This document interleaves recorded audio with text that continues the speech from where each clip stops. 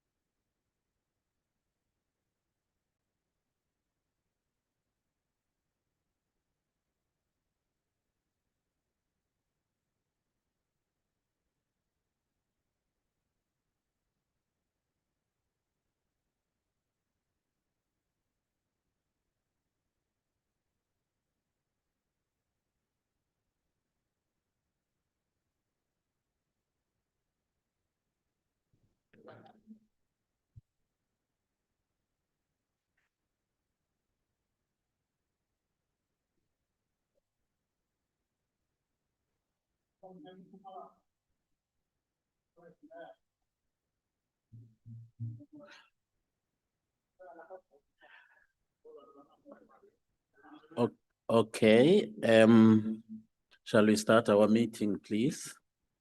Good morning once again, Honorable Minister. Good morning, Honorable Deputy Minister, who is actually online. Good morning, the MEC, Mr. Motlapin, is it Miss Motlapin? From the Northern Cape, and Honorable Deputy Minister of Land Reform is also online. Good morning, DG. Good morning also the Deputy Minister. There's quite a number of high-ranking officials that are actually present. There is also the Director General of Agriculture. I hope he has actually walked in, Mr. Ramsodi, and honorable members. There are some also members of this committee who are online. Good morning, honorable members. Welcome to this meeting. I do want also to greet the beneficiaries, the NGOs that may be there present here today. Please feel welcome to this meeting.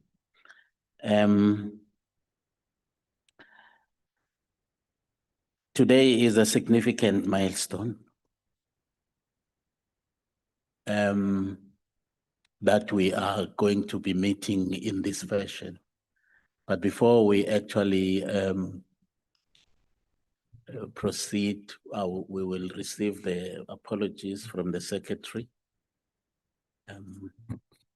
Good morning, Chairperson, honorable members, Minister. Chairperson, I have an apology from the MEC of Western Cape of Agriculture. I have an apology from Minister Okamp, Agriculture. Deputy Minister of Agriculture will attend virtually. I have an apology from HOD Kokwa from the Eastern Cape. An apology from HOD of the Western Cape, Dr. Sibopeta, who has indicated that he will join later due to a meeting with Treasury Chairperson. I have an apology from members of the Portfolio Committee on Agriculture. It's the acting chairperson of the Portfolio Committee on Agriculture, Honorable Nkabane, Honorable Davids, Honorable Smith, Honorable Kebukulu, and Honorable Drolip is joining us from the PC on Agriculture. Thank you, Chair. Thank you, Secretary. I do want also to recognize the presence of some members of the Portfolio Committee on Agriculture. We are happy to welcome you to this meeting. And we also have some people from the Land Bank representatives who are here with us. Please feel welcome. If there is anyone else whom I have omitted, please pardon me.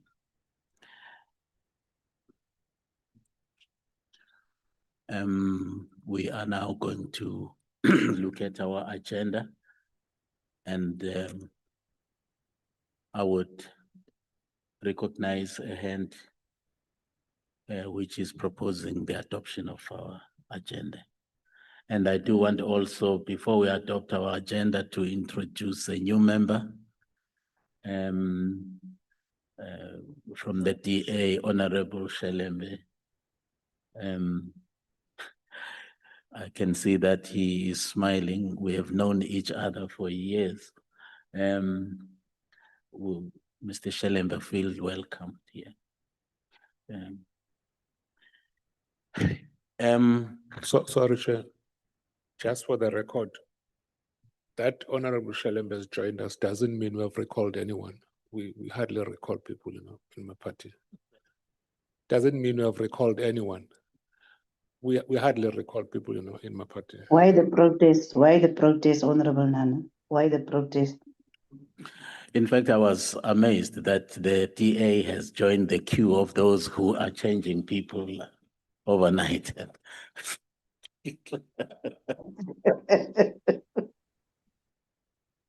Can we have the adoption of the agenda, please, honorable members?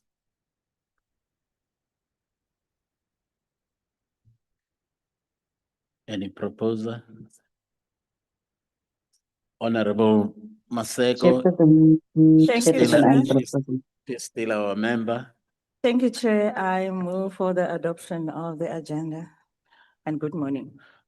Okay, thank you. Any seconder? Good morning, Chair. Honorable Isaacs, seconding. Thank you, Honorable Isaacs.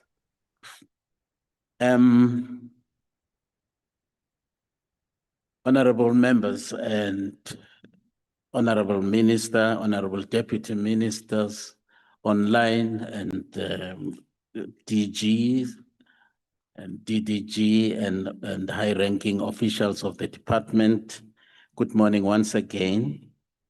I was saying that today is a significant milestone as we thoughtfully actually consider the petition from current and former beneficiaries of farm equity schemes across South Africa. It's a moment to recognize their voice and importance in this discussion. This engagement involved a thorough process carried out by the committee, which included oversight visits, public hearings, stakeholder engagements, and direct interaction with beneficiaries and affected communities. Through these activities, the committee aimed to gain a better understanding not only of the challenges mentioned in the petition, but also of the larger performance and developmental impact of farm equity schemes as tools for land reform and agricultural transformation. The committee has listened carefully to beneficiaries from various provinces and has considered inputs from trusts, strategic partners, government institutions, agricultural stakeholders, and a lot of other NGOs. Although they are inspiring examples of success, the overall picture that emerged shows that several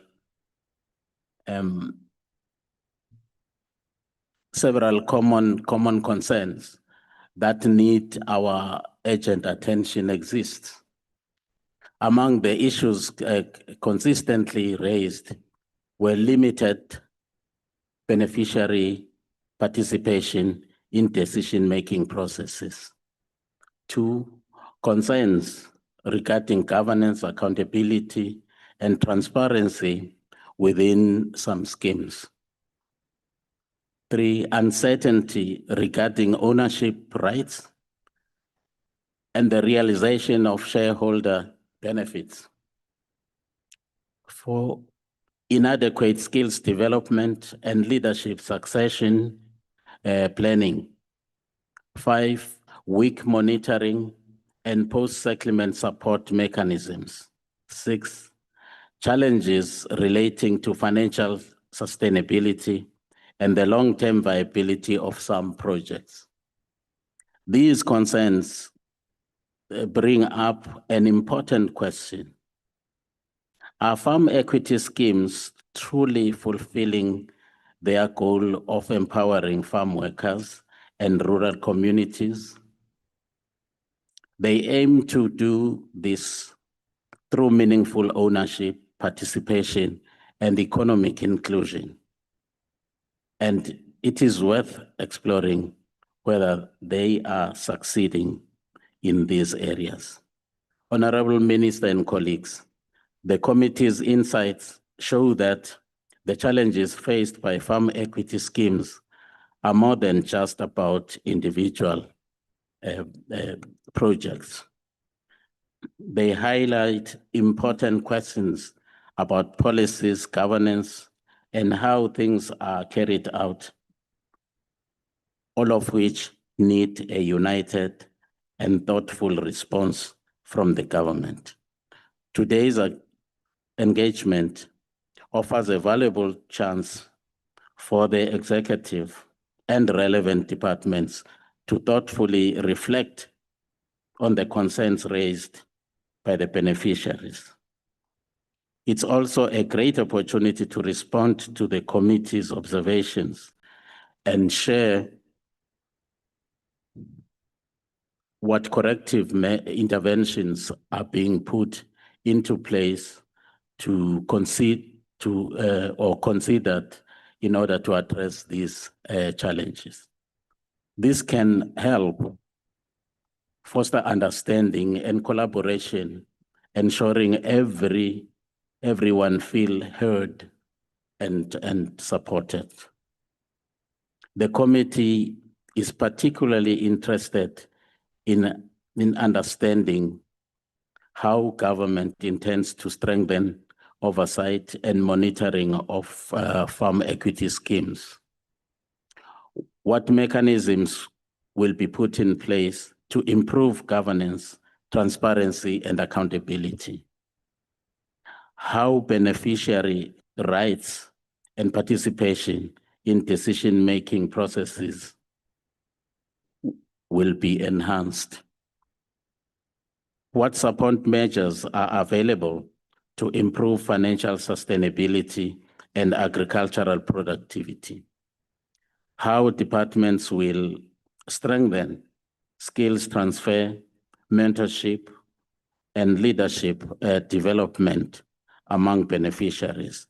What role national and provincial departments will play in providing integrated support to these enterprises?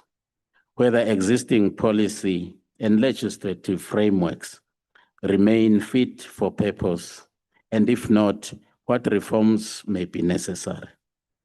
What we require today is clarity on the way forward. Beneficiaries have expressed their concerns.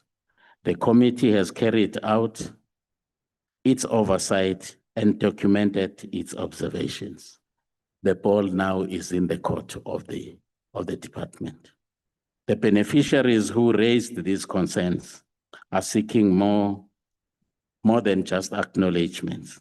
They are seeking evidence that the government is indeed prepared to act decisively to address long-standing challenges and to strengthen the future of equity, of farm equity schemes. We are eager to hear the government's thought on how they plan to address the issues we have noticed. I thank you. We shall now proceed in accordance with the program of the day. I would like to invite the minister to say his remarks, and after which we then get to the entire team of the department to make a presentation. Thank you, Honorable Minister. Thank you, Honorable Chairperson, Honorable Mwango, Deputy Minister, Honorable Matabata, and Deputy Ministers online and emissaries, Honorable members of the committee, Director General and officials of the Department of Land Reform and Rural Development, Acting CEO of Land Bank, who is here with us today, officials of other government departments, representatives of various organizations who are present here today, ladies and gentlemen. Exactly a week ago, we listened to presentations by various stakeholders, including NGOs, farming entities, and most importantly, representatives of farm workers, whose plight and bitter experience has brought the matter of farm share equity schemes into sharp focus. To say that the content of these presentations was disturbing is an understatement.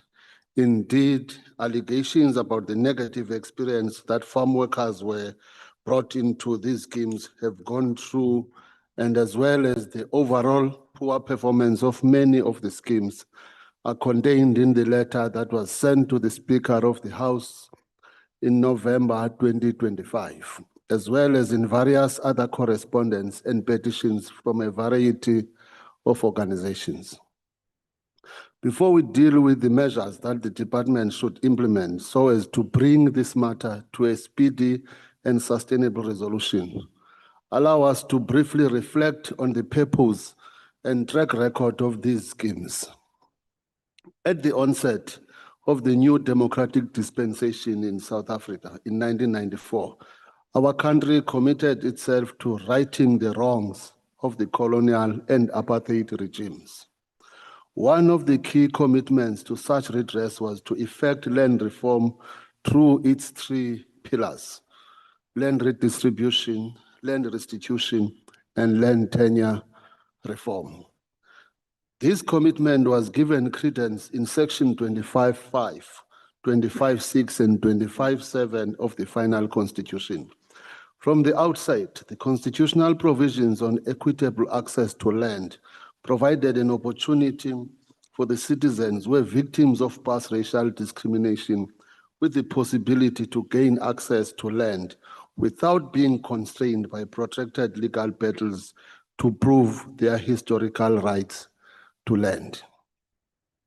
On the eve of the new democratic dispensation coming into effect in 1994, when the agricultural sector underwent a process of deregulation and market liberalization, marked mainly by the removal of subsidies, some sections of the private sector, especially those that were struggling to maintain or revive their economic fortunes, saw an opportunity to play a role in the land reform program that was being conceptualized and operationalized at the time. The farm worker schemes then came about as a proposal by owners of the commercial agriculture enterprises, whereby the farmers proposed to provide equity to their farm workers on individual farm enterprises at an agreed price.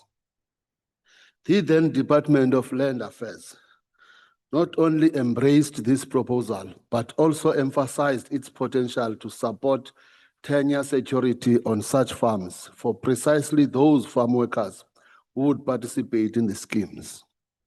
The farm worker equity schemes can thus be understood as having been conceived as a bridge into commercial agriculture for citizens who were excluded by apartheid land dispossession as a result of racially discriminatory laws and practices. By providing the farm workers with a shareholding stake in farm enterprises identified for this purpose, alongside the commercial farmers, rather than transferring land outright. The schemes then emerged in the 1990s and expanded through the 2000s. A typical structure of a farm worker equity scheme took the form where farm worker households pooled land reform grants into a workers' trust, which acquired a minority stake, which was often around 5% in the farm enterprise, or in some cases, only in the seller processing entity, rather than the land itself. Accordingly, because at the time, the department was implementing land redistribution through settlement and land acquisition grant, which was based on the RDP grant amount, which was designed and dispensed through the grouping of individuals to acquire land. The existence of the settlement land acquisition grant auspiciously became the solution with regard to financing the farm worker equity schemes. This then became the primary funding model for the farm worker equity schemes. Private sector co-funding was therefore built into the model from the start, while if at face value, the farm worker equity schemes were presented as a goodwill gesture by white commercial farmers to share in the ownership of the land with the farm workers with an aim to empower the workers.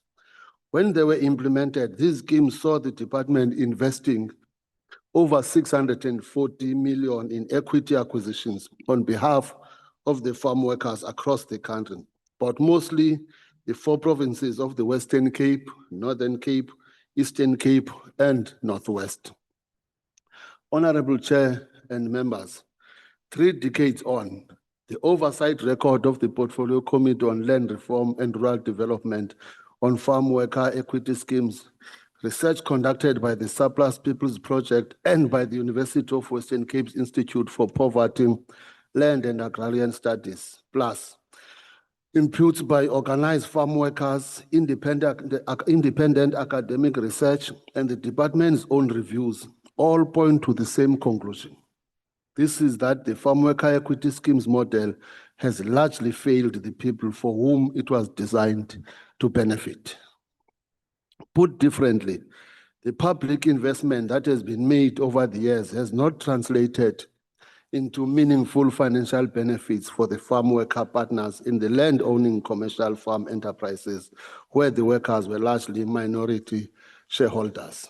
In this regard, a 2009 government review found that only 9 of 88 schemes nationally were paying dividends, prompting then Minister to impose a moratorium on the new schemes.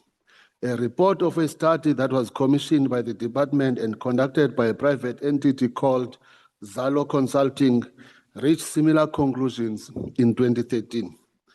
A policy intervention called Strengthening the Relative Rights of People Working the Land that was initiated in 2014 in the wake of these negative trends, attempted to revive and reform the model.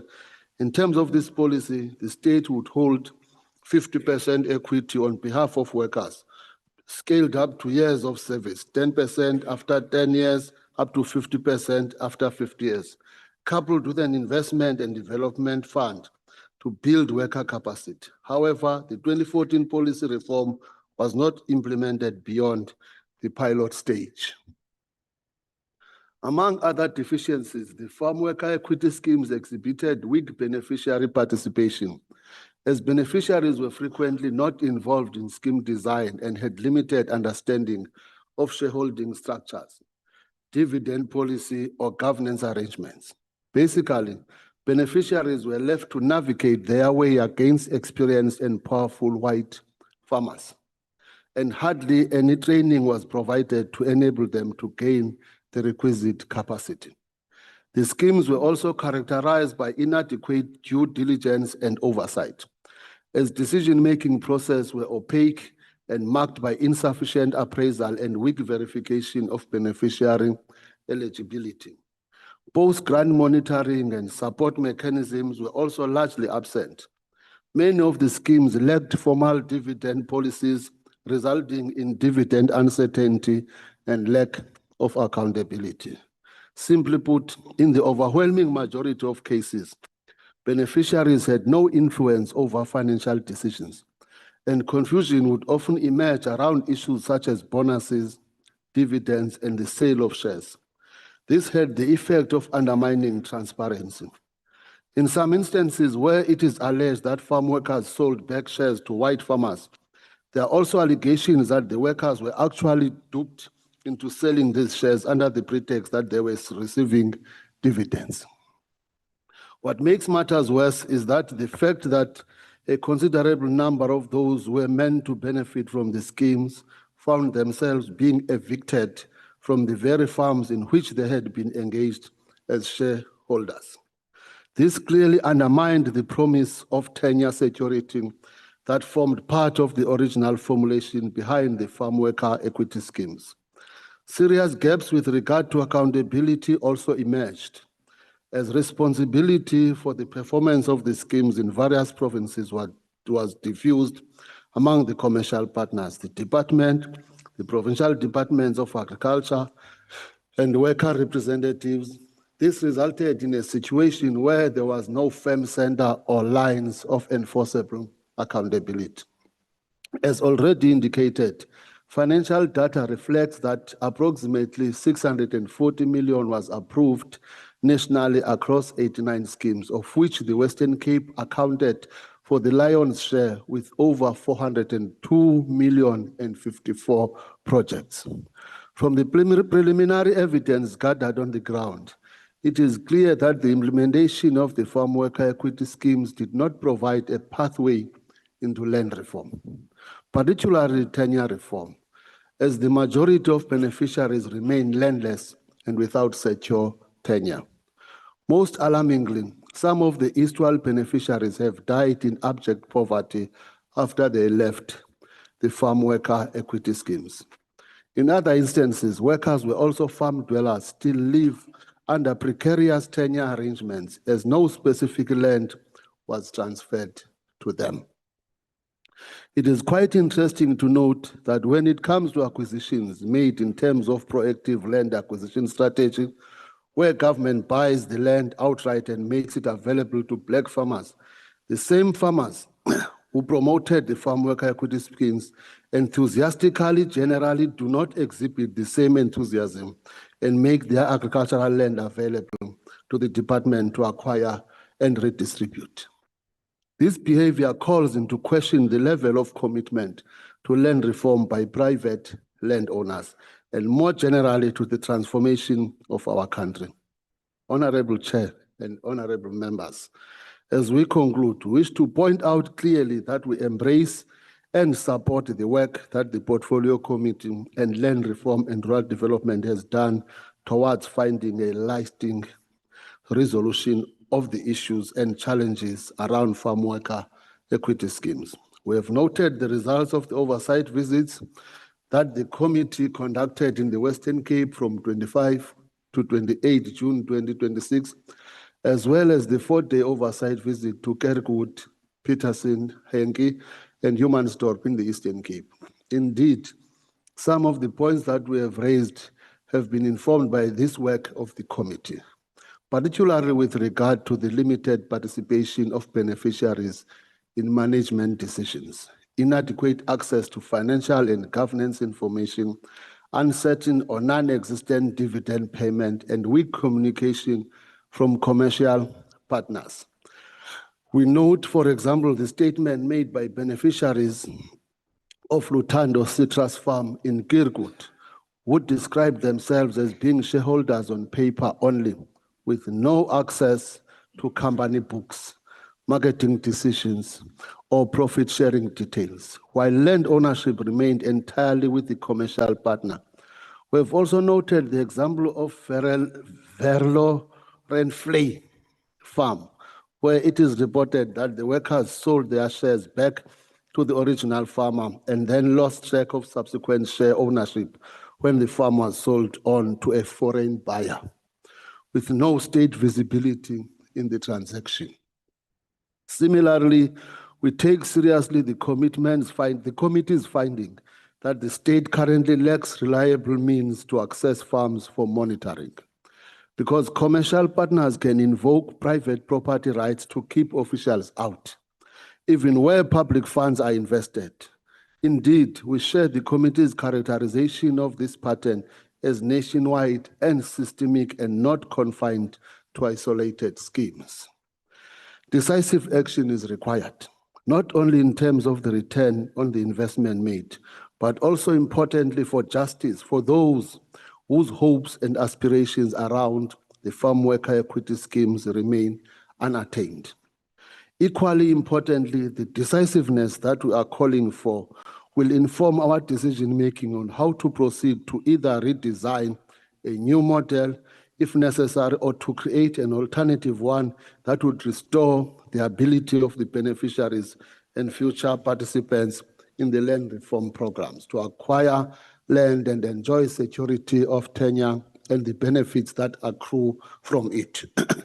Allow us at this point to hand over to the Director General to make the department's presentation, which we are confident will provide a clear roadmap in terms of the interventions and remedial action that are necessary and must be implemented with a great sense of urgency.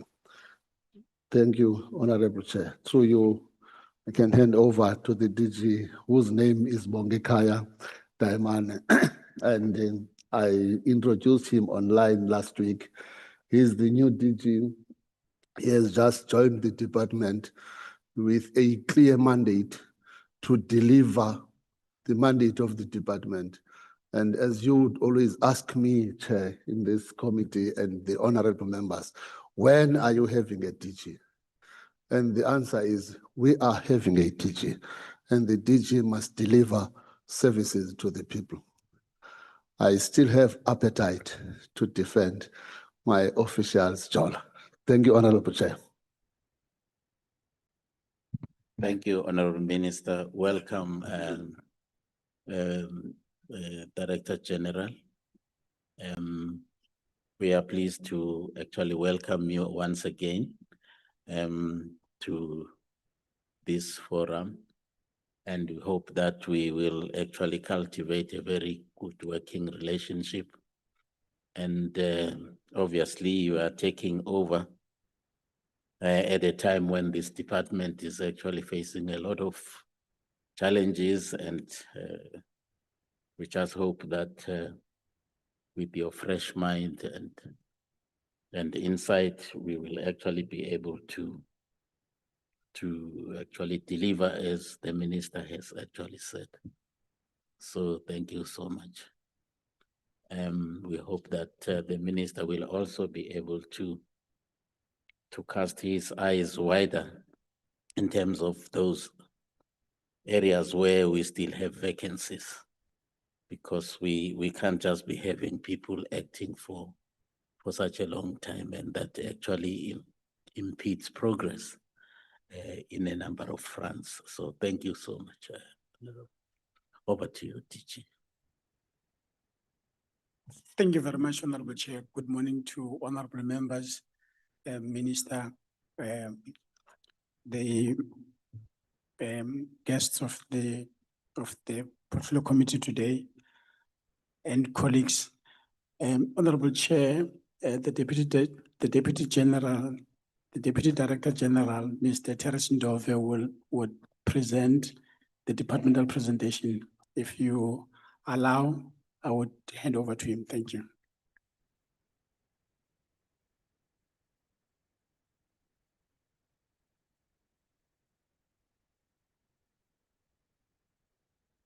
Over to you, DDG.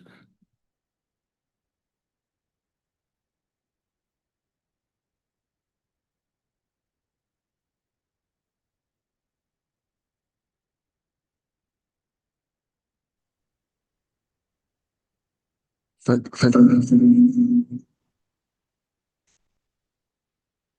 you so much.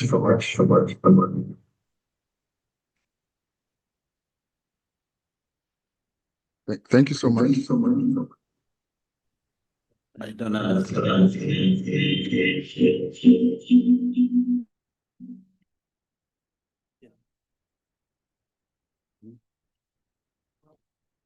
I'm told you can continue now, DDG.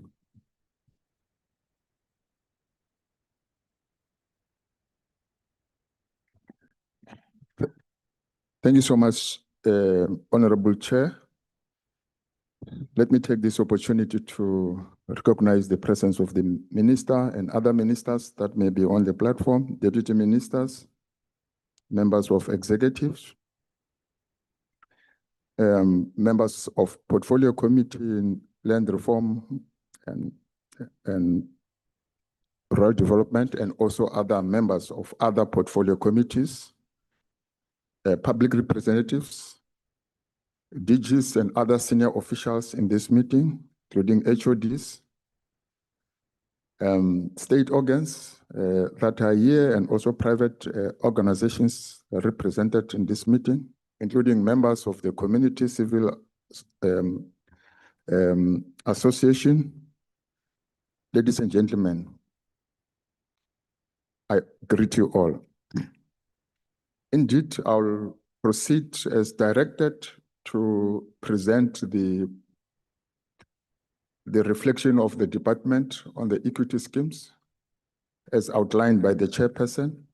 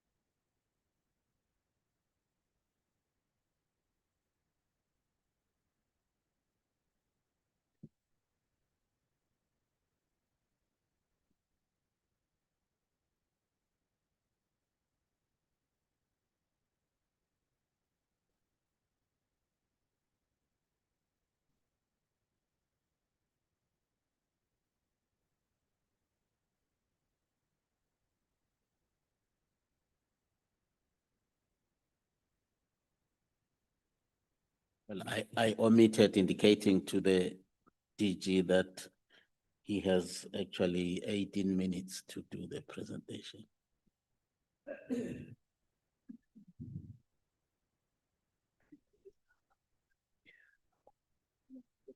Yeah, I don't know.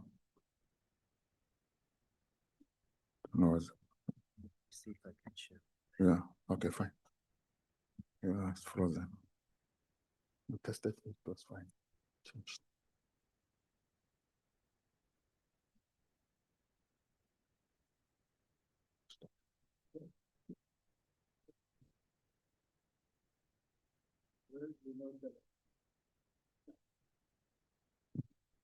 Honorable Minister, it's not an item on the agenda.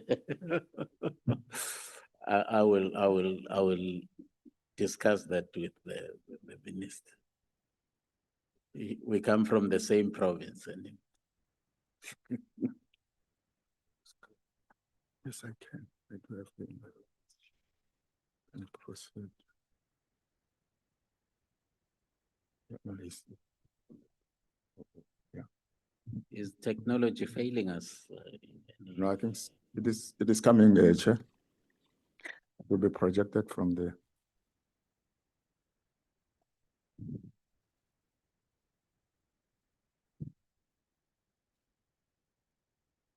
The problem is.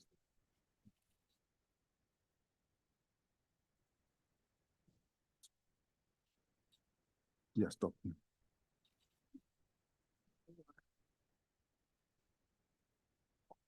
I'm out. I'm no longer sharing.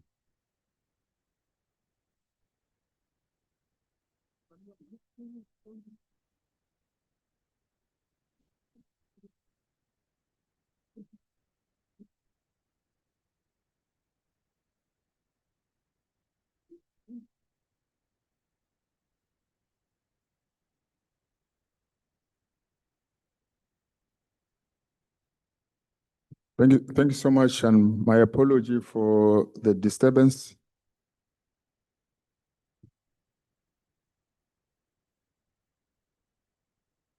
We are going to take the committee through the presentation as outlined. That is the outline. We deal with the introduction, summary of the letter that came from the portfolio committee that directs us what we need to do. We'll briefly share what the concept of equity schemes mean. We'll also look at the policy framework that guided us as a department in terms of the equity schemes. We look at what we call the working objectives of the equity schemes, deal with the overview. We'll make the summary of all the equity schemes that have been visited. We'll do the high-level analysis on the current status. I'm sorry, DDG. Chair, there is some feedback at the back. There's some noise at the back. Can you hear? And now I can't really focus. Somebody's playing something at the back.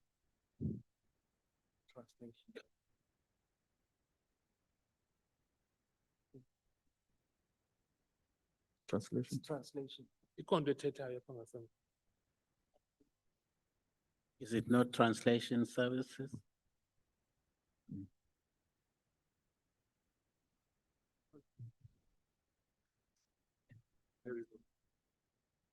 Yeah, there was a request made for Afrikaans translation. So I would imagine that that is actually the translation, but I don't understand why it would make such a loud noise.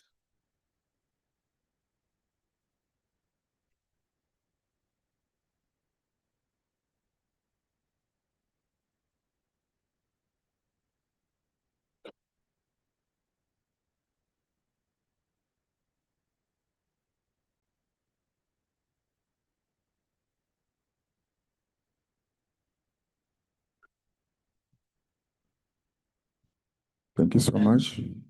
And in the interest of time, I would actually invite the DDG to just go straight into issues. Thank you. Yeah, Thank thank you you, so much. DDG.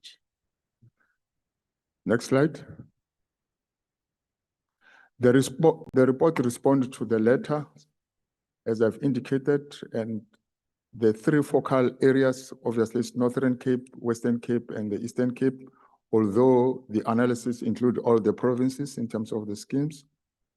We also look at the what was reflected during the stakeholder engagement that happened last week. Also, the visit by officials to the different schemes and the analysis as well. I'm not going to spend time on the letters that came from the portfolio committee in terms of what needs to be done. We have divided this into two. One are the issues that deals with the analysis of what the schemes are in terms of their functionality, and whether those that have collapsed, those that are abandoned, and schemes that have sold their shares. We've done that analysis in details. We can move to the next slide. We've also looked at those that are distressed, those that are under the business rescue, and schemes that require a recapitalization or restructuring. Next slide. We have also looked at what are the issues as analyzed and what are the actions that needs to be taken as interventions.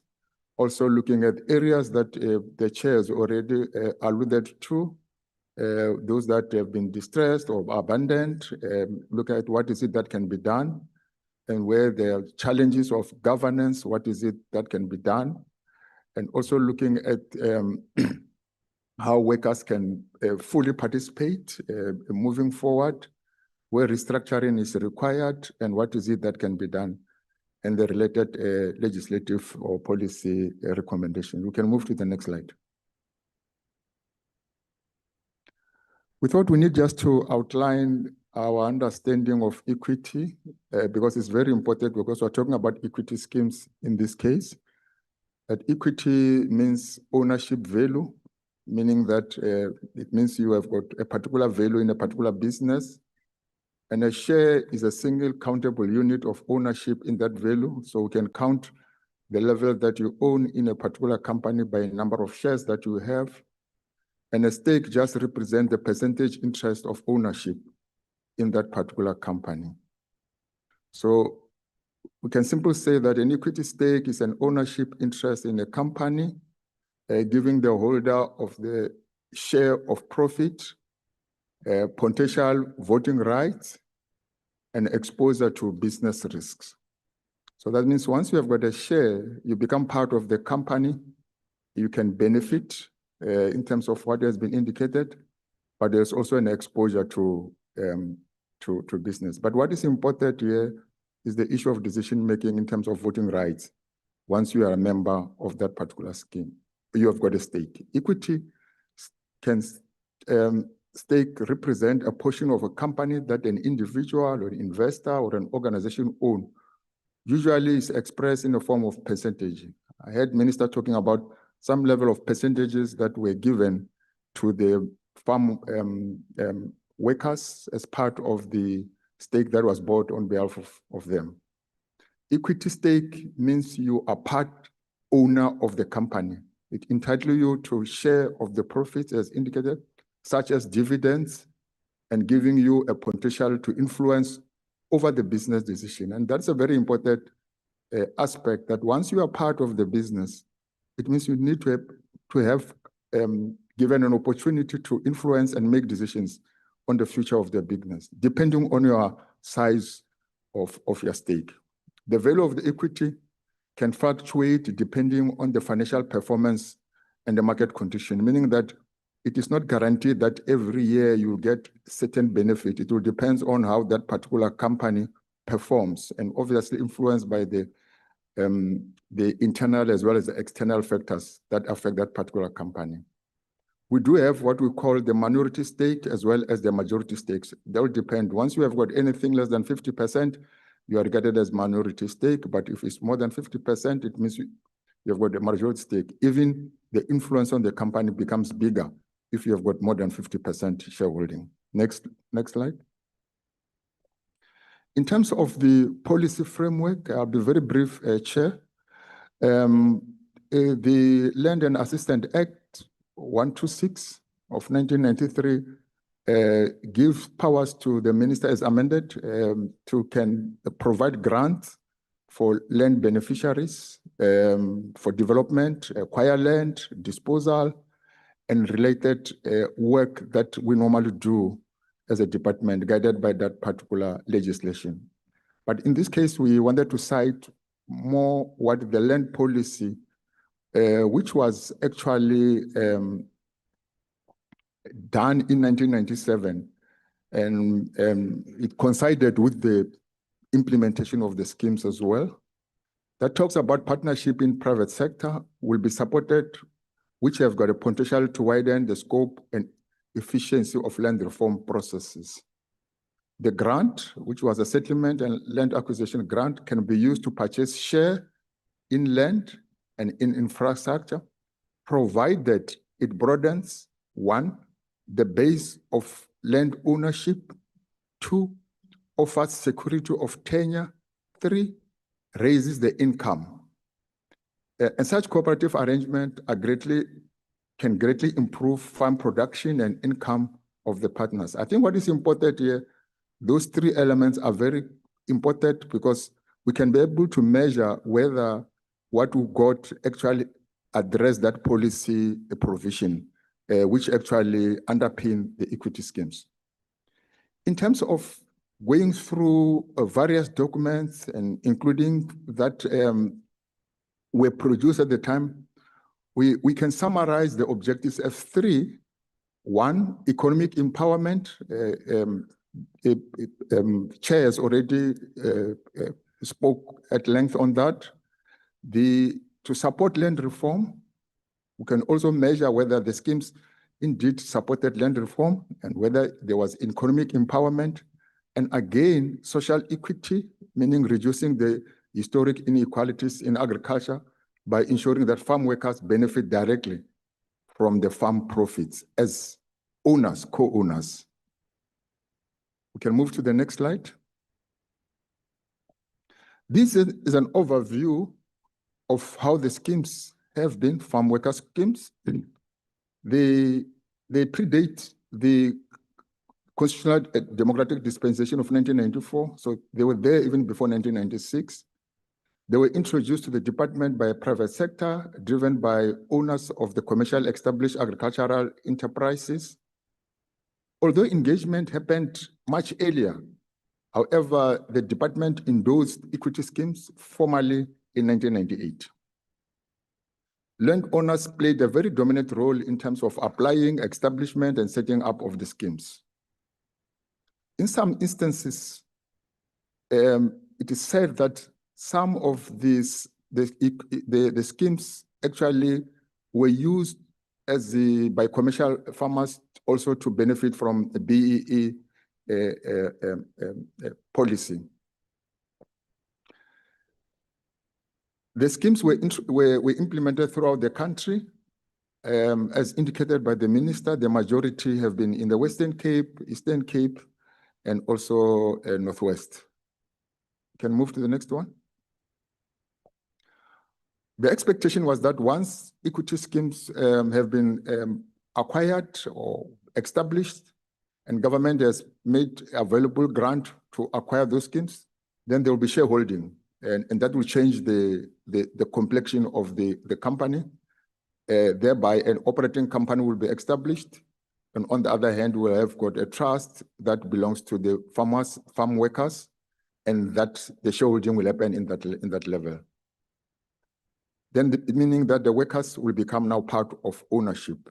That amount of money that has been disbursed to over 89 schemes, and of course, as indicated earlier on, 54 were in the Western Cape and Eastern Cape 21.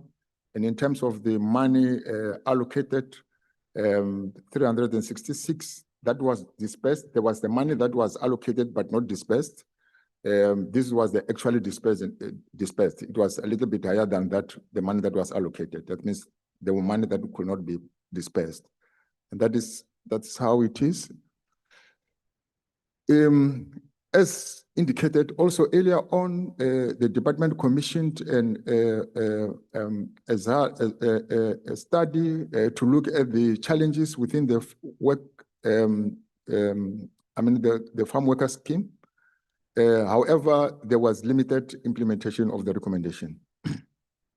The monitoring of the farm worker scheme by the department, or let me say by government, including national as well as provincial department.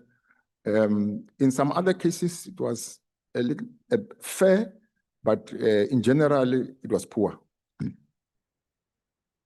can also be concluded that there has been poor relationship between landowners, commercial partners, and the farm workers, to the extent that some of the workers were retrenched or expelled, while they are actually co-owners of the businesses. There was lack of security of tenure, meaning that as I have indicated earlier on in terms of the land policy, it was saying that if there are shares that are bought, it must address security of tenure. We know that in many cases, security of tenure was not addressed. The issues of empowerment, lack of empowerment, there are areas where there were some empowerment, but in the main, there were serious challenges in terms of the envisaged empowerment of the farm workers. Next. Chair, this is a summary of the analysis of all the schemes that we managed to get information. The work is going on. I can report even now that we have even visited more than, I think now we are somewhere at 72 that have been visited, because that work continues. But in terms of where we were at the time we submitted the report, 18 of them were functional, meaning that we can say they are working, although any business will have its challenges, but it's a business that is we can describe it as functional. We've got 16 of them that are functional, but with limited worker participation. So they are functional in terms of the business, but in terms of all aspects of empowerment, worker participation is limited. We've got 19 where shares were sold, meaning that once you sell your share, it means you're no longer a partner anymore. We've got 4 that are distressed. We've got 6 that have collapsed or restructured. And we've got 2 that are under a business rescue. You can move to the next slide. We tried to make analysis based on the previous slide as what does it mean. The functional schemes where workers benefited actively participated in governance and derived measurable benefit. There are 18, as I've indicated, of which 7 are in the Eastern Cape and 9 are in the Western Cape.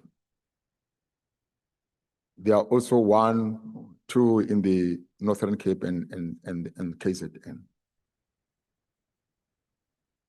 In terms of the schemes that are functional but with no meaningful worker participation, there are 16.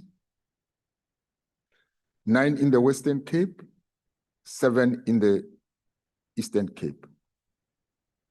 We can indicate here, Chair, that at this category of the scheme, that's where intervention is required, because there is no meaningful participation by the other partner being the farm workers.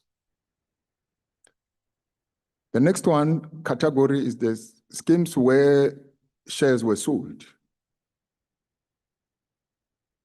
We cannot confirm that this was done legally or illegally. I think it's a subject of investigation.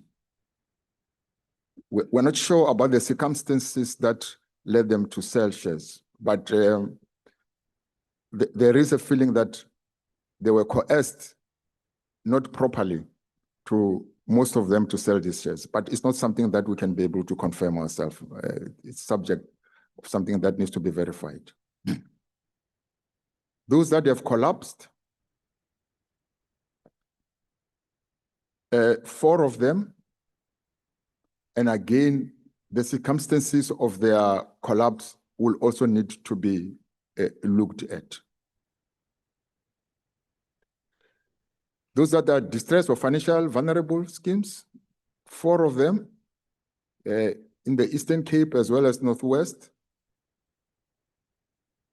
Details are also required in order to determine their level of distress and and what can be done to look at the future of these particular schemes.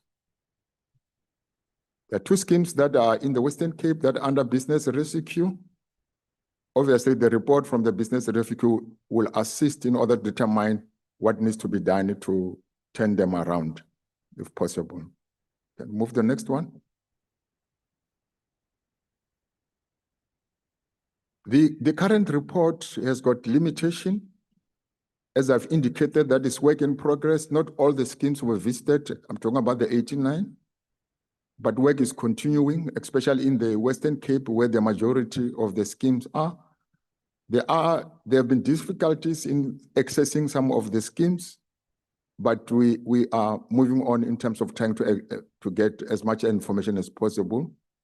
There were also challenges in terms of getting some documentations that were critical in order to assess the situation within those particular schemes, but that is work in progress. One of the challenges, as I've indicated, Chair, is that where shares were sold, there's no clear reason that we can be able to advance to the committee as how come that they sold those shares. But it's an area that I've indicated earlier on, which will need to be followed up. There are schemes that collapsed or failed, Chair, and the department has to intervene and buy the land through PLUS, and those schemes can no longer be regarded as schemes because now the beneficiaries of those schemes are actual full owners of the land.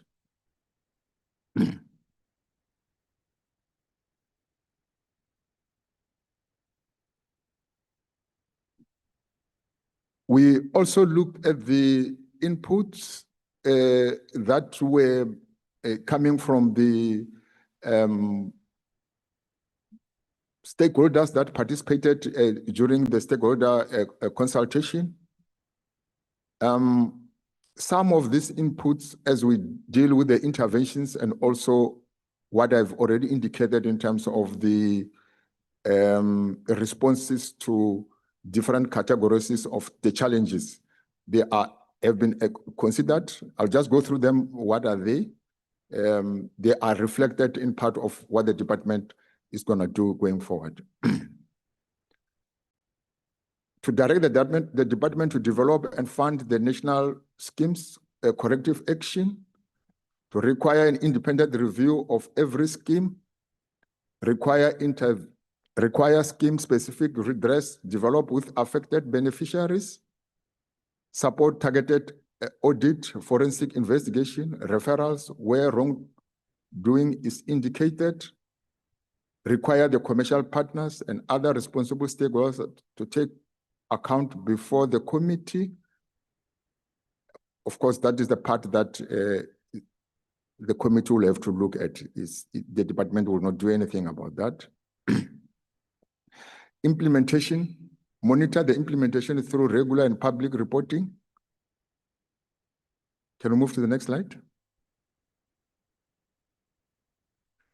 These are proposed action. Immediate intervention to address the distressed and abandoned collapsed schemes. The department will immediately safeguard the tenure of the farm dwellers whose tenure is precarious. In this case, Chair, the department has got an obligation to address tenure address tenure security of every South African whose tenure is precarious or in danger. So that is the intervention that the department will have to do, not waiting for any form of investigation, as long as we can determine that there are those that their tenure are insecure. The department will conduct an in-depth assessment of the schemes to determine appropriate measures to be taken. All that we are saying, Chair, is that we need to have all the information that will assist us to intervene appropriately as per the report of that assessment. Mechanism to improve governance, accountability, and transparency assessment of the schemes that are still functional, to develop appropriate action per scheme to address governance, accountability, transparency amongst the scheme partners and including the members of the trust. Measures to strengthen worker participation, representation in decision-making structures. Based on the assessment of each scheme, measures to improve full participation of workers at an operating company and all decision-making structures. Option for restructuring of underperforming schemes. Again, based on the assessment of all the schemes, appropriate measure will be taken to improve their performance, especially the ones that are facing that distress or facing even liquidation. Determination of the kind of support when restructuring is considered to improve the efficiency and the productivity. In terms of the legislative or policy recommendation or regulatory reforms, of course, work still needs to be done to further understand the circumstances of all the schemes. But given the current legislation we have and policies, we believe it will be sufficient for us to be able to have an immediate intervention. For example, in terms of where there are CPAs, the Communal Property Association will assist in terms of ensuring proper governance. We also have got the trust, where there are trusts. The Trust Act will also be of assistance in that regard. Where there are issues of tenure, extension of tenure, and including the Labor Tenant Act, will be utilized to address those issues. Where development is needed, the department has got the land development support policy that we believe it can assist in terms of development in that regard. Proposal for monitoring and evaluation on ongoing oversight of farm equity schemes. The department will develop a monitoring and evaluation framework and implement it to ensure accountability as well as to track achievement on the objectives. A clear framework to determine whether the farm equity schemes model remain fit for purpose and where appropriate alternative model that may better advance land reform objective. More work still needs to be done in this regard, Chair. I think there's still more that we need to learn, and before we can arrive at proposing what we think it can be done. And obviously, more data will be required to be able to arrive at that point, and we will be able to advise committee at that time as what we think it is possible.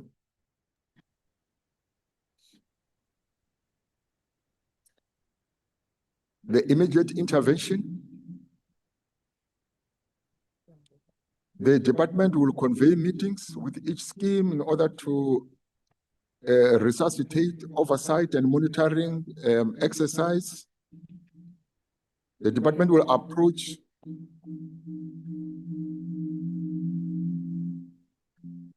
We seem to be having this problem again. Are there any technicians around? Okay, please, may you continue? And I'm almost at the end. The department will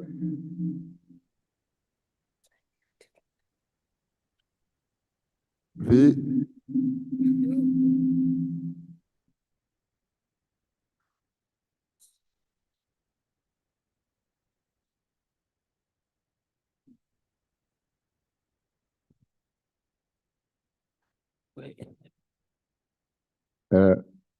seem, Is it better?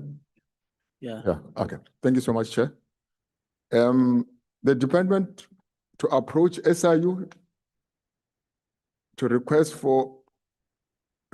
to issue a proclamation to investigate the farm equity scheme in order to determine whether public funds were properly utilized, whether the whether the project has achieved its objective and to provide recommendation per project. The department has to agree with the other departments, including Provincial Department for Agriculture, on the monitoring mechanism to minimize the risk of regression. To meet with the schemes that are under the business rescue in order to understand the circumstances and to safeguard the government investment. The department will immediately safeguard the tenure of the farm dwellers and whose tenure is precarious. The department will pursue possible acquisition of land based on the assessment in favor of the beneficiaries. Chair, I've got slides that are many, but they've been summarized on the first slide that I did. This is just the individual slides. Individual schemes that we visited in terms of what transpired and what are the recommendation per scheme. I don't know whether, Chair, you want me to go through that. It will take a bit of time, but I'm at your mercy. We do have in our possession your report, and I think we can, at our own time, actually go through each of the schemes that are enumerated here. Thank you. In the interest of time, I would advise against actually going through each one of them. Thank you so much. Can you go to the concluding slide?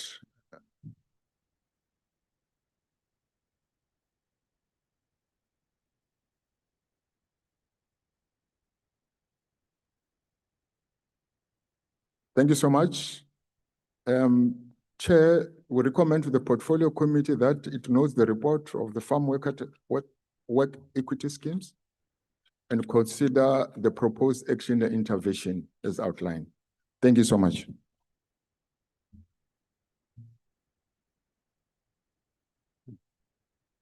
Thank you, DDG. Is there anything further that the DG would like to add or? Thank you very much, Chair. Chair, I do think that the DDG has been able to cover our report. But I think, Chair, I will just draw your attention to the enabling policies and legislation that will enable us to intervene. He has outlined it. The point that I'm trying to make is that in all of these schemes where there are CPAs, we have the CPA Act that allows us to intervene. Where there are issues around the security of tenure, we have the enabling legislation that will enable us to do that. Where there are development areas that needs to be considered for development, we are using our land development support policy to address those things. But everything requires a meticulous analysis of data to be specific on what challenges are we dealing with. Thereafter, we can deploy resources. I felt, Chair, it is important just to outline that, because that is what will guide our immediate interventions on how we deal with this historical matter of farm equity schemes. Thank you very much, Chair. Thank you. Back to the Honorable Minister, if there is anything. No, I'm fine, Chair.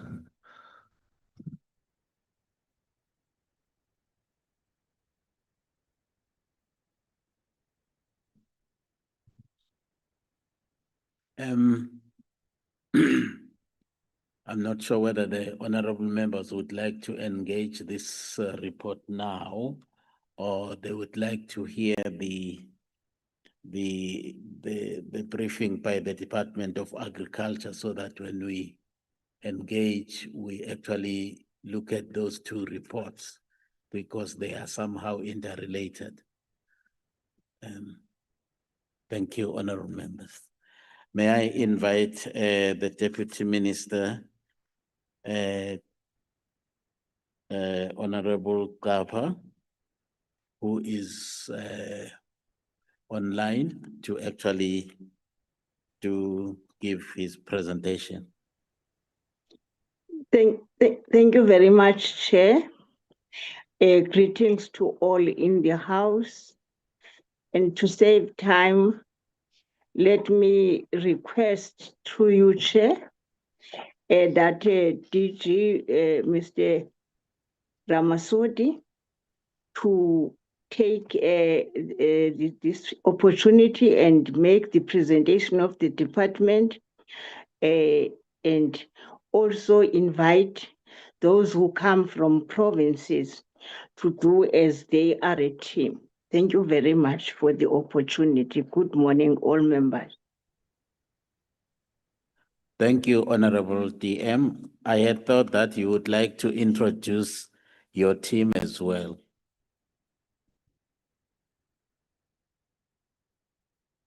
Or the DG is going to do it. Yes, Chair. Thank you very much. Thank you. Over to you, DG. Thank you very much, Honorable Chair, honorable members of the Portfolio Committee on Land Reform and Rural Development. Let me also take this time to greet all ministers, deputy ministers, and also DGs in the platform. Let me also extend a word of appreciation for the introduction that was made by Minister Nyoncho on this topic that we are having. Honorable Chair, if you allow, because the implementation of these engagements has been happening at a provincial level, we currently have got representatives from the 4 areas that have been identified. In this case, if the Chair agrees, we can start off with the Western Cape to make the first presentation, and as and when the presentations are being made, we will then guide the Honorable House in terms of how we will proceed with that. The Western Cape is in attendance, and I can start with them. Thank you very much, Honorable Chair. Thank you, Honorable DG. May we hand over to the Western Cape, and I would be tempted to give them 5 minutes. Thank you.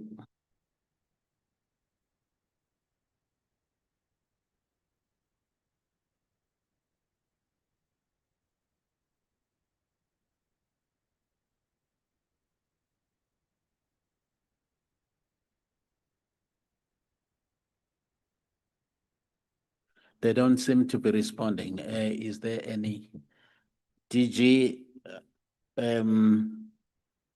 We don't seem to be getting any response from the Western Cape. Okay, I will just establish, because I saw when the meeting started, I thought I saw the HOD was in the meeting. In that case, the Eastern Cape, in terms of the presentation, are also going to make a presentation, Honorable Chair. Thank you. The Eastern Cape, are they online or they're physically present here? Morning, Honorable Chair. Eastern Cape is online. Thank you. The department, the Eastern Cape Department of Agriculture. Okay. Yes, over to you. Thank you. Okay, Chair. Disabled. I was gonna share the presentation, but it seems we're disabled or not allowed to share the presentation.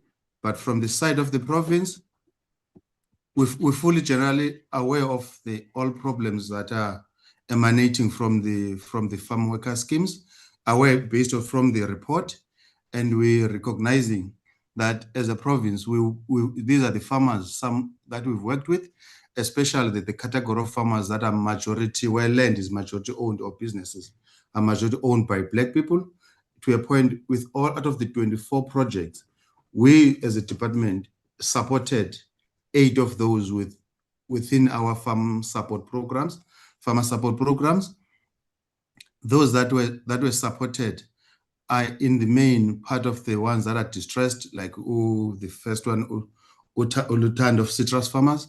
That project, we were part of that support in that project, and many of those that are CPAs we did support with our extension officers, and also with supporting the projects with infrastructure.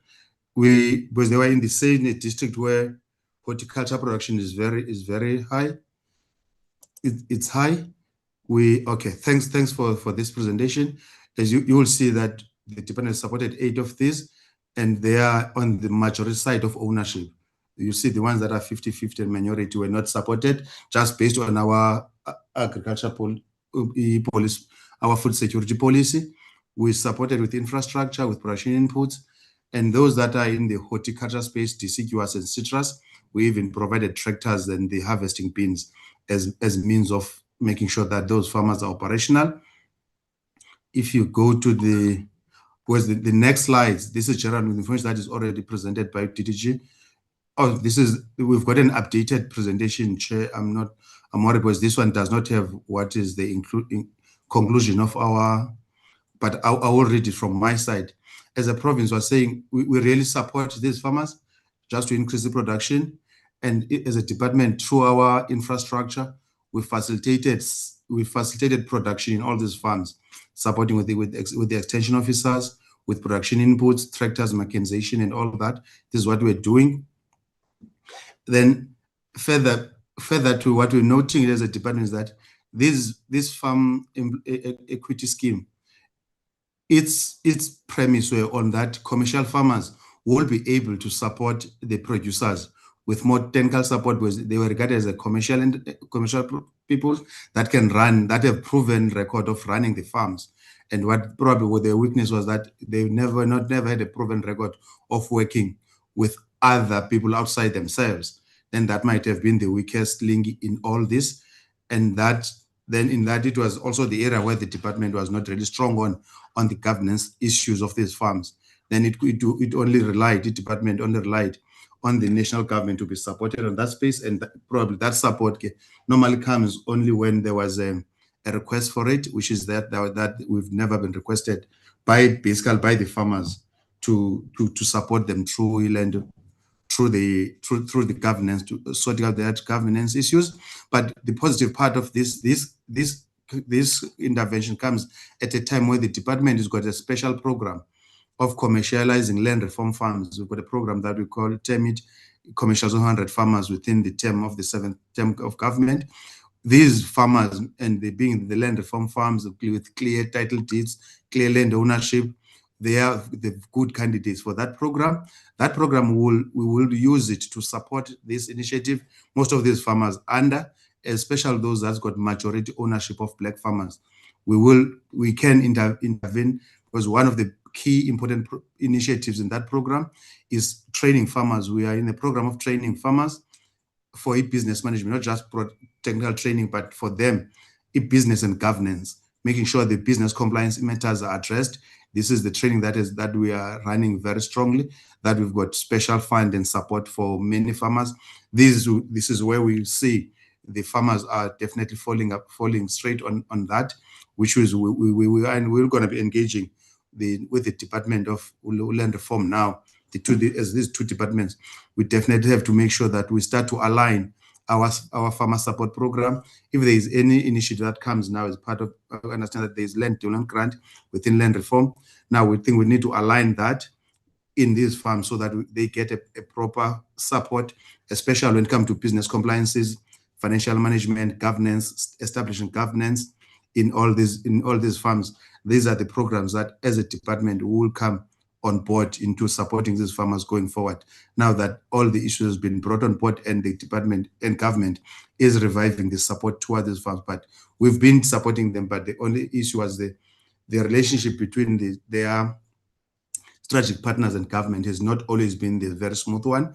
They always, I think TG mentioned, when we try to intervene in these spaces, the strategic partners always comes up with the land property rights. If we cannot get into the farmers, government officials willy-nilly as we want, we're only dependent on them accepting us on the farms. But I think with this initiative now reviving these programs, the department, if this initiative will comply directly with our special program of commercial 100 farmers, then this become part of those farms that we can support in all aspects. I think, Chair, that's what I was going to present, let alone this last slide is only me who can see it. Apologies for that. Thank you, Chair. Thank you, Eastern Cape. Is there anyone else we would like to hand over to the Northern Cape?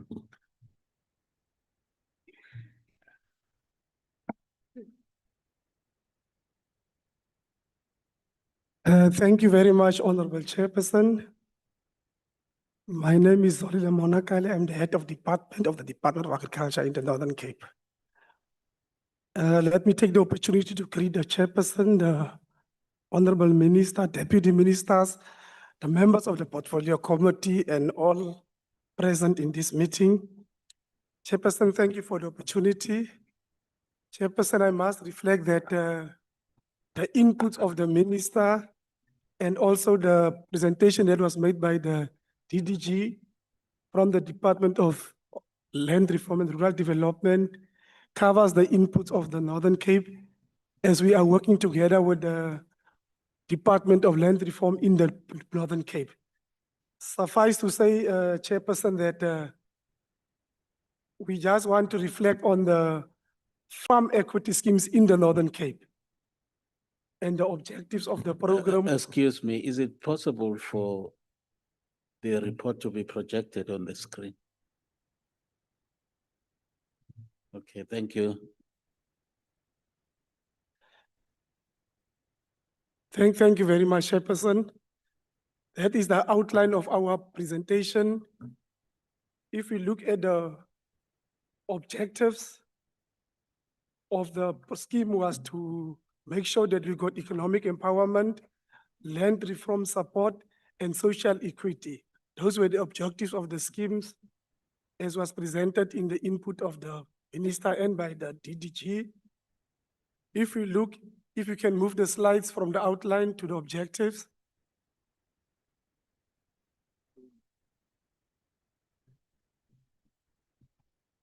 To the next slide. Here we are reflecting on the objectives, which includes the economic empowerment, which was intended to deliver dividends, representation, and tenure security for workers, land reform support, and social equity. And we move to the next slide. The next slide reflects on the farm worker equity schemes, the farms that participated in the schemes. And we are reflecting on those farms there. We are reflecting on the equity percentage that was held by the employer and the percentage that was held by the beneficiaries. Those are the schemes that we are having in the Northern Cape as reflected there. On the next slide, we are reflecting on the number of schemes and then the current status. If you can go to the next slide, we will see there, for example, Opvag is one of the schemes where the employer had 25% and the employees at 75%. We've got the number of participants, which is 58, and the current status of the scheme is that the scheme has collapsed as the workers were fired and they lost their shares. And then we can go to the next scheme, which is Badira Moho. We indicate also the percentages by the employer and the employees. The current state, the scheme still exists. 11 beneficiaries are remaining in the scheme and 31 beneficiaries were deceived into selling their shares for 20,000 rands on the pretext that they were signing for receipt of the dividends.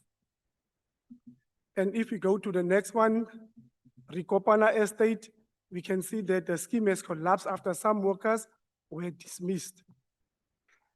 If we go to the next slide to Falas Commander, we will also see that the majority of the beneficiaries were given 30,000 rands, 10 received 50,000 rands, and 2 refused to take the money. In other words, if you can go to the involvement of the department, we'll see that farm workers approached the department for assistance after experiencing challenges with their shares. The department discovered that in the trust deed, which established the schemes, there was an indication that beneficiaries who lose their will lose their shares when they lose their jobs. In other words, as they were working on the farms, when they lose their job, then they lose their shares. The clause was abused, and the minority shareholders dismissed the shareholders from their company. They lost their employment, their shares, and their security of tenure. The objective of the establishment of the committee, that was established, which comprised of different stakeholders, the objective was to support the beneficiaries and explore possible legal recourse to reclaim their shares after they have been misled. The next slide just reflects on the lessons that we have learned from what happened in the province. We said there was a lack of post-settlement support to farm workers who benefited from the program. The farm workers should have been provided with technical support on finance, legal, and advisory services, which did not take place. Our farmers were illiterate. They did not understand the complex company processes. They were not empowered. There was no participation nor involvement of farm workers in the operation of these entities. There were no skills transfer, and some workers seem to have been deceived into selling their shares. And then shortly on the next slide is our recommendations, where we actually concur with what was presented by the DDG and also that what was reflected in the input of the minister, that there must be forensic audits that must be done to all the schemes that have collapsed. We are saying that the involvement as the SIU, as was also reflected in the input of the DDG, where fraud and corruption can be established, we recommend criminal proceedings to be instituted against those of offenders. And we are saying the department will have meaningful engagement with beneficiaries in an attempt where possible to assist in the restoration of their shares. And then we are concluding by saying that the state did not achieve the intended objectives in establishing equity schemes. Farm workers who participated in the program found themselves in a worse situation than when the schemes were introduced. They lost employment, security of tenure, and their shares. And we are concluding by saying the equity schemes are a very important transformation tool. Risk mitigation strategies must be developed or change the modalities in the event of the continuation of the schemes. Thank you very much, Honorable Chairperson. Thank you, Northern Cape. Is Western Cape around now? Are they ready to give us their report? Okay, back to the DG of Agriculture. Thank you very much, Honorable Chair. In the absence of the Western Cape, who the HOD has indicated that is on his way there, we will pause here as the Department of Agriculture because the main presentation came from the Department of Land Reform and Rural Development. Thank you very much. Thank you. The DG and I now am going to invite. Thank you, Chair. Oh. Thank you, Chair. We are fine. Thank you for the opportunity. Thank you. Oh, thanks a lot. I'm so sorry, Honorable Minister. No problem. Thank you. Thank you. Now, may I invite now honorable members to actually engage in the reports. I will recognize hands. The first hand is that Recording in of, progress. Honorable Maseko. Um, um,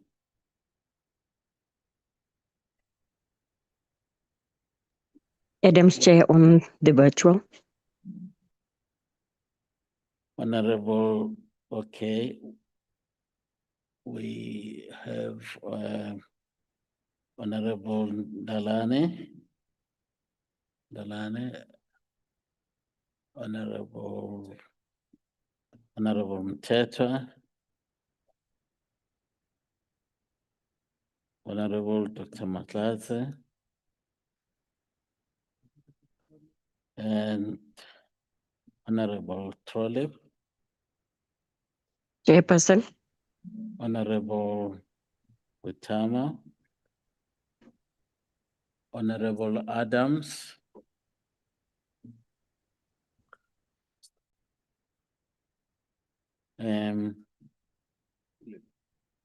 Honorable Shelembe, did you have your hand up here? Honorable Shelembe. And I would assume that Honorable Makaka's hand would be up.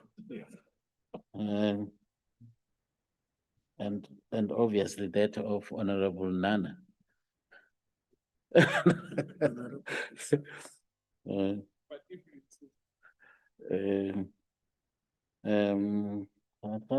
And Honorable Isaacs.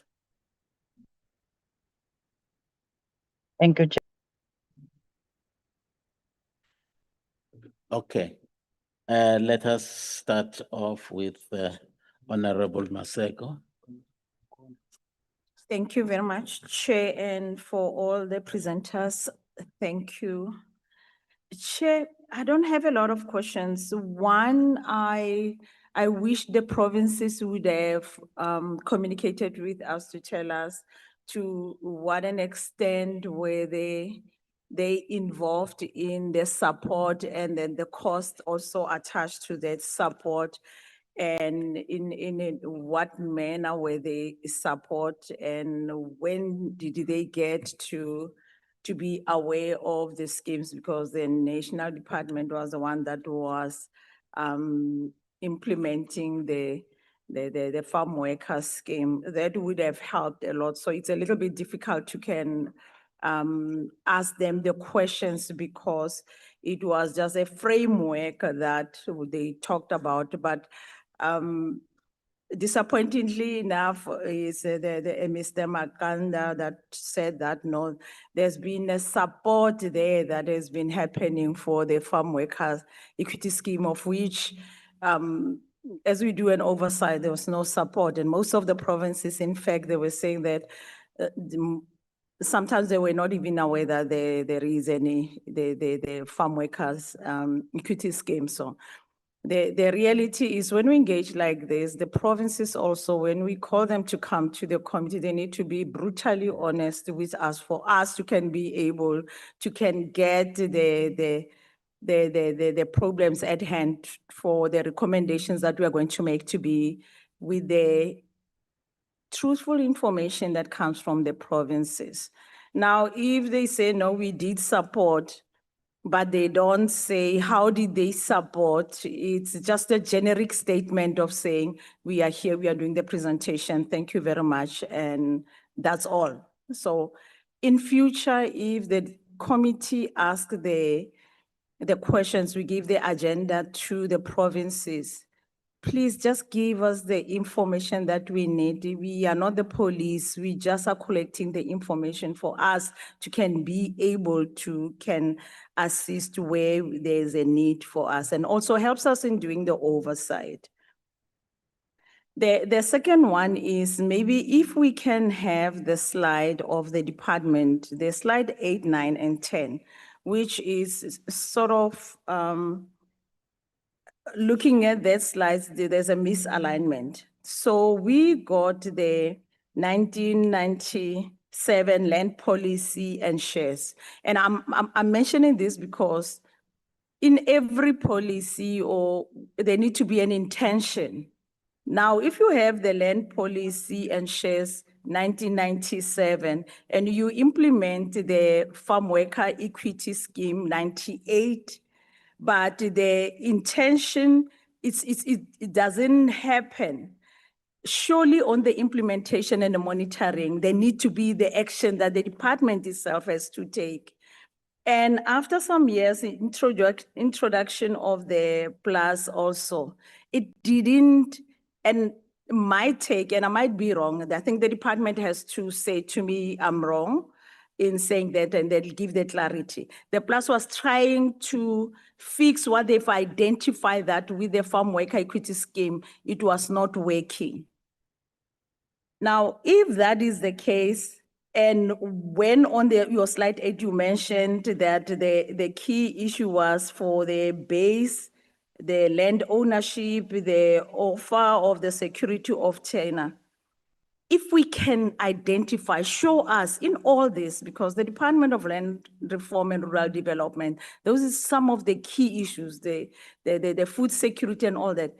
In the intention on the farm worker equity scheme, can you identify what is it when you look back that you see that on these two key of the baseland ownership and offers of the security of China, you did achieve that? I will appreciate to see that. Also, there is a continuation of the plus when you have the economic empowerment, the land reform support, the social equity. Again, with this equity scheme, where did that happen? And I mean, implementation started from 1998. We are 2026. The department has been in existence throughout the years. And when you look at the intervention of what needs to happen, there's no implementation of what is it that is going to happen from the department to fix that. It's still the problem. You help us to identify the problems in principle as a department, while you are the one that has to come to us with the solution of what you have identified as we are monitoring and what is it that is going to happen. Now, when you come to us, we identify where the problem is, and you add to already what we already are seeing that it's a problem. What is the solution that you are going to do, and by when? And how are you going to do that if for all the years since 1998, because from the inception of this farm worker equity scheme, you saw that it's not working, it's failing. Now, what is it that you are going to do now that you are seeing that you are going to implement that it will be working?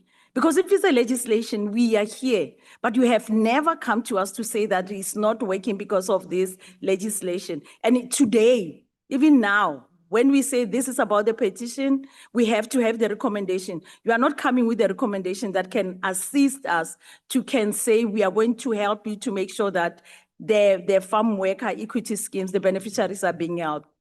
So if we can get the answers of that, don't help us to identify the problems. We know them. We went for oversight. We have been told everything that has been happening. Tell us what is it that needs to happen for these beneficiaries to can know what is the way forward from here. Thank you, Chair. You, Honorable Maseko, Honorable Ndalane.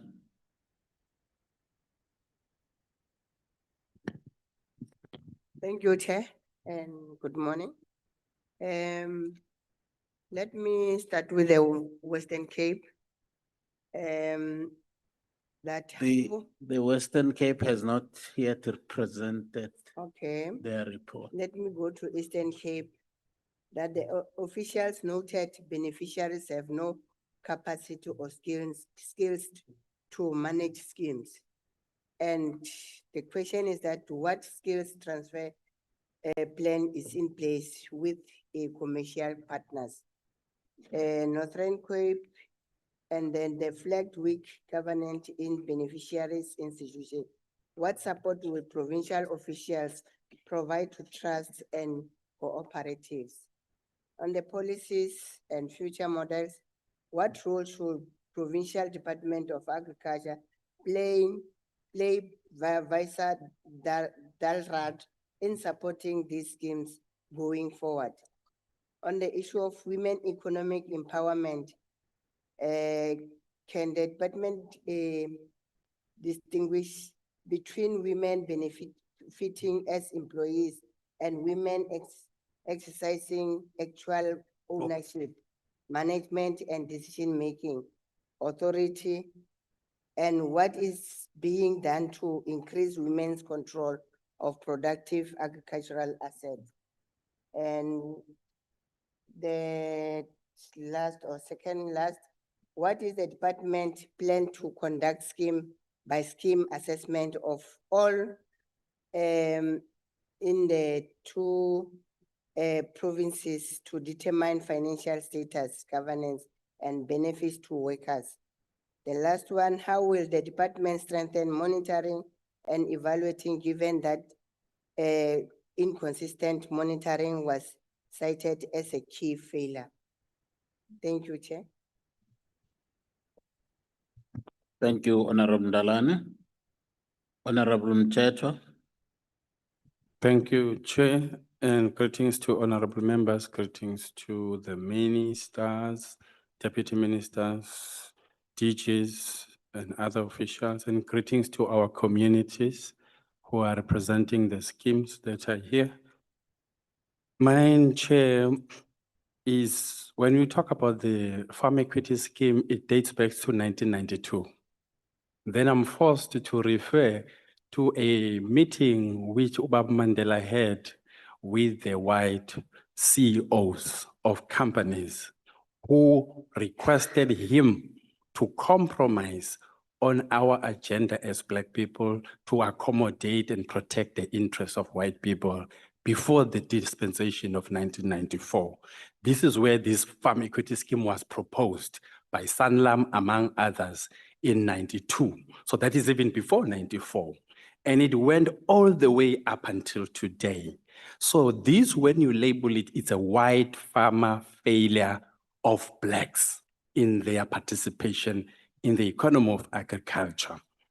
Then it is now interesting, this is taking place at the time where AfriForum DA has lodged a court case on Expropriation Act being unconstitutional.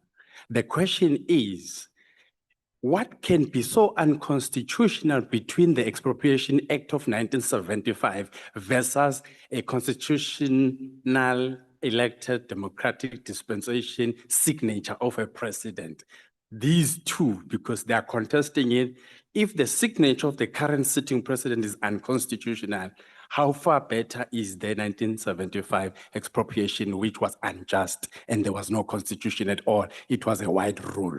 So it is interesting how they are coming back. I'm referencing these because they are cited in this farm equity scheme, the same people who are going to court against the Expropriation Act. I'm raising it because when you look at what is happening here, then Minister of Land, it is incumbent upon you to evoke then Amakosi to ask their land that was taken by Expropriation Act in 1975 to contest those who are lodging an Expropriation Act as being unconstitutional, because those are the people who lost their land. And the same whites who are now contesting this, they were regarded in 1852 as migrant, and a Black man is a landlord. But today they broke that covenant they made with Amakosi, and that's where we landed in 1913 Land Act. And after that is Forced Removal Act of 1955. After that is Expropriation Act of 1975. So this farm equity scheme, when we went to Eastern Cape, one farmer signed, certified his farm workers dead, so that it will give him right to sell their shares. And we met that lady who told us this. Now, the question is, the absence of these white commercial farmers in this meeting is telling. I would expect them, they would be here to stand for themselves against what is being discussed here, but they make sure that they're always absent. They were absent in our meetings, they are absent when we are in Parliament, even Western Cape, to be specific. I'm mentioning Western Cape. Western Cape, out of the 700 million that was obtained for farm equity scheme, they obtained 400 million, which only went to Winelands district, one district in Western Cape. It is against that background that the MEC of Western Cape cannot even come to this meeting. Last week also, he was not there in the Department of Agriculture portfolio committee when we were presenting the same thing.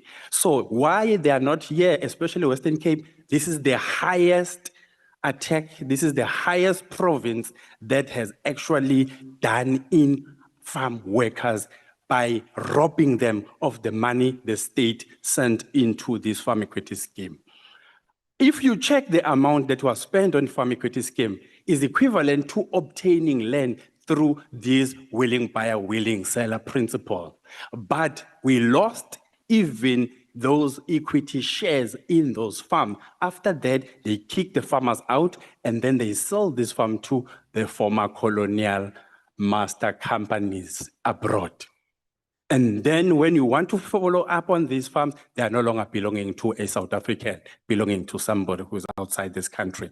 These are things that we need to interrogate. Then I see an opportunity, Minister, for land expropriation. Your money has gone into the farm of the white commercial farmers.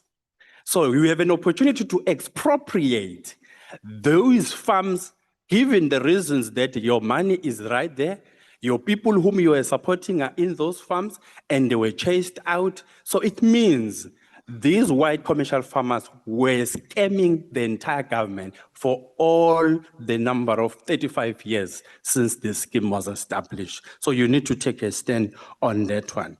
And then we can confirm that in most of these farm equity schemes, they were proposed by the same white people.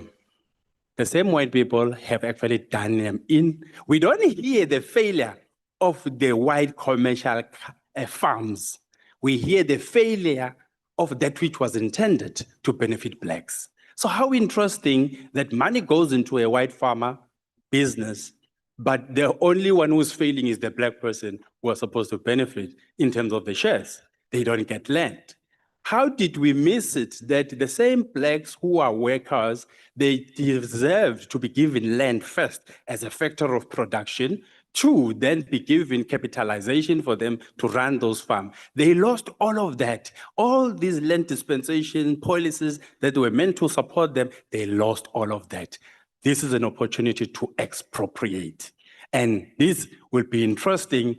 Those who oppose expropriation, they must tell us that they are defending the old order rights. And what is interesting, they hide behind private property.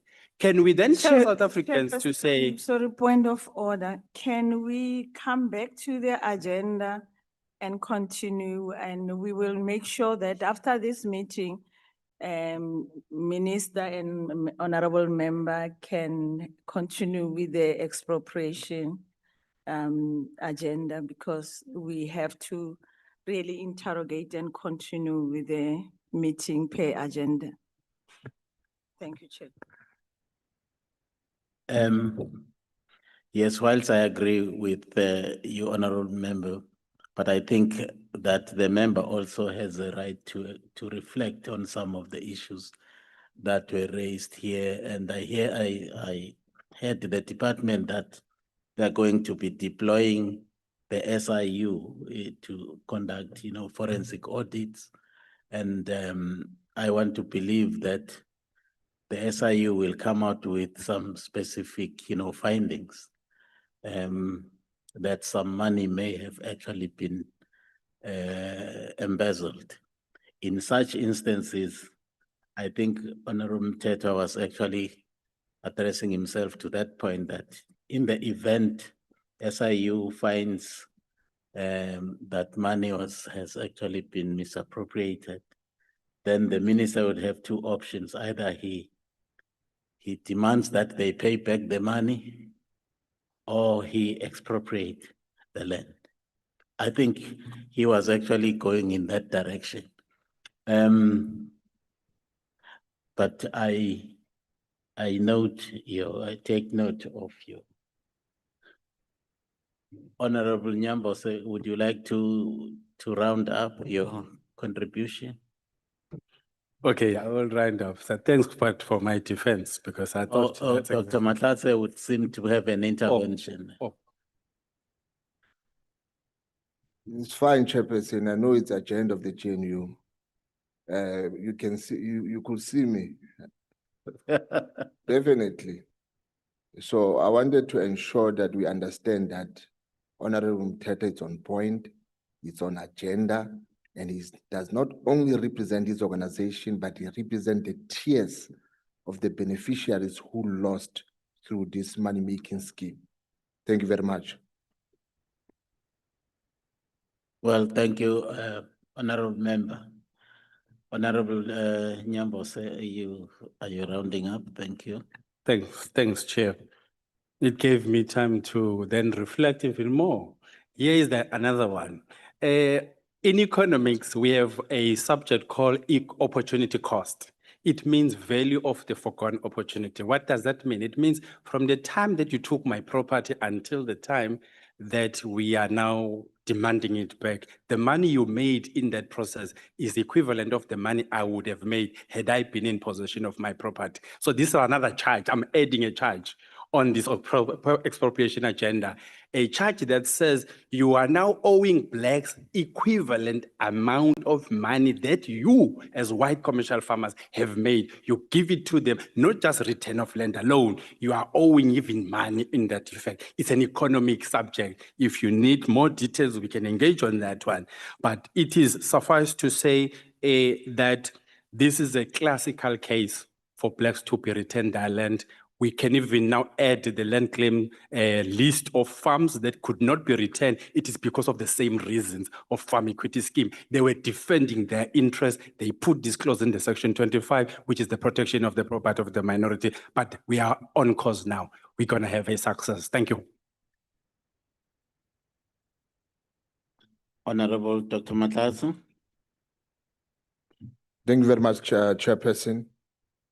Thank you to the department for a presentation. It's welcomed, but I want to be specific. I'm referring to the Department of Land Reform. I don't think agriculture presented anything today. Thank you very much to the communities, our people. The only reason we are here is because of you. And this is your place. You must be comfortable. Without you, we are nothing. I wanted to pass that one. Let me go back to the presentation, speak directly to the presentation. The department presented 640 million, which was disbursed by the government of 989 schemes.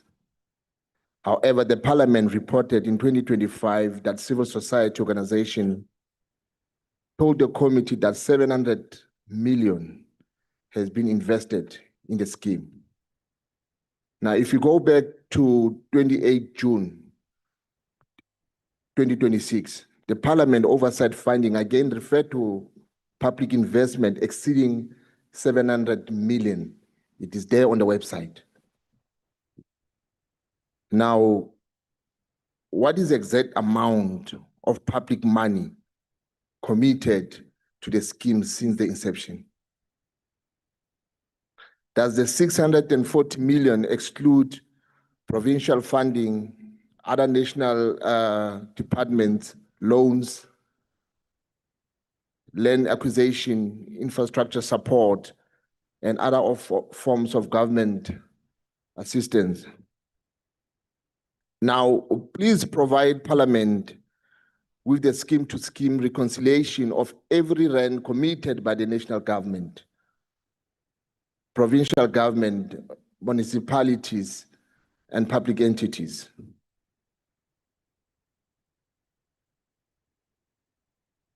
And what is the current value of the asset acquired with that public money? How much of the public investment has generated measurable economic return for beneficiaries? Department's own evidence raised the question of schemes actually delivered land reform, the presentation admit majority of projects involved in acquisition of equity and not the land. It further state that the tenant security on farm workers who were also farm dwellers was compromised where only equity in companies was acquired. Now that raised the fundamental question that was the schemes actually a land reform program or it was primarily an employee share ownership program funded through the land reform resources. So the department's own historical material says that the scheme objective included economic empowerment, land reform support, and social society. Now, Section 25, subsection 5 of the Constitution requires that the state to take reasonable legislation and other measures within available resources to foster conditions enabling citizens to gain access to the land on equitable basis. Section 25, subsection 6 addresses the security of tenure. Here are the questions. What percentage of 89 scheme resulted in beneficiaries obtained actual ownership of the land rather than shares in the company? How many beneficiaries obtained legal secure tenure as a consequences of the schemes? How many farm dwellers remain tenants or occupiers without ownership? Does the department believe that acquisition of shares without land ownership satisfy the land redistribution objective as contemplated by Section 25 of the Constitution? If the answer is yes, what is the legal and policy basis for that conclusion? If the answer is no, why did the government continue funding the model in this form?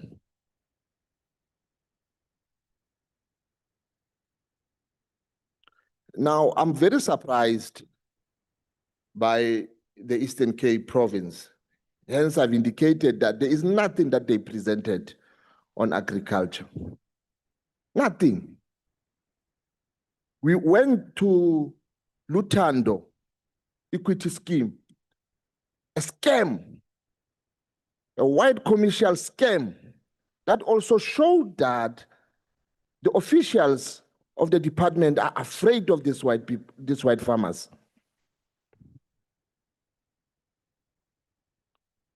So, Mr. Mfundo indicate that they've provided support. What support is he referring to? How do you put money into a scheme and you don't support in terms of monitoring how they implement the people's programs?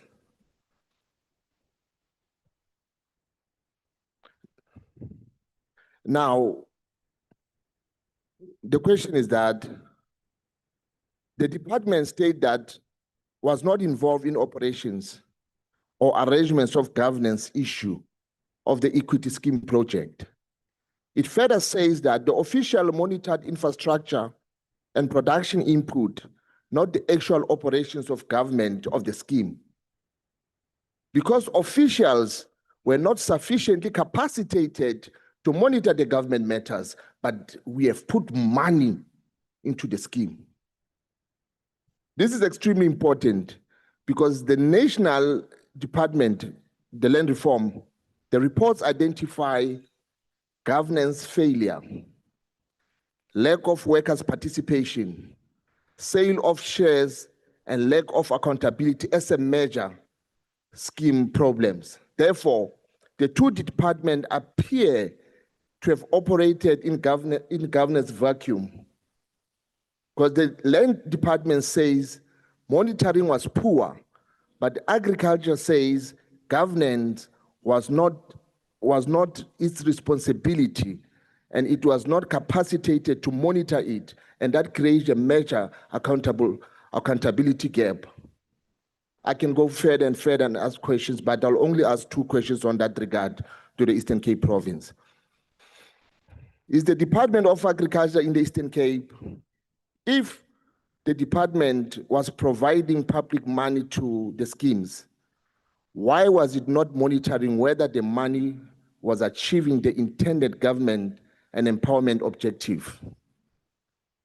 The second question, where finding decision condition upon compliance, where finding decision compliance upon compliance with government's requirements? Chairperson, I submit. Thank you, Honorable Dr. Matlasa. The next one would be Honorable Trolip. Thank you very much, Chairperson. Good morning to all present.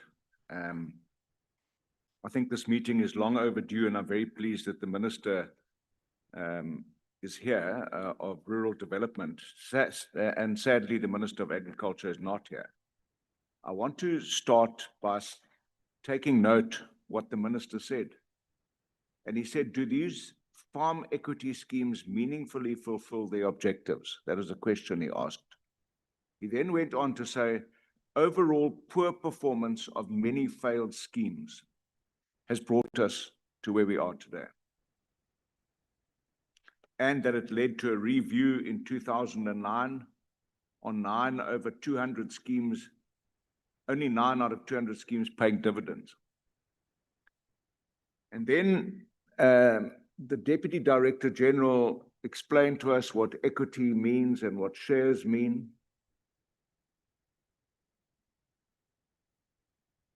And then we went into the report.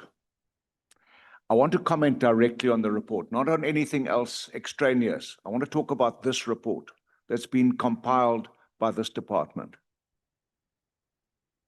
So the report says it identifies functional limited worker participation and various categories. It says schemes where workers have sold their shares and no longer retain ownership interests, whether legally or under duress. 19 farm worker equity share schemes have sold their shares in 5 provinces. My question is,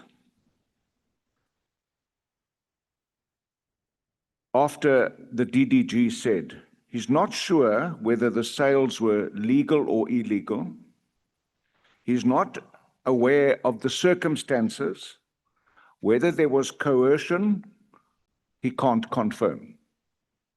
Quote, unquote. My question is, why not? The government bought these equity stakes and shares with public funds. They have now allegedly been sold. And the departmental official says he doesn't know whether it was done legally or illegally. That is unacceptable. Where's the management? Where's the accountability? When you use public funds, you've got to account for public funds. It goes further, it says they were sold in unknown circumstances. And then, on page 9, there are 2 things here that really bother me. In the input from stakeholders during consultation of the Portfolio Committee, this department says they require an independent review of every scheme. It says they require commercial partners and other responsible stakeholders to account before the committee. Why to the committee? Why don't they account to you on a daily basis, on a weekly basis, on a monthly basis? Why don't you know when the shares have been sold and to whom and for how much? Why must they come and report to this committee? You are the department. But here's what, some of these officials are known to us. They come from other departments. We've worked with them before, and I'm going to show you, I'm going to give you an example of why recycling officials is not a good idea. This report is presented and says here, we must monitor implementation through regular public reporting. by the Department of Land Reform and Rural Development, as if this is a novel idea. That's what your job is. It's not a novel idea. You didn't wake up one day and say, oh, this will be a good idea to run these things. That's what you're supposed to do. It's presented like it's an arm's length observer report, when in fact it's the department's responsibility. There's delinquency from all concerned, very clearly displayed in this report. Delinquency from all concerned. Farmers, beneficiaries of the scheme who've sold shares, who've not reported abuse. The same officials, Honorable Minister, that are responsible for this are the ones who do not ensure that land title and tenure is transferred to the beneficiaries. Years later, they're expected to farm with their hands tied behind their backs. DELRAD, it goes further to say in the interventions, DELRAD to immediately agree with provincial departments of agriculture on monitoring mechanisms to minimize risk and regression. Now, I went through this report. I know some of these projects, Chairperson. Let me give you two examples. Blowkrans Empowerment Enterprise. It says it's functional with limited worker participation. But then it says, project did not start well due to the Department of Agriculture funding not being released. So it was doomed to fail from the beginning because the funding was not released. This is what this report says. Then, Mpatiswa, there's a farm there called Battles Den Citrus. And it says it's functional with limited worker participation, and it says citrus production continues. Worker governance and financial benefits unclear. Battles Den is not a functional citrus farm. The DG, the new DG knows it. He was in the Department of Agriculture. There's no citrus production. They have no water. They have no electricity. The trees that were planted are dead. There's absolutely no citrus being planted there. Yet Mr. Matanda tells us from the Department of Agriculture in the Eastern Cape, we support farmers with production costs. Really? What production costs? When last on Battles Den? It's a lie. It's a lie. Then I look at others, I see a scheme that was initially bought for 510 beneficiaries. It's now been converted. It's no longer a farm worker equity scheme to 29 members. I want to ask with tears in my eyes, what farm will sustain 519 beneficiaries? Even if it's just a share or a stake or an equity, it will never do that. It cannot. So it's doomed from conception. Here's another one, Brandwag Equity Share Scheme, not working because of mounting debt. And then the DDG says the value of an equity stake fluctuates with companies' financial performance and market access. That's the reality. So it's drowning in debt. Many of them are.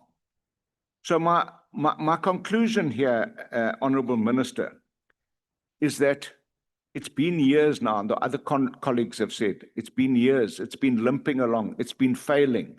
And then we get a report presented here today as if the presenter was an observer. The presenter and his colleagues are responsible for this ongoing failure. If it doesn't work, stop it, get something new.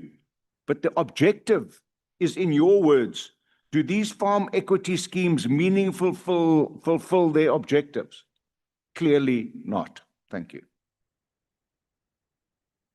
Thank you, Honorable Trollip. Honorable Nqitama. Thank you, Chair.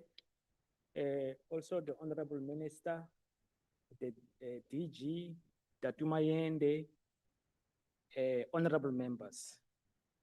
Also, I recognize the people who feed this nation, farm workers. Without farm workers, when you open that fridge every morning to get the bacon, to get the milk, to get the eggs, it will not be possible. Farm workers are the people who feed this nation, but are the same people who are denied the most basics of their rights. We welcome you and we commit to work with you to realize your freedom, because farm workers are not free. 30 years into democracy, our farm workers remain slaves on those farms with no rights whatsoever. And then I want to also recognize the civil society organizations which have protected our people when the state has failed. We are here today to discuss this matter because of the persistence and the care and the love from civil society organizations. We thank you for taking care of our people when the state has abandoned them. Please continue doing that great work. We know it is difficult. We know sometimes you don't get the cooperation you need from the state institutions that are supposed to work with you. But we are happy that today we are here to discuss this very important matter as a consequence of your hard work. Now, Minister, you know, my take on these farm equity schemes is that they're a very clever scheme by land thieves to perpetuate their domination of our people and to get cheap money. We must remember where these schemes come from. White workers went to government and proposed this scheme. Shockingly, our government accepted this scheme coming from people who all of us know are brutalizing our people on farms. How can government accept a scheme proposed by these people? It was a scheme to get cheap money, and it has worked for them. They go to government and say, we are giving shares, but selling shares, by the way.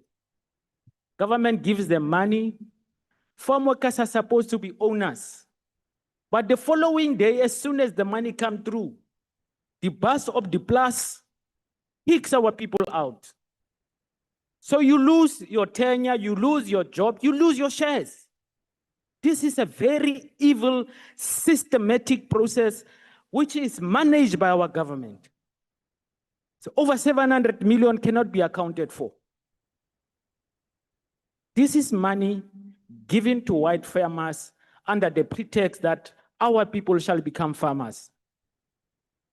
But our people get nothing. Nothing. I mean, we go to these oversights, people tell us they get 3,000, they get 1,500. They get nothing for years. But they are supposed to be owners. So, Chair, I suppose that we must characterize this thing properly. It is an easy money-making scheme for white workers. I mean, for white farmers. That's it. At the expense of our people. So the state has assisted white farmers to continue to exploit our people and to steal from them. This is theft. And now, Chair, we must find a mechanism to address this matter. But before I go into that, Honorable DG, I was born on a farm and I was raised on a farm. So these matters are very close to me. And I know the conditions of our people on those farms. There is a very specific case I want you to follow up. In the Northwest, in the town of Potchefstroom or JB Max today, there's a white farmer called Jan Serfontein. Jan Serfontein. I went to the school on his farm. Very brutal, racist, Tswana-speaking Boer. Now, Jan Serfontein is amongst the first to provide a farm equity scheme. All the people that I grew up with there, next door farm where I stayed, all of them who had shares in the farm are now living in a squatter camp in the near Ikageng, Kosonorvater. They were all kicked out. Now I'm just asking that they say, you follow up on that scheme of Jan Serfontein and let us get a report on what has happened to the shares of those farm workers who are landless today, homeless, jobless, suffering. And these are long-term occupiers of that farm. They made him super rich, Jan Serfontein.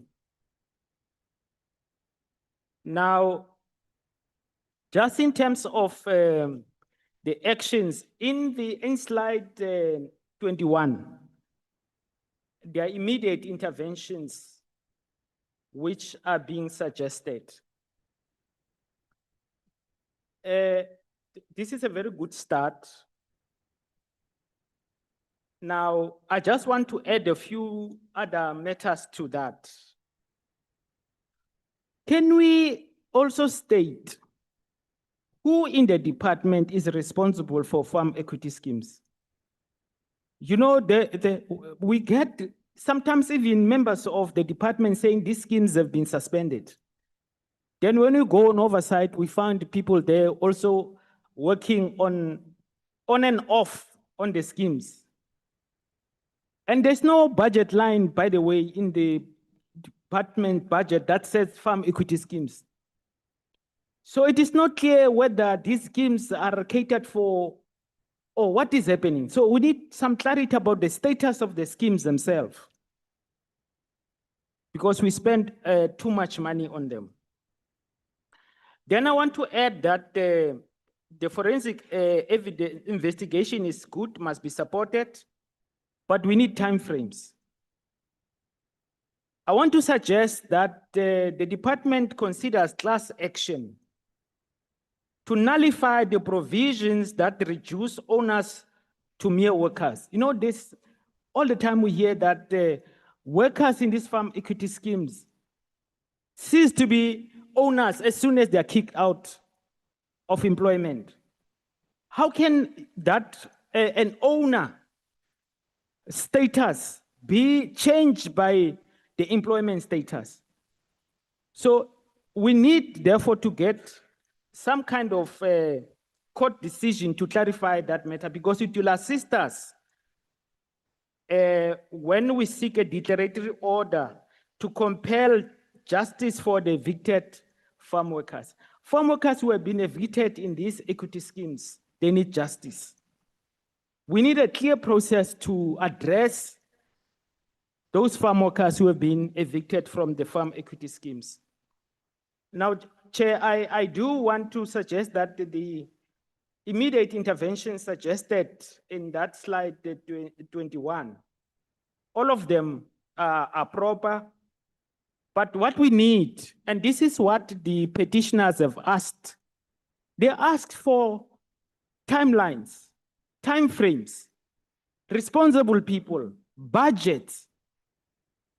Now, we must therefore take these interventions, including all what honorable members have added, put them into a program, budgeted with timeframes and responsible people from the department. So this must become a project. Well designed, we know what we need to get, but we must see the people, we must see the timeframes, we must see the budget. Now, in conclusion, Chair, there is a mythical figure when we talk about farm equity schemes, and that person is a protector. There's a talk of a protector. And apparently this protector is provided for in terms of legislation. I just want to confirm whether is it true that the department in all these farm equity schemes has an individual called the protector that sits on the boards of these farm equity schemes? Or if not, what mechanism do you have to observe, monitor these farm equity scheme boards, how they make decisions? Because if it is true that we have such a representative of government in those boards, it is then even more shocking that our people get robbed in the presence of the state. I thank you, Chair. Thank you, Honorable Member. Honorable Adams. She's online. Thank you, Chairperson. And Good afternoon to all the members on the platform. Protocol observed. Chairperson, I've got a few questions. If you can allow me to ask my questions. You are on the Just a floor. minute. I'm on, Chair.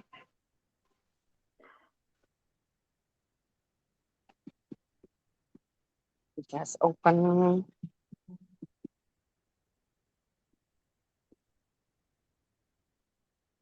Thank you very much. Chairperson, my first question, am I audible? Chair? Chairperson, am I audible? Yes, indeed you are.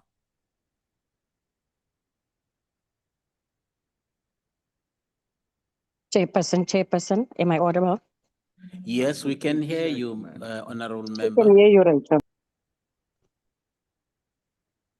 Can everybody hear me? Yes, we can hear Yes, you. yes, we can. Thank you so much. Chairperson, I will start with my questions to the department. The department concludes that the state did not achieve the intended objective of these equity schemes and that some farm workers ended up worse off, having lost their employment, shares, and security of tenure. My question is, what specific failure by government allowed this to happen and who will be held accountable? At the Opwag, 75 workers ownership, the presentation states that workers own 75% of Opwag. What? Yet a 25 partner allegedly dismissed shareholders, resulting of workers losing their employment and shares. Question now is, how was a minority shareholder able to exercise such power over the majority shareholders? And has the department obtained a formal legal opinion on whether these dismissal and loss of shares were lawful? And then to department again, on recovering of shares, the department recommends that government investigate legal remedies for the Opwag beneficiaries to reclaim their equity. What action has already been taken? What are the specific timeframes, and when can these workers expect a final determination on the recovering of their shares? And Chair, on Badi Ramoho, the presentation says that 31 of the 42 beneficiaries were allegedly deceived into selling their shares for 20,000, believing that the Afrikaans document they signed related to dividends.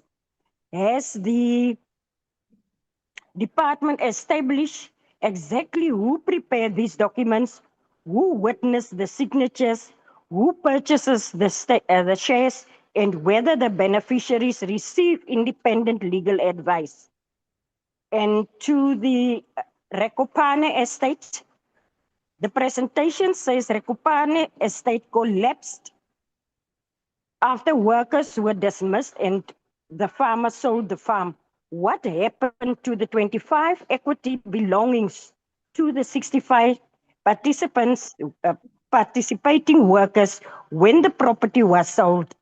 And did the government approve or have knowledge of this transaction? My last one, Chair, Jonkerwater status unknown. The department tells Parliament that the current status of Jonkerwater scheme involves 32 participants is unknown. Question is, why does the department not know the status of beneficiaries of a state-supported land reform program, and by what date will it provide the committee with the verified report? I thank you, Chair. Thank you, Honorable Adam. Honorable Isaacs.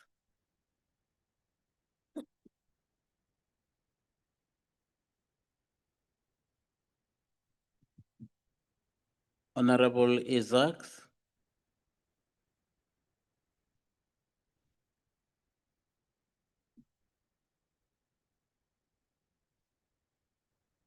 There may be connectivity problems. Honorable Shelembe.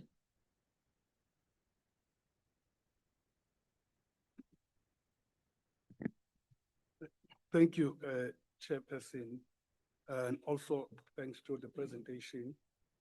Chair, let me first start by saying sometimes political masking and finger pointing does not help, especially when you speak of the beneficiaries, because it takes away the important thing of the beneficiaries and being used for the other way, political scoring. Chair, what I'm looking at, what we see here is the lack of a follow-up to ensure that the funds allocated are used efficiently and productively.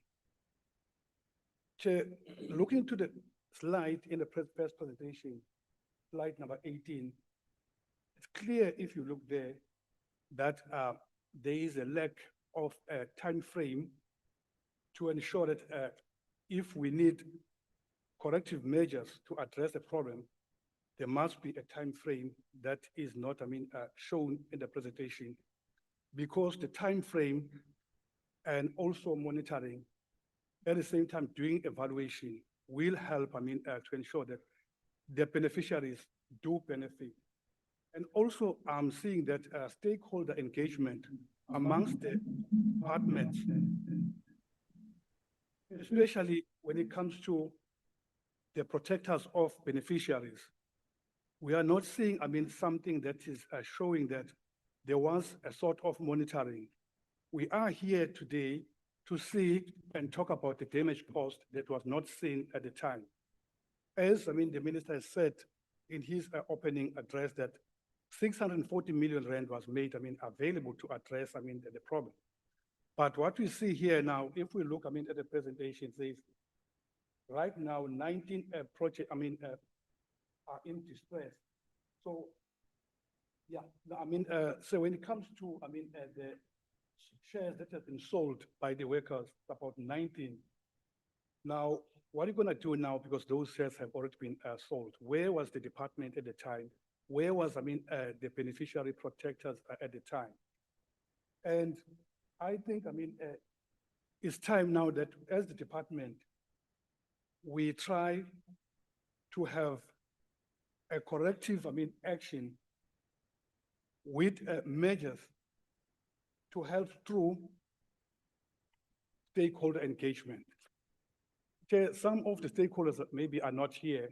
So it means now we discuss here and criticize, one another, but they are not here.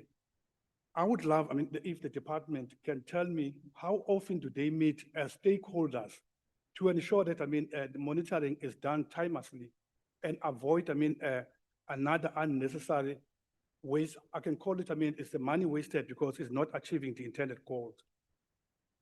Chair, yes, I was once, a farm dweller. I understand the situation. But to address it, we only need to make sure that we deal with the points and come with possible solutions rather than, finger pointing, because other stakeholders will come again and have the same. So I would suggest that, Chair, in mind, I think, Chair, I can talk as much as I can because I'm doing my maiden speech here in this portfolio committee. Chair. You have a minute. Yeah, Chair. No, thank you, Chair.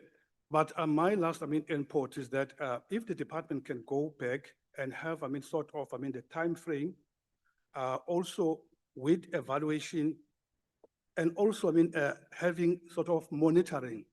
I think that will help us in the next meeting that this has been done. Without any time frames, Chair, we are wasting our time. Thank you. Thank you, Honorable Shelembe. Honorable Nkondlo. online. Thank you, Chair. Thank you, Chair. And thank you very much for the opportunity, Chair. I see the Western Cape Department of Agriculture is still going to present, but one wants to appreciate this work done by this committee thus far, because I think just bringing this matter back to the conversation, I think is a milestone in our democracy. As the saying goes in Xhosa, "Icala aliboli." And therefore, I think we're sitting here with an opportunity to really look at this matter and consider the possibility of justice for those farm workers who, to date, some of them are still sitting outside whilst monies were provided, to commercial farms, on their using them. So it is important for us to really take this process very serious, because what would have been farm worker equity scheme became farm workers equity scam. I'm going to try and pose a few questions to the department based on the presentation that they've made, Chair. And my interest, I think also from what the minister has already presented, is that if we consider what would have been the objectives of this program, as alluded, I think on the three objectives: economic empowerment, land reform support, social equity. I'm not sure if the department could actually say these were achieved. If you consider the report at hand now from the work that has been done in assessing, these employment equity schemes, because indeed the monitoring would have then ensured that all these high-end objectives are achieved. One of the things that is troubling for me is actually embedded in what the department, I think, tried to help us explain in the definition, I think that was raised by the DDG about the concept of equity, share and stake. As I think it's in slide 7. I'm wanting the department to then explain to us, if then, as what is said to be equity, how do you then explain also what the department would then indicate in slide 14, if I'm not mistaken, I think slide 16, where it says, majority of projects involved acquisition of equity and not the land. Hence, it was easy for workers' shares to be sold. Perhaps can the bid was sisingesi. And I want a simple explanation of one, what were these shares for?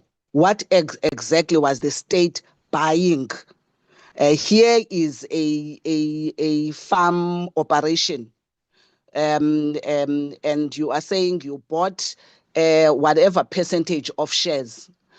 Are you saying with this line that the farm operation didn't include the land on which the operations of the farm were taking place? Is that what you mean by this particular sentence?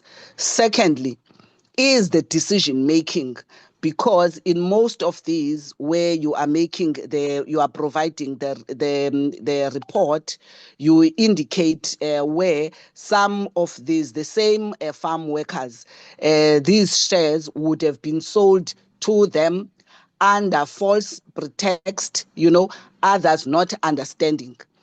As people who, as equity partners, when they supposed to be part and parcel of the decision, who is this person who was making the decision to sell the shares if the same farm workers were not involved in such a decision to sell the particular shares? Further, Chair, it is indicated again in the report of the department that in some There are even farms that have not been able to be visited because I'm not sure whether farm owners did not agree or what exactly is the problem. Can the department maybe just give us more information about these farms where, especially I think they're indicated in the Western Cape, where the department is still saying they are gonna further investigate, including documentation that the department is unable to access. What is it about documentation of these particular projects that the farm owners are unable? What are the reasons for the farm owners not to give you those documentation? And one, ask this question in context to the fact that public money was utilized to buy these shares. So surely because of that, one is assuming that the state has got the right to the information as it relates to this particular project, because state's money or taxpayers' money was used, in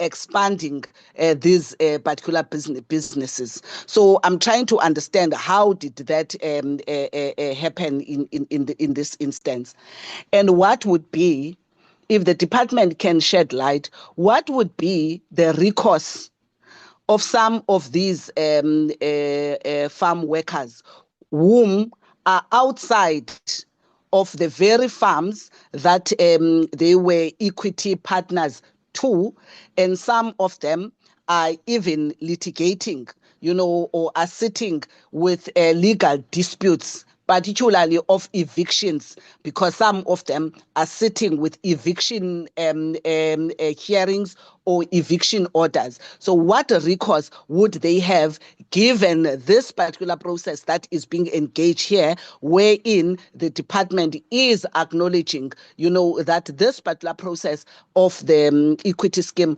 did happen, and some of them, according to this particular report, were equity owners to this particular farms. And I want to understand, Chair, indeed, is the equity scheme still, the program in the department still existing? Because on one hand, I think in the initial meetings, it was said this program was closed or was ended, this particular program, during the Zalo report. But we are indeed told that the program in some provinces, there are some of these equity schemes. I think even one that we visited in Ceres, the Detroit one, is still referred as an equity scheme. And one is not sure whether this program under the department is still existing. Can that be explained? And I want to support the recommendations that have been made by the department. And I want to also add to what one of the members had said, that part of what the department must provide is timelines, is a very clear action plan of what is going to be done by whom and when, so that this portfolio committee is able to oversight the implementation of these things, so that it doesn't have to be another 10 or 20 years where now we'll have to come back to the same issue. So we need, as part of the recommendation of this discussion of today, to ensure that that action plan gets to be provided by the department to the portfolio committee, so that it is able to demonstrate, a good faith in implementation of the commitments that it has made on this particular matter. One will await, I think, the presentation of the Western Cape Department of Agriculture and the support it has given to these equity schemes to date. Thank you very much. Thank you, honorable members. The last one would be Honorable Mukhaga.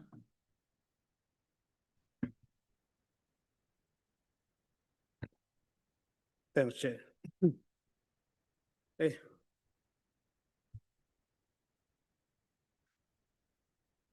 It's better now, Chair, because we are all here. It was irritating when we visited these farms. Some farm owners were just arrogant, even against us. we couldn't gain entrance in one of the farms in Hankey in the Eastern Cape. So we must find a solution here. Maybe the current dispute on land, Minister, is giving us an opportunity to open a discussion on the question of land in this country.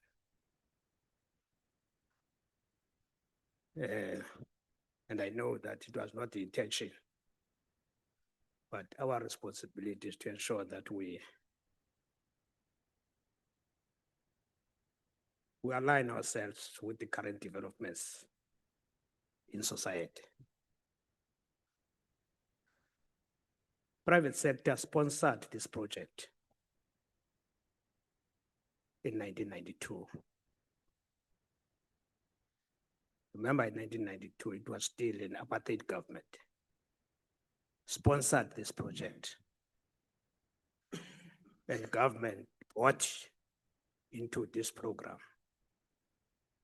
at a critical time when the debate about land was at a critical point. Whether that intention was to neutralize that debate or not, something else. I'm not going to venture into that now. But I'm saying it's a matter that we must always pay attention to. Department of Agriculture was not ready for this meeting. And I'm not overlooking what the presentation there, but they were not ready for this meeting. Well, the reason why we said we need a joint meeting was informed by the fact that the Department of Agriculture and Department of the Land was one department at the time. And we said, perhaps it's important that we convene together so that we're able to deal with this matter clinically. So we were not ready, and my suggestion, Chair, that they must present to us or submit to us a consolidated report covering all these provinces that are affected so that we're able to make sense out of their report. But for now, we can't make sense out of whatever presentation that has been made. That would be my suggestion as far as that is concerned. Or a bilateral, because now we're two departments.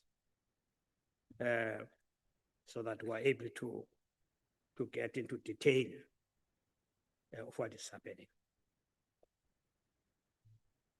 We're aware of 700 million. That was presented to us. Now here you're talking 640 million, and really I would want to share the sentiments of one member who's asking exactly which figure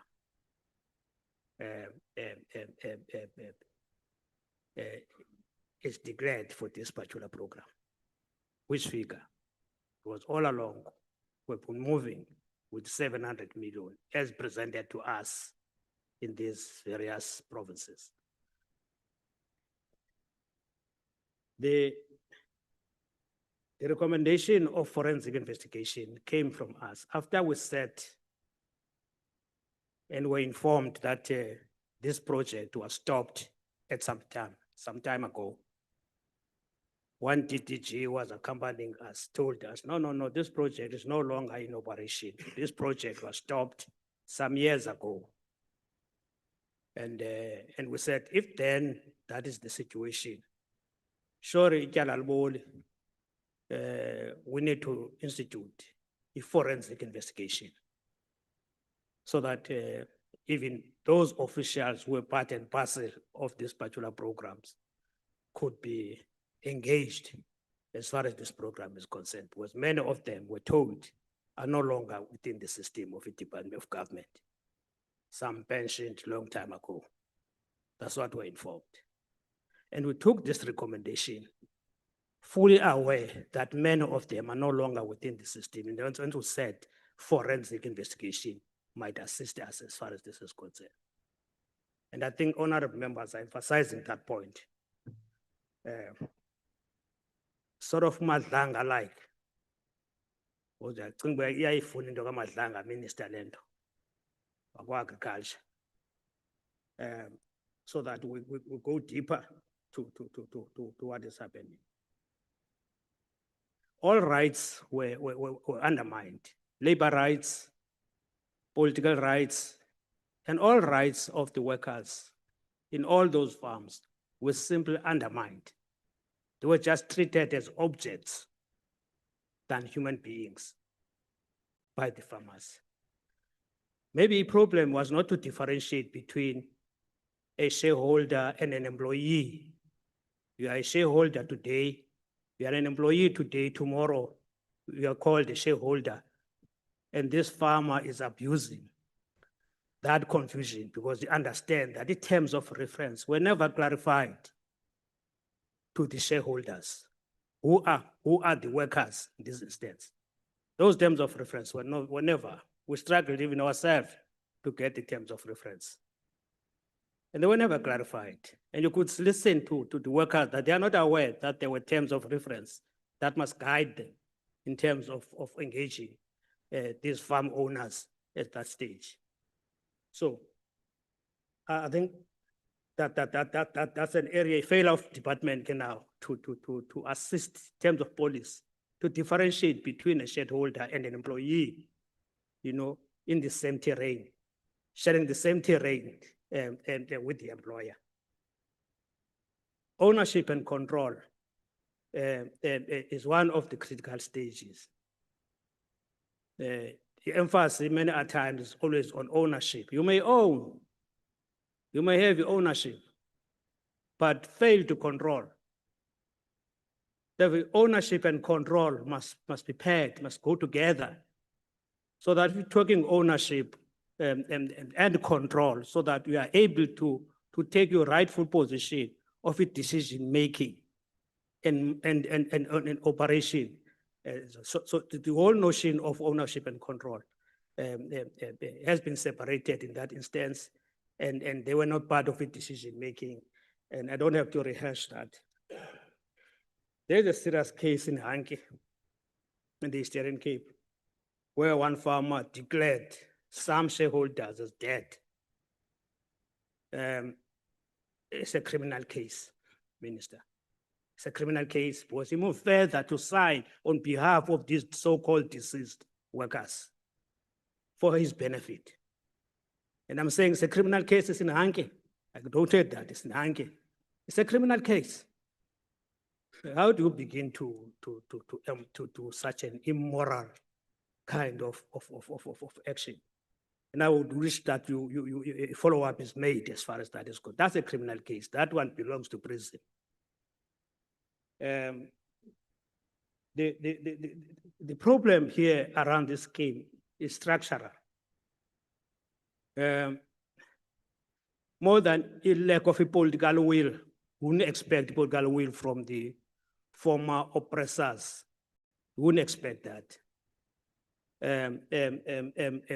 But government should have known that structurally this program should be tight because they understand that a contestation is inevitable. Contestation between workers and employees and employer is inevitable.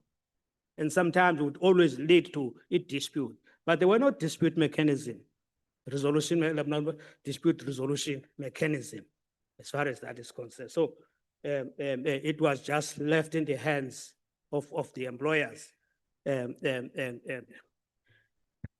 When I attended one conference, I was listening to one Brazilian, because I think the intention here was to get a resolution of a land question. Coming up with all these packages, the intention is to get this issue of resolving this question of a land question. If you are looking for a plethora of options, you will never resolve land questions. That's a Brazilian. If you are always looking for a plethora of options when you are resolving land question, you will never resolve a land question of land. The solution is to be direct and decisive in dealing with this question. Like while colonizers, when they were invading, they never negotiated. They simply took the land and they eliminated all the other problems, but they were decisive and direct, and they eliminated all other problems in dealing with this particular. And I'm saying this equity scheme plunged our people into serious deep poverty. It's a failure. I must be upfront. This program failed our people. It failed them because listening to all of them across these provinces, not a single one who says, out of these particular programs, at least I've been empowered. At least this is something that I can point. All of them, you see, have been thrown out of farms, and today they are beggars. So that's the issue, Chair, that we can't count. And I was listening to provinces as to exactly what is it that they are going to bring to this meeting. I thought they are going to bring successes to say, in our province, at least so many workers were successful out of this particular project. Not a single one out of these provinces. That's it. But there's another question. If this project was stopped at some stage, how many farms survived to date? With my understanding that this project is no more. And perhaps department officially now must explain whether this project is still operational or not. Must explain so that the information that we have is corrected. Because if it's still operational, how many then workers that you've managed to empower, and how many workers out of the system that were declared as shareholders then during that time? The last one, Chair, is in relation to... You have a minute. Thank you, Honorable Mkhaga. Pardon? Saying that you actually have a minute left. Oh, yes, okay. No, Chair, mine is the responsibility role of a department. I think the department failed our people in all respect. Whether you are here, you were there or not, the office was there. You failed our people. And I think it's important that we have that common understanding. Was lack of monitoring, follow-ups in many of the challenges until it is picked up by petitioners clearly demonstrates that you are not focusing to this particular program. And as such, our people suffered a great deal. And how then do we then address this problem? Because petitioners now are expecting the solution, Minister. From us, all of us here, they're expecting the solution. And I would listen here, investigation that may take some years. How then, as quickly as possible, resolve some of the problems that are itching to our people? They are no longer in the system. They are no longer declared as shareholders. But how then do we do it? And my suggestion would be to bring back at least as shareholders. Maybe that legal process might take, but at least as shareholders. If they were declared as shareholders, can't be determined through employment procedures. They must be brought back. And the department is supposed to be having that data. Who was a shareholder in this farm? Because they were the people who were hands-on during that time. Thanks, Chair. Thank you, honorable members. Honorable Nana, you have your minute also. Say that again, Chair. Thank you very much. Yeah, Chair, thanks very much for the opportunity and good afternoon to colleagues. When Didi Jindov started his presentation, it got frozen. The thing got frozen. And also Honorable Adams's laptop, when she wanted to engage with the presentation, her laptop also got frozen. I was now worried that because these days MPs' laptops have this tendency of freezing. I was worried if your gadgets are not in this virus thing, are not invested with this new virus of freezing laptops. Yeah. So, Chair, I really would want to lend my support to some of my colleagues. And probably, let me firstly commend Honorable Mngitama and Honorable Mkhaka, who have really tried to present a somewhat balanced critique of these presentations. And I want to lend my support to Honorable Shalembe for actually lifting out the importance of us as members of parliament, not to be carried away and be emotional when dealing with these issues. Elections are around the corner, temptations are there to kind of try and use these platforms for electioneering. And it's not supposed to be. We are here dealing with real people's lives. And we have got to apply ourselves accordingly as members of parliament. And reason being, Chair, you can play the blame game for all you like. Blame one group, you will forget about the other groups. Honorable Mkhaka is so correct that the department has failed these people. He is so correct. For instance, Chair, there is a critical issue which might not be responded to today, but in the long run, I would want us as the committee to engage further with the department, with the portfolio committee on agriculture, on the mandates of both departments when it came to these share schemes. It has to be clarified. Whose responsibility was to do this? Whose responsibility was to do ABCD? Otherwise, we will criticize and chastise a department for having not done work, and yet it was not within its mandate. So the mandate has got to be clarified. Honorable Mngitama spoke about protectors, and he's so right.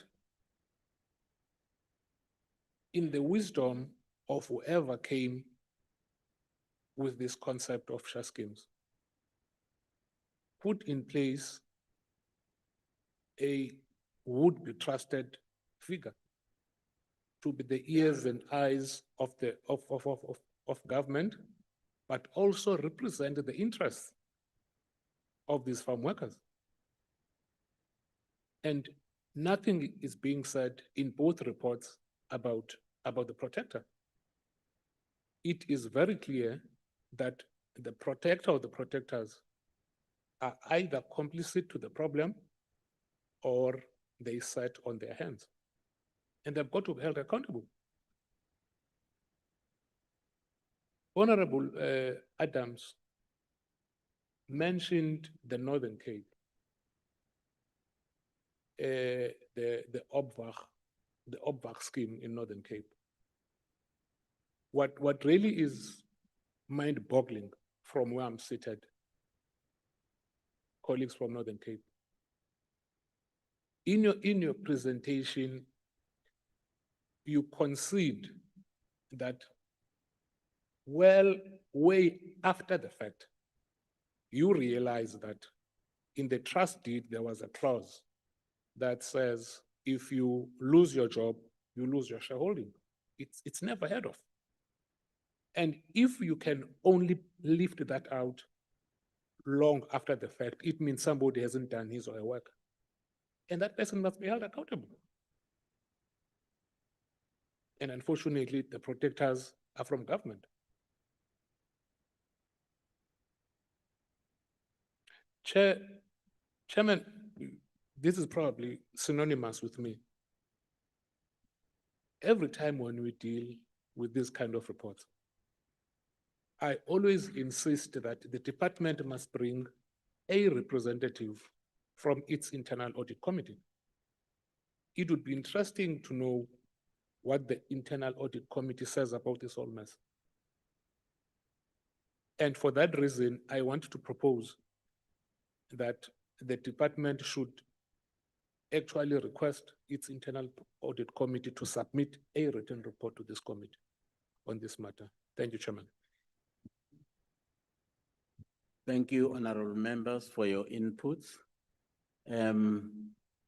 Well, we have a serious constraint of time, but I will give the remainder of the time to both departments to actually respond. There is a Deputy Minister of Agriculture waiting online, and I guess there are questions that were directed at her for response.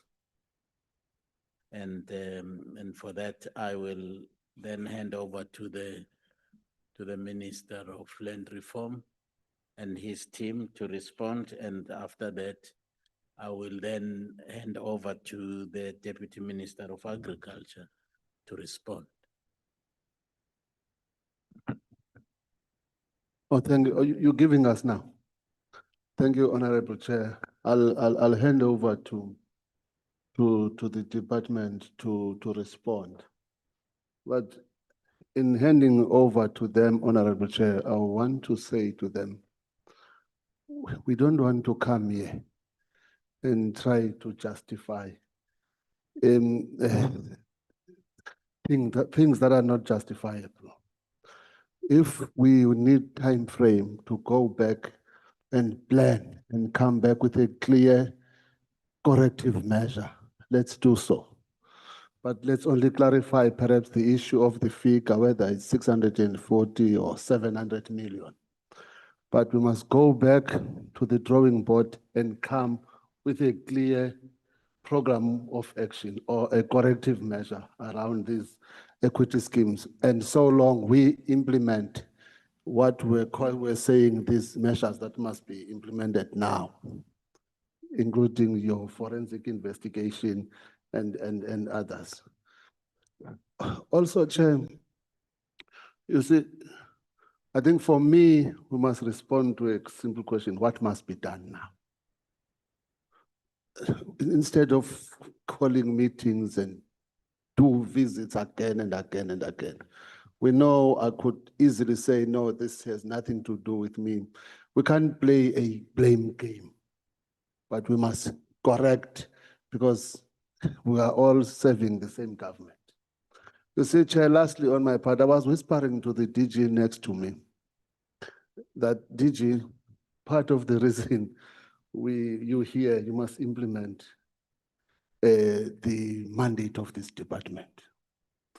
I visited one farm here in Western Cape, and that white farmer was evicting people there,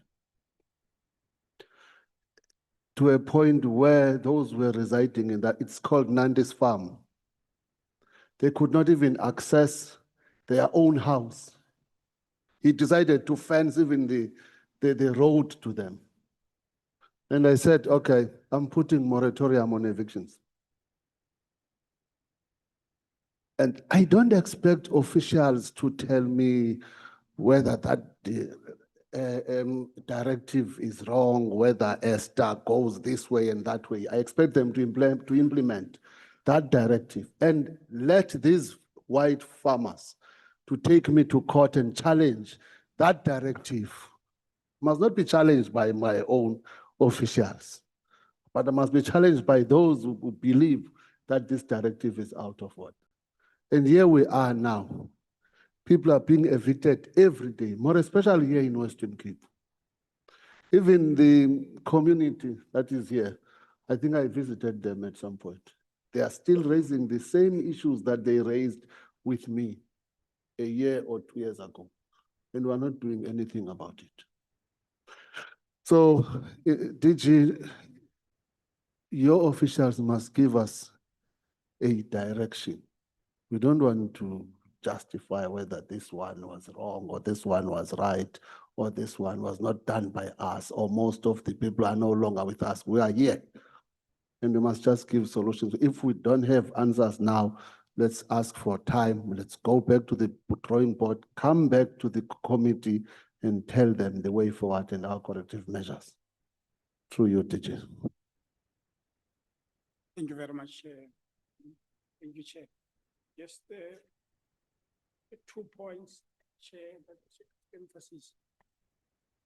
Taking heed to the discussions last week, I think the beneficiaries were very clear. We should not plan things for them without them.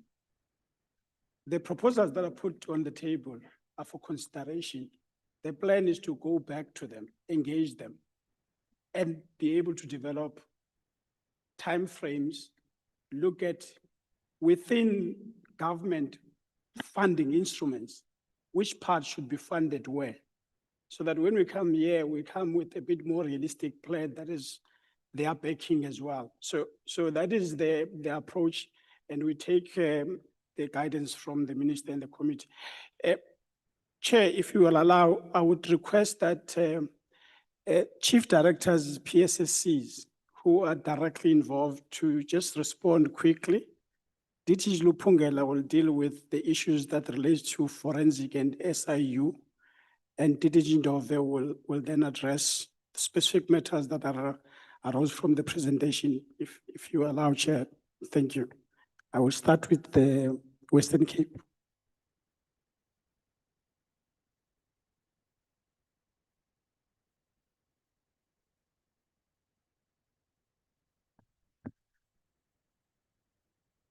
Thanks, Chair, Minister, Deputy Ministers, and DG and DDGs. I think in the light of what has been indicated and also the directive given by the Minister, we are looking at the volume of work in the Western Cape because the schemes are quite massive. What is within our capacity is what DG has indicated, that we need to engage with the beneficiaries for the simple reason that without them, we cannot superimpose any kind of a solution. The second point is also the challenge that we are having, that I think maybe here or later on, to engage the commercial partners. Our capability to engage the commercial partners, it's not as strong in terms of matching, because departmentally, we've got the capacity of the officials that are within the establishment, and they can go that far. But to engage and get them to kind of respond and cooperate, in all honesty, we can flag that as a challenge of how that engagement could then unfold. Lastly, I think in terms of the programs and the fundings internally within the department, I think it is possible to then see how then the beneficiaries could be assisted, especially through programs like ESTA and all that. The last point, I think we did, and I think it's a reality and it's not to take anybody back. We have not been implementing this program like our day-to-day programs of the department, as it were, because it was put in suspense, I think, around 2013. So currently speaking, it's not a program that is been in motion happening, not just in Western Cape, but broadly, departmentally. But I think we will take then the guidance and the lead of in terms of how to take the processes forward. So I think, DG, those are just the comments from the side of the Western Cape going forward. Thank you.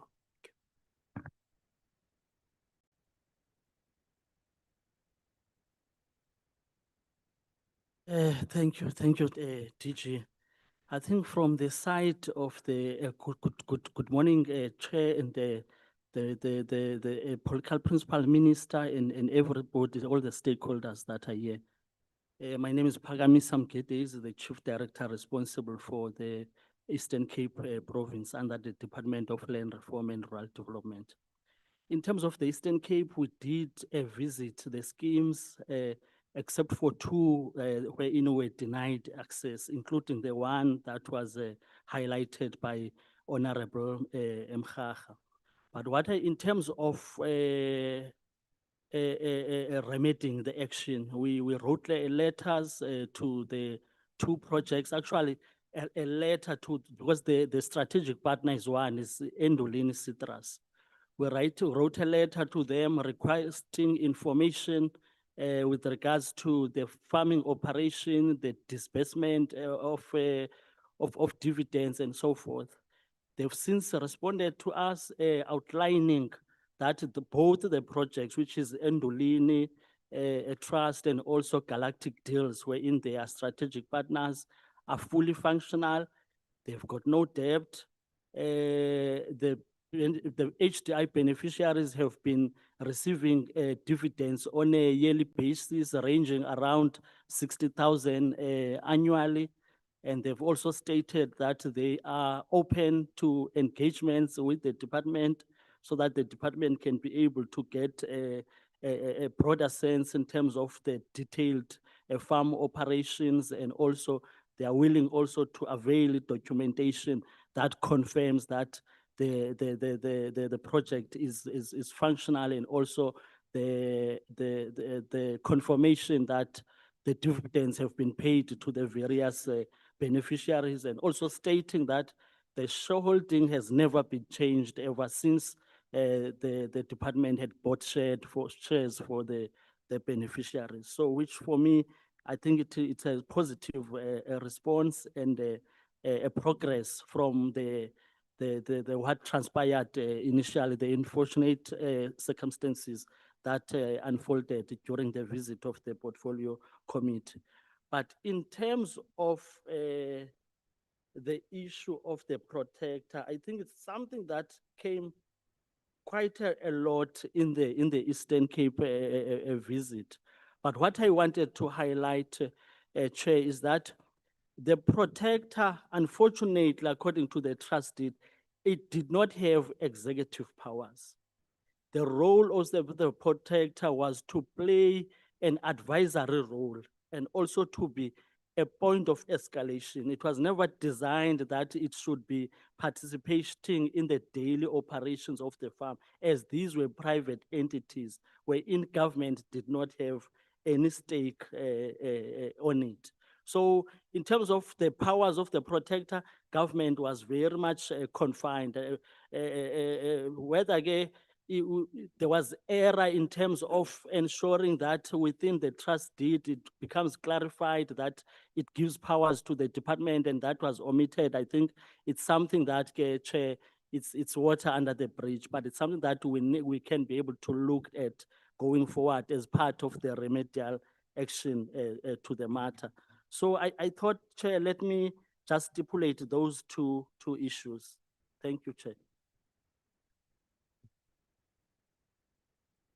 Just on Honourable member. Just on a point of order, the representative from the Eastern Cape said they did visit all the schemes. Did they visit Battle's Den Farm, and is citrus being produced there right now? Because that's what the report says. We did engage the beneficiaries, but the assessment of the operations, we did not do that. We were depending on what they were telling them when we were interviewing them, and also a minuting on our report, on our engagement with them. Otherwise, as the minister and the DG were stating that deeper assessment are needed to be done by the technical aspects, but it was not on-farm assessments that were done, Honourable Member. Thank you. Chairperson, the minister must send these people to go and have a look at Battle's Den, because it's not a citrus farm. And somebody is not telling the truth here. So having interactions without on-farm assessments, what kind of management is that? Sir Chairperson. Honorable Maseko. Thank you, Chair. I'm not going to waste your time. I just want to hear from the Eastern Cape. You're talking about the issue of the protectors not being responsible on the day-to-day running. We understand that. What was the responsibility? What was the mandate of the protectors themselves?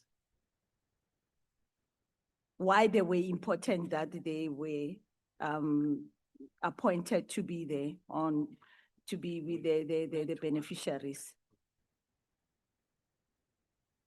Honorable Member, the responsibility of the protector was to play an advisory role, as in when the trustees or the beneficiaries feel that the decisions that they were going to undertake, they are not clear, they are not properly guided. So the protector were to play a guiding role to. Chair, did that happen? Because what we wanted. Sorry, Chair, before Honorable Trolley leaves, because I don't want him to, sorry, Honorable Masek. I don't want him to WhatsApp me after this meeting. I wanted to quickly respond to him and say, no, let me not send officials to those schemes, but the DG must draft a program for me to visit all those schemes in Eastern Cape within 14 days. I'll personally visit. So I don't have to send anyone, Chair. I want to say before he leaves, because I see he's leaving and he's going to ask me after this meeting, who are you sending there? Because kubhaliwe phaya kuthengiswa iinkuni. Well, even that one, Honorable Minister, it would be very helpful to have some idea of a time frame so that we are able to invite the minister to share with us his experiences of his visit. Thank you. Thank you, Chair. Are you okay, Honorable Trolley? Just want to excuse myself. Thank you very much, Minister. I didn't expect that, but that would be great. I have to go to another meeting, Chair. Sorry. Thank you. Honorable Masek. Thank you very much. Chair, I think what we wanted to hear from the protectors was the report of what were the engagements in different schemes and what was their responsibility to date in those schemes. The day-to-day running in the schemes, we do understand it was not what was in the agreements, but there was responsibility that they had to play. And what were those responsibilities? That's where you had to respond to when we talk about the responsibilities of the protectors and what were the shortcomings that they couldn't implement what they were supposed to, or they couldn't engage with their beneficiaries as it was supposed to have happened before they could share their shares with your 20 rand or the 100 rand or whatever the amount that was that they had to share their shares. That is an example of that happening. Thank you. Unfortunately, the three officials that were assigned the role of protector are no longer part of the system. They've since retired. So unfortunately, we don't have a data in terms of what are the issues that were being raised in each and every project by them, because they are no longer part of the system.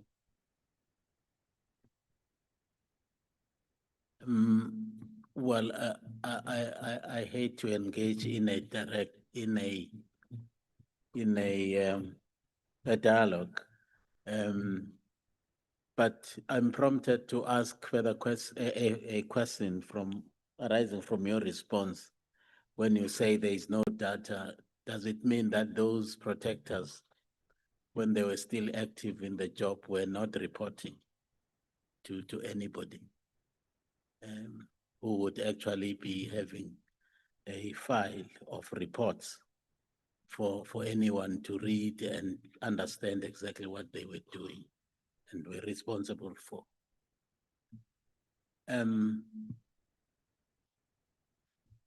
Unfortunately, Chair, we went through all the files of the 21 projects. There is no minutes of any of the engagement that took place between the protector and the beneficiaries. Okay, thank you. I know that, honorable members, there is a temptation of asking follow-up questions.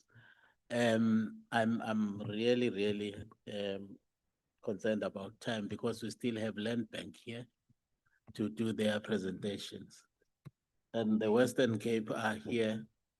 They would also need to make their presentation. Honorable Mkhaga, you have a minute, just a Yes, Chair. question. Get to the question. If it is. Thanks, Chair. Yes. We had a commitment, Chair. After observing that the commercial farmers are not attending to all our meetings. So we always discuss their absence. We never heard directly from their side. And we had this commitment that we'll invite them, specifically the commercial farmers who are directly involved in this, whether by province by province, or all of them, yeah, so that we engage them and hear from their side than to get an indirect response from their side. Now, we want to suggest that we fulfill that commitment, that we invite all those farmers who entered into contract with the department to come here in Parliament and discuss with them, listen to their side of the story. As far as maybe this question of protectors and other matters could be clarified. We don't have a report about their role as far as this is concerned. Thanks, Chair. Well, thank you, honorable member. In fact, we had invited them to attend our last week meeting and they did not pitch up.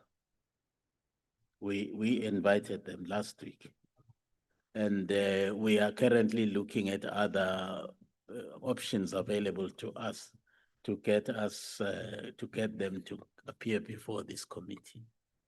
Honorable Nyambose, just a minute before. Okay, Chair. I wanted to say in law, we have a principle that says audi alterem partem, which means hear the other side of the story as well. So already Ubaba Mkhaga has alluded to that to say we must, for the record, grant them and it must be minuted and be in the archives here in Parliament that these white commercial farmers that are resisting compliance with the state or the Parliament. Two, Minister, since we have agriculture and land reform in this session, the question of land has been omitted on the side of agriculture. They say it's not their mandate. Yet agriculture takes place on land. So Agriculture Portfolio acts as if land is no longer a question. So please, in this joint arrangement, land is cross-cutting on both. And there's no growth at the Department of Agriculture for our Black people because land is not discussed there. This is where you come in. But the question of mandate is where it gets conflicted because it's your mandate, it's not their mandate, yet we want to grow in agriculture. How do we then grow? Please, the last point, enlist the question which was asked by the First Minister in the Democratic Dispensation, the missing asset register of the state, whether it is not taken by those who left government into the private sector. Just find out, because we could be buying the same land that was state farm, which is in the hands of white commercial farmers. Thank you.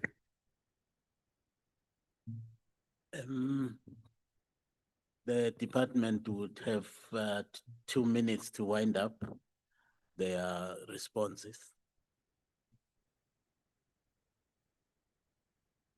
Thank you, Chair. DDG would take the 2 minutes to respond. Thank you. Thank you so much, DG, and thanks again, the members, for all the questions. I've got a list of them. If I go through them, I will not be able to do any justice. So I can simply say, Chair, we have taken note of the inputs that came from the members. What the minister has indicated in terms of, because this has been an emphasized, issues of what needs to be done clearly and when. And I think that is the question that we must take home so that we are able to work around that, given also what the DG has indicated, certain things that needs to be done in order to come up with a clear plan, because obviously it's a plan that must also include those that are affected. Otherwise, it's going to become a departmental plan alone and create another problem in future. So that engagement has to be. And in some other instances, especially where this the scheme still exists, of course, with challenges, there's another party, and the one that you are also referring to, that they are not coming to the party. But to get a solution, you can't get into somebody's business without engaging all the parties that are involved. And I believe that is the task that is before us in order to make a meaningful,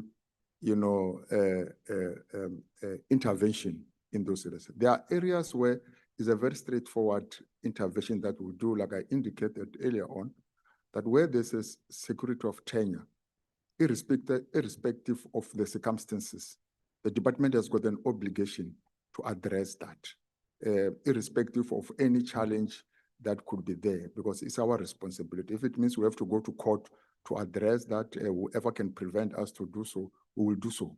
We do have the legal leg to stand on in that case. There are, yeah, I think to me, if we're able to go back and properly indicate things that we can do immediately, as much as we have indicated, but giving some kind of timelines, those that we can be able to do, and things that we are going to do, obviously making as part of our intervention in terms of engagement, we will be able to do that and come back, as what Minister has indicated, with a very clear plan to the committee. Thank you so much. Well, thank you, the DDG. I hope the minister is also. Chair. My apology, just before Minister comes in, I just want to find from the department, the Valo Commission, I tend to believe it engaged with the farm worker equity scheme beneficiaries and also the farmers, the commercial farmers. What difference does your engagement going to make versus the Valo Commission that is already there, that talks to that farm worker equity schemes? Because there were recommendations also there.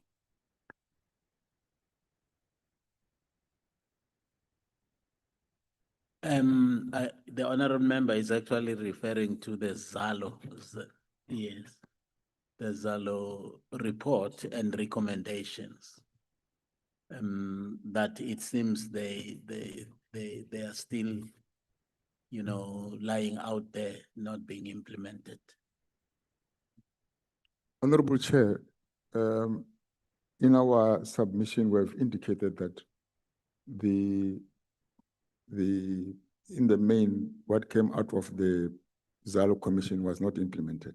We've made that admission, but we must also accept that the Zalo report was done in 2013, and any business between that time and now, many things could have changed. So if we can just take the Zalo report as it is and try to implement it, we can also face some challenges.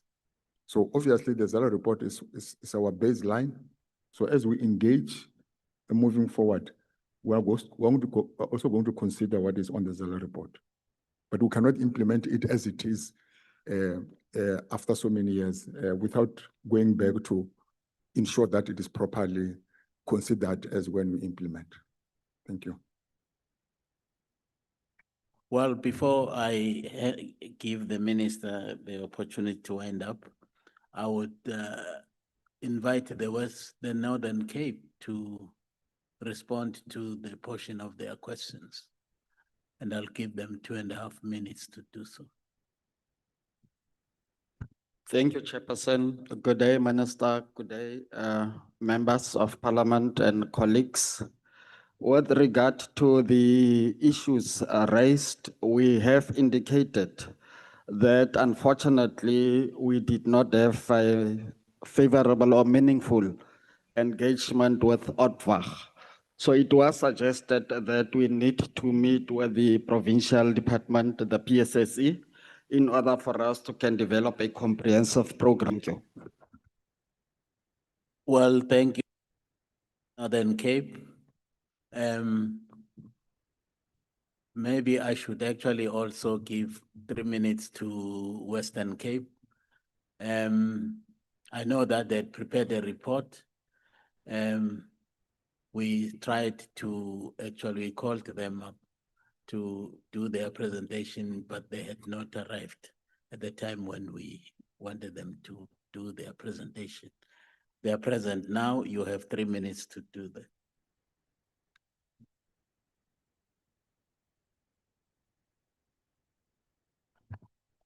Thank you very much, Honorable Chairperson and members of Parliament. Firstly, I want to apologize that we came late. We did indicate to Mr. Lwazi last night that we were in engagement with the National Treasury this morning, and because of that, we could only join the time we joined. My name is Mukhale Sebopet. I'm the head of department. I'm joined by the acting Deputy Director General responsible for Agriculture, Development and Support Services on my left. And immediate right is Mr. Michael Brenkes, who is Chief Director responsible for Farmer Support and Development, what they now call Agriculture Producer Support and Development. And therefore, a lot of support we provide to farmers is overseen by Mr. Brenkes, of course, supported also by Mema Toti. We'll try indeed and run through it very quickly. We wanted to just demonstrate with this first slide, really to demonstrate our priorities, and that is the context around which we look at our support to land reform, Honorable Chair and members. Our priorities are four, simply called ABFM, that's how we remember them, as a new radio station in the Western Cape. And ABFM stands for Agricultural Support, Business Support, Food Security, as well as Market Access. And for us, those four areas are important for agriculture. And of course, if we do that right, we obviously support the Western Cape's economic plan, which is called the Growth for Jobs, a very ambitious plan that looks at a 1 trillion rand economy by 2035 with a GDP growth of between 4 and 6%. If the colleague can move the slide. This one is really to contextualize, in our view, the importance of agriculture, that in the Western Cape it accounts for 10% of the growth and development products, or rather what we call GDP. And of course, in terms of the jobs in the sector, about 12% of the workforce is within this sector of the economy. And just to put things into perspective, that's about 350,000 people that are living from agriculture and agri-processing sectors. Of course, agriculture is a very important and a very competitive sector of the economy in all our 5 districts. And of course, the fourth bullet talks to exports, that this sector really leads in terms of exports that the Western Cape supply to the rest of the world. And of course, within that is the Forex, which is what grows the economy. We've done our modeling that indicates that any 5% growth in exports would lead to just under 23,000 jobs in the economy. And that for us is very, very important. Let's move to the next slide. This one, Honorable Chair, just to indicate the agricultural context of the Western Cape, to indicate that we are really challenged in terms of our natural resource endowment. And of course, if we are going to succeed, farmers are needing to diversify their options. But the next bullet really to indicate that around 1 million hectares of this 12.9 million hectares are arable. And the map really at the bottom is to indicate that the Western Cape, if not the rest of the country, or the whole country, we are actually a desert if one looks at the water issues. In fact, the studies indicate that we one of the top 30 countries in the world with water challenges. And I'm raising that because agriculture is water, and without water, you cannot farm. But of course, I also need to indicate that although water is important for agriculture, water is not the mandate of the Department of Agriculture. And therefore, it becomes important that the department connect to the Department of Water and Sanitation to ensure that farmers get water. So the mandate issue comes into bear very strongly there. Although we need the resource, it's not our mandate. And therefore, we need to connect with our colleagues to ensure that farmers are not left out, but are supported. Next slide.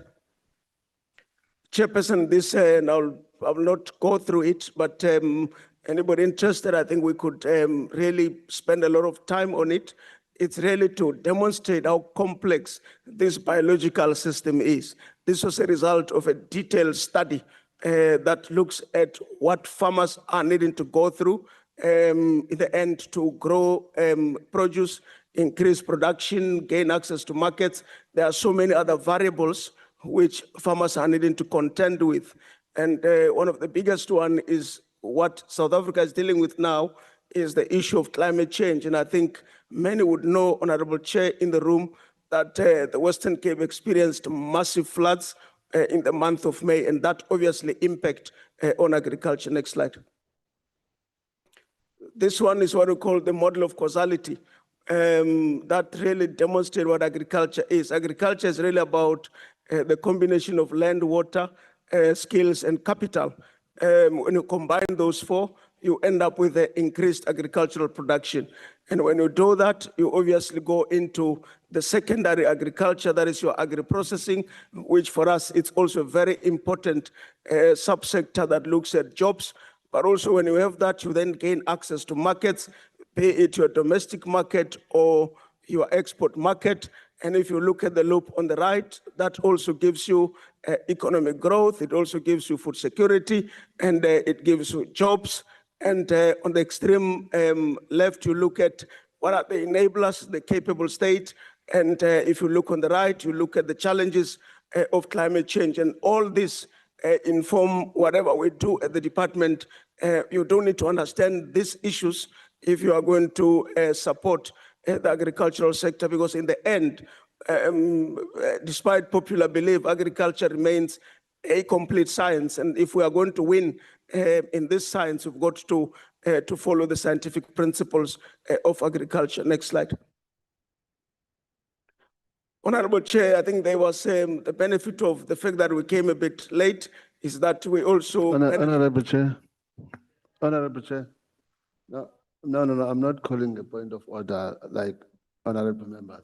But I raised my concern with the that because he assured me that we are going to adjourn at 1, and I have a flight to catch presenting my assessment performance tomorrow with the president. I'm just worried. I was also interested to know in Western Cape what happened with 402 million rands that was given to schemes. And I see the president is not talking about them. And the elephant in the room is the schemes and the money that was spent by government without accountability. So. Thank you, Honorable Minister. In fact, seated here, I was about to call the presenter to order because I was expecting that his report was going to focus on the farm worker equity schemes. Now we are now getting a broad presentation on broad agricultural policy framework, and it's not actually going to the matter of the problem that we are dealing with today. Yeah, if the report was not actually structured to help us in that regard, I don't think that this report is actually relevant to what we are. Chair, I think the next slide will probably attest to. Yeah, please start. We should have started with that particular slide that addresses that. Right, this slide and the next one demonstrate the value of the support that, or the budget that the department received from the National Agriculture to support farmers since 2004 and 2005. And I think it can be seen there that we received about 2.4 billion rands over the 22 years. If you go to the next slide, I think it gives the total of just under 2.4 billion rands.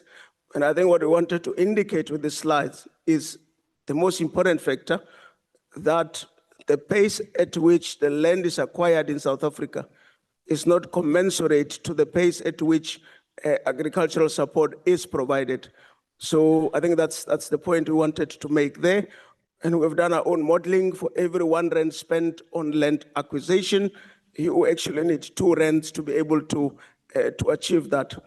Suffice to say, in terms of farm worker equity schemes, I think based on the records in the department, we supported 35 of those. And I think we can provide the details around what the expenditure was there. And the next slide will also attest to the extent to which we go about determining progress or performance of those particular land reform entities in the Western Cape. For the past 15, almost 20 years, we conduct independent evaluations to gauge the performance of land reform entities. And that does not only apply to farm worker equity schemes, it applies to LRAD, it applies to PLUS, and including black farmers who acquired land on their own. And the success rate in the last, if you like, 15 years, the initial iteration indicated we're sitting at about 62% success, and the following 5 years, 72, and the previous 5 years, 83%. And one could argue, how did you determine that? That was based on what we termed as critical success factors. And these guys who have done, or the entities that conducted these evaluations, were those that had been approved by the Department of the DPME in terms of the evaluations within government. Next slide. I think that's, again, just to indicate the environment around which agriculture function. Chairperson, that's really our input in terms of what was expected of us. Agriculture is very complex. It operates in a very challenging global environment. And of course, the issues of the environment does affect agriculture. And I'll leave it at that, Chair. That's our input. Thank you very much. Well, thank you, Western Cape, but I would still request you kindly for you to please put together a report on the farm worker schemes and send it to us. Because your report here actually says very little about the farm worker, equity schemes.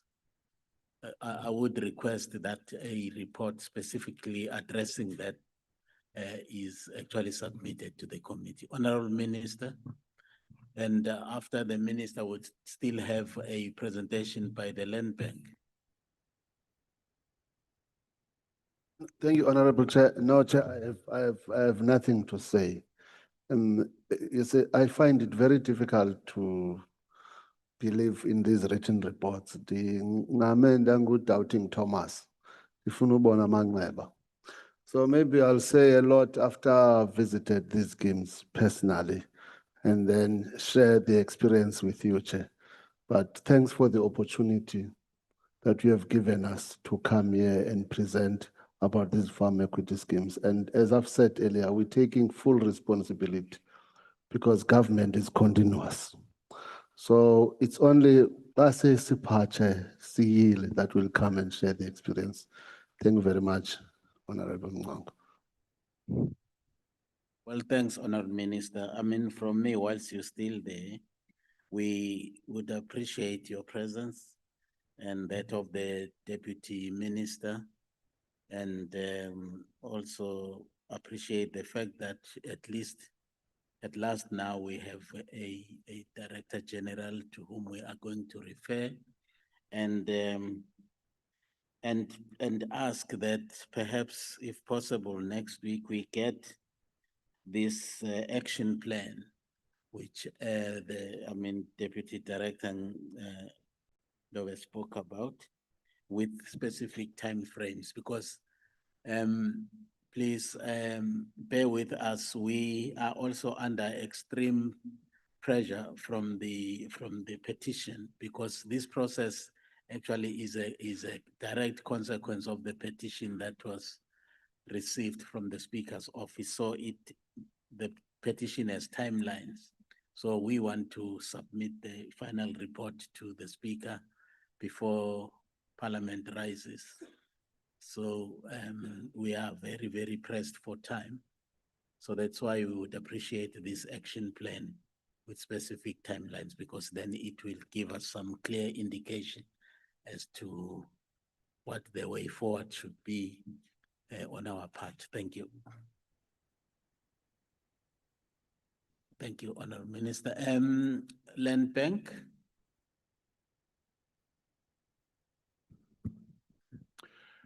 Thank you so much. I'm sorry, Land Bank. Chairman, now that the minister has asked to be excused, I would propose that whoever will be presenting for the Land Bank, can he or she come to some of them so they can see them. I know you guys are not so good looking, but no, we can stomach that. Okay, and I don't think that the minister's team would leave, because they might actually pick up some lessons from the presentations from the Land Bank as well. About the DG, because we are attending the same meeting and we must go and have briefings before we actually go to the meeting. I see Ujola is very good in correcting people, but he did not have appetite to tell Western Cape that there's no report on equity schemes. That's interesting. Well, Land Bank, where is the Land Bank seated? Good afternoon, Honorable Chair, and greetings to all honorable members and the guests to Parliament. Can the gentleman presenting please come over? Yes, I'm gonna introduce him shortly, Honorable Chair. Oh, okay. Yes. My name is Jabum Pambo. I'm the acting CEO of Land Bank. I'm joined by my colleagues, Mr. Sidney Soundy, who is the Chief Strategy Officer, and Mr. Saiki May, who is the Chief Agricultural Economist. Honorable Chair, Land Bank was invited and requested to provide input into this dialogue. We should mention that the bank has not been involved in these farm equity schemes. However, given our experience with blended finance, we were requested to share some learnings, similar structures that we have seen under blended finance that we could take some learnings from. Of course, it's still early stages, but I think there are some learnings that we can share. Chair, I'm sorry to interject. We are trying to see who's doing presentation. The seats are open here so that we can have a look at the department, the land banks officials that are here. There are seats here. We made sure that they are Yes. open for you. I requested the chair if I can introduce the team. So Mr. Sakime is gonna be joining to present on our behalf. Thank you. Okay, but you are introducing people we do not see. Okay.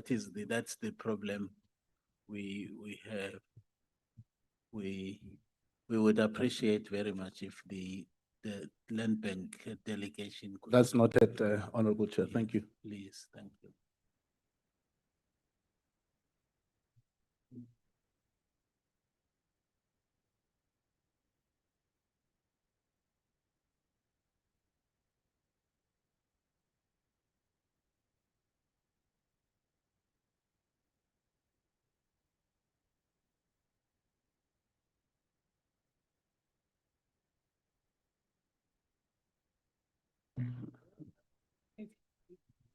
Chair, Chair, it looks like the CEO doesn't like the front seat.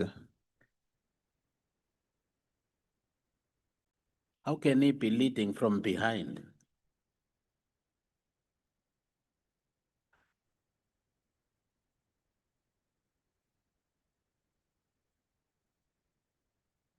Honorable colleagues, we invited Land Bank because we wanted to share with them, or them sharing with us, the financial perspective of what we are actually looking at right now.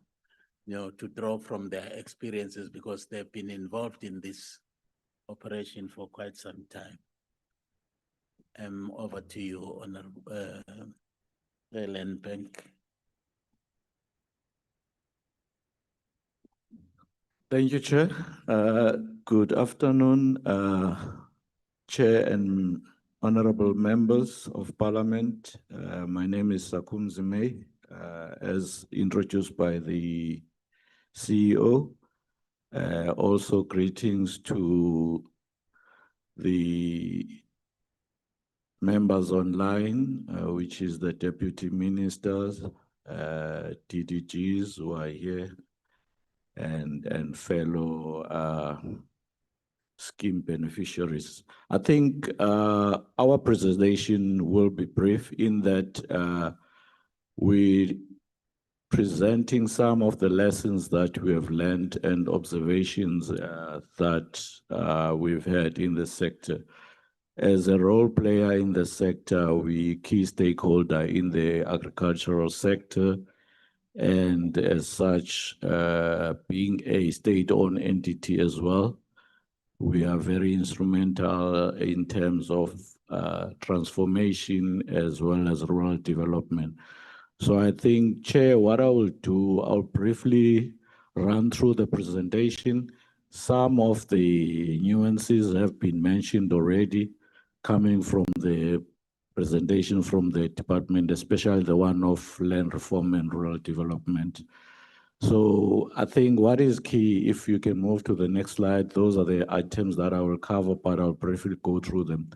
So what we have observed as operators in the sector is that there's quite interest in some of these schemes, and the fundamental principles, I think, are quite similar, which we call foundational principles, because what is key is that you acquire a stake in a business that is a going concern, and a going concern, our observation, especially in the agricultural sector, is that the way the structure of the business is that you'll have an operating entity, you'll have a land owning entity, which causes quite a confusion when it comes to ownership sometimes. And you might find that these schemes actually acquire shareholding in the operating entity and then don't necessarily have a clawback on the land itself. So what we have observed is that in entering in any of these entities or transactions, what is important is shared value, transparency, skills transfer, and commercial viability. Those are the key main points, which are the pillars to ensure the success of the scheme. And also, there are certain objectives which should be outlined upfront as to what are the objectives or the purpose of the scheme, and also to demonstrate skin in the game. And what we have observed is that when we look, especially from our side, because we provide blended finance structures where there's loans and grants, and when we want skin in the game from a commercial partner, they tend to be hesitant. So those are some of the things that we look at as part of our due diligence. We look at issues of interest from the beneficiaries, because they too must also be interested in farming and not be forced into being part of the scheme just to benefit from the grant perspective. And also, there's amounts of money available or capital, depending on which form the financial instrument comes. It could be a pure grant, which reduces the gearing of the transaction. So it enables the farmers to participate from a transformation perspective. If you can go to the next slide. So basically, some of the success principles that we have entrenched as we are doing due diligence in these transactions. So the team that I look after for every transaction, we sort of look at what are the shared vision and common objectives from both the commercial partner as well as the beneficiaries. And our observation was that in most cases, the commercial partner is the one that is driving the initiative.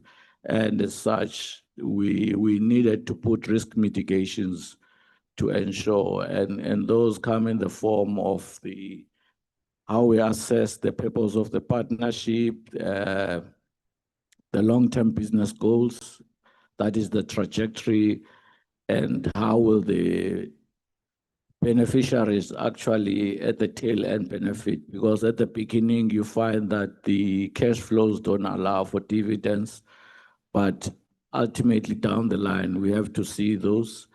And then we need to see the genuine skills transfer and mentorship. I think what we also put in place is what we call a tripartite agreement that is between us, the farmers, as well as the commercial partner, so that we map out as to what is it that we need to measure and monitor. So some of the aspects that we articulate in the agreement is that there should be technical transfer and know-how, financial management, farm business management, and market value assessment and risk mitigations. So how we do that is that through our pre and post finance support area, we facilitate those, including the agreement for mentorship. So ultimately is to strengthen the participation of the beneficiaries. If you can move to the next slide. And what we mean by meaningful participation and decision-making, we have seen in some instances where it becomes business as usual after the transfer.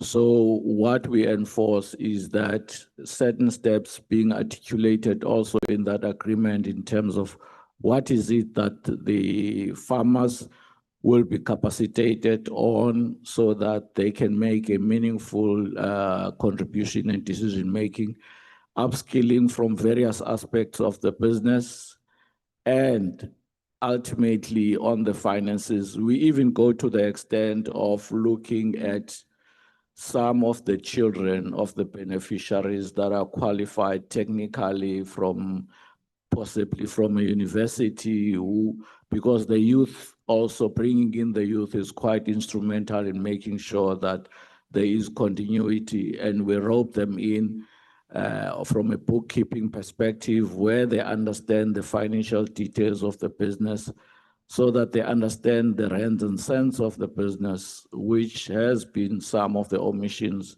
in previous schemes. If you can move to the next slide.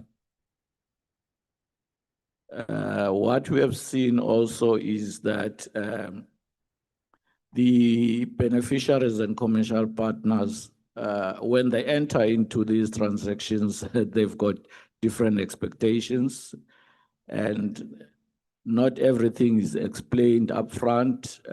There's social issues that are quite important to deal with, so that each and every beneficiary has an understanding of what their role is, and also how is the beneficiation in terms of dividends flowing through, and what should be the expectations. And this should be upfront because the forecasts in terms of cash flows are there, and they sort of give an indication as to how things will look like, when is the upside for them to start benefiting. If we can move to the next slide. And some of these entities, largely, what we see on the ground is that you find distressed commercial businesses wanting to use capital from grants to actually restart their businesses. And those are some of the things that we have to look at. Governance is quite key, and it was also mentioned in the previous presentations. I think the challenge is poor governance, limited or no participation by the beneficiaries who are the intended shareholders. And it's not understandable how one would be a shareholder and not participate in a shareholders meeting, whether it's in the form of representativity, but that is quite key in terms of making sure that that governance component is covered. If you can move to the next slide. I think this slide talks to observations, how it works in terms of what was already presented. I won't cover this slide. If you can move to the next slide. I think the unintended consequences that we observed is that it translates into a lack of meaningful participation of the beneficiaries if the actual governance is not put in place, misalignment in terms of the objectives of both partners that are coming into the joint venture. And ultimately, the financial sustainability is compromised. If you can move to the next slide.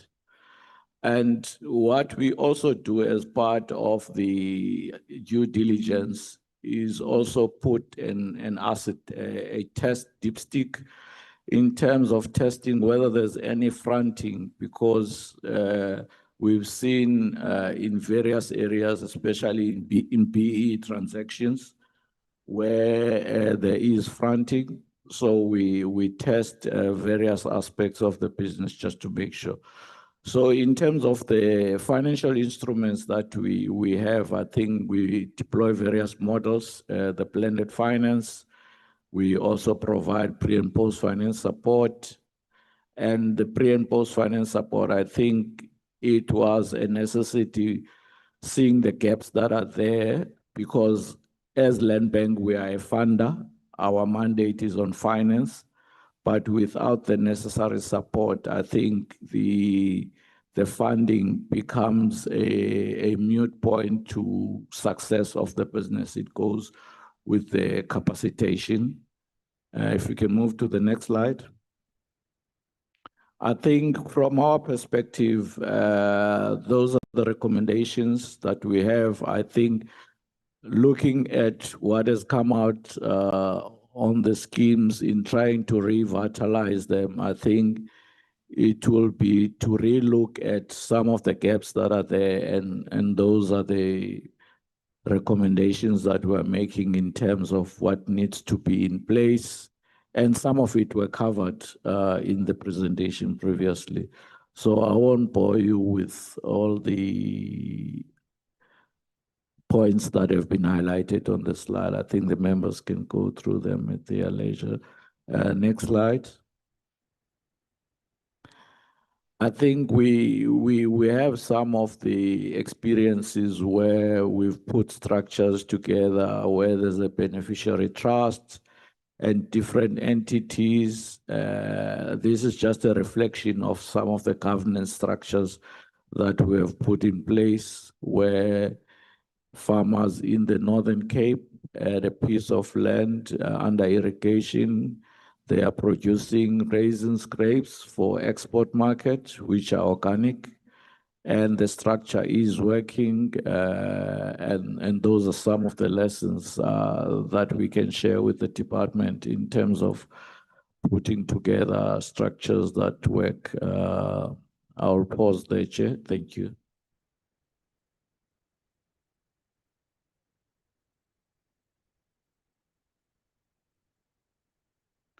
Thank you for the presentation. Honorable members, Can I please take down? Okay. Dr. Matlatsa.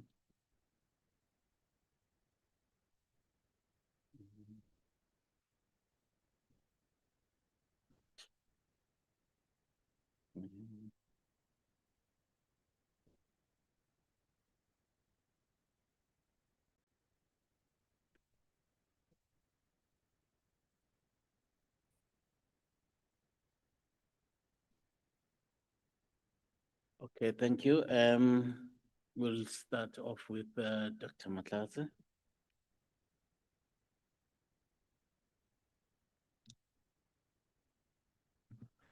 Thank you very much, Chairperson. Now, Chairperson, the presentation does not diligently distinguish ownership from control. The presentation itself acknowledged that equity ownership is not always translate to meaningful participation. It also identifies fronting where beneficiaries possess shares on paper but have little in control. And that raises a serious question about the definition of empowerment. Now, a worker may possess 20% of shares, but does not have a board representation, no access to financial statement, no control over dividends, no influence on procurement, no control over strategic decisions, and no influence over commercial partners. That is ownership in legal sense, but potentially not substantive economic ownership. Now, my question is, does the land bank regard shareholding alone as a sufficient evidence of transformation, or does it apply substantive tests based on economic benefit, voting power, management participation, dividends, asset appreciation, and ultimate control? I also want to, I don't know if members of the department are still here. I wanted to ask about the issue of, I don't know how I pronounce it, MOWZER, M-O-W-Z-E-R, MOWZER. Am I pronouncing it right? Okay, with regard to MOWZER farms, reportedly repossessed by Land Bank and currently under liquidation. And in light of concern raised by farm workers and farm dwellers regarding the possible sale of the farms to establish commercial farming interest,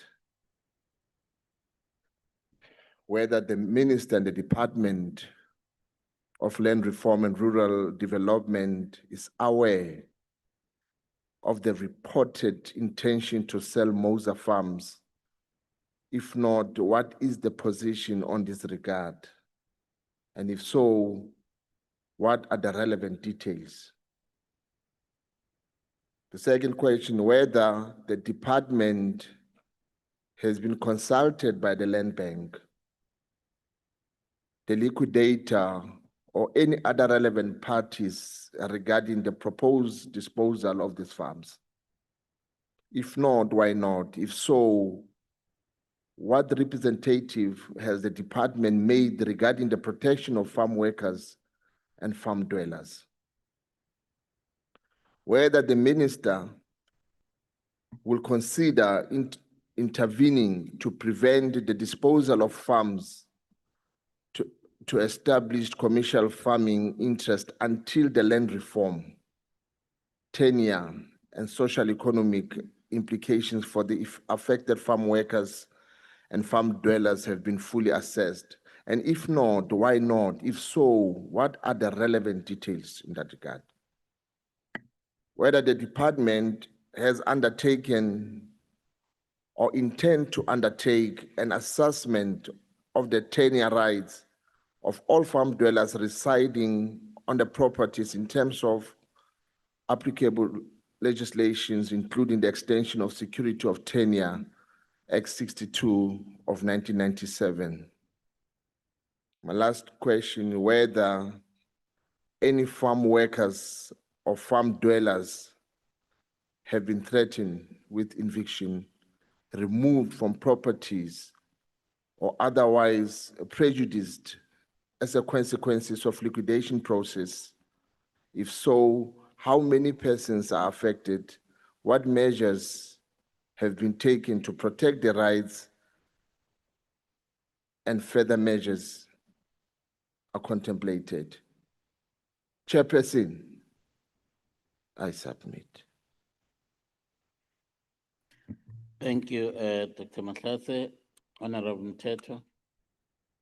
Thank you, Chair. These ones, I would request the Land Bank to at least one after raising them to offer an undertaking to meet with the owners of these projects, because I think there is need for intervention. Probably you are talking in cross purpose, and somebody to at least come in the middle and raise their matter. The issue of Ushama trading from KwaZulu-Natal, I did raise it before about him, but this is the crux of the matter. The parents who were pensioners, they used their pension to stand surety for the loan that was actually issued. But the stress that they suffered led to them to be diseased, especially one of the pensioners. So you are now left with the son. The son who needs to shoulder the weighty responsibility to ensure that the farm proceeds. But this is where the details he gives me, one of them is that the farm was approved for 29 million, 25 was dispersed, the remainder 4 million is not, was not given to him. That's one. But two, you are moving, there's a letter coming from Umam Changas saying she's continuing with liquidating the farm. But what is coming, which is disturbing, is that here is Land Bank liquidating a young, black, emerging farmer. And you're treating him as if he's not previously disadvantaged. But what is disturbing is that the intention is to return back the farm to the previous owner who pocketed the money that was actually paid for him to enter the farm. So that, to me, it says there is a game that is being played here. If you can't listen to this young man, but you are willing to entertain the former white owner who was occupying the farm to the point of returning him back, which means your systems are actually prone to do in blacks so as to sustain whites. And this is where it's bad. And we suppose by now, Land Bank to be more listening, attentive to blacks as opposed to white, but we are more listening to whites than blacks. Number two, Soranang Farm in Northern Cape is a hydroponic farm.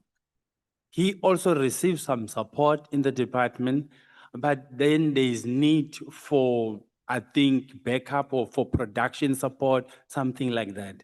He's been engaging the department at national level to no avail.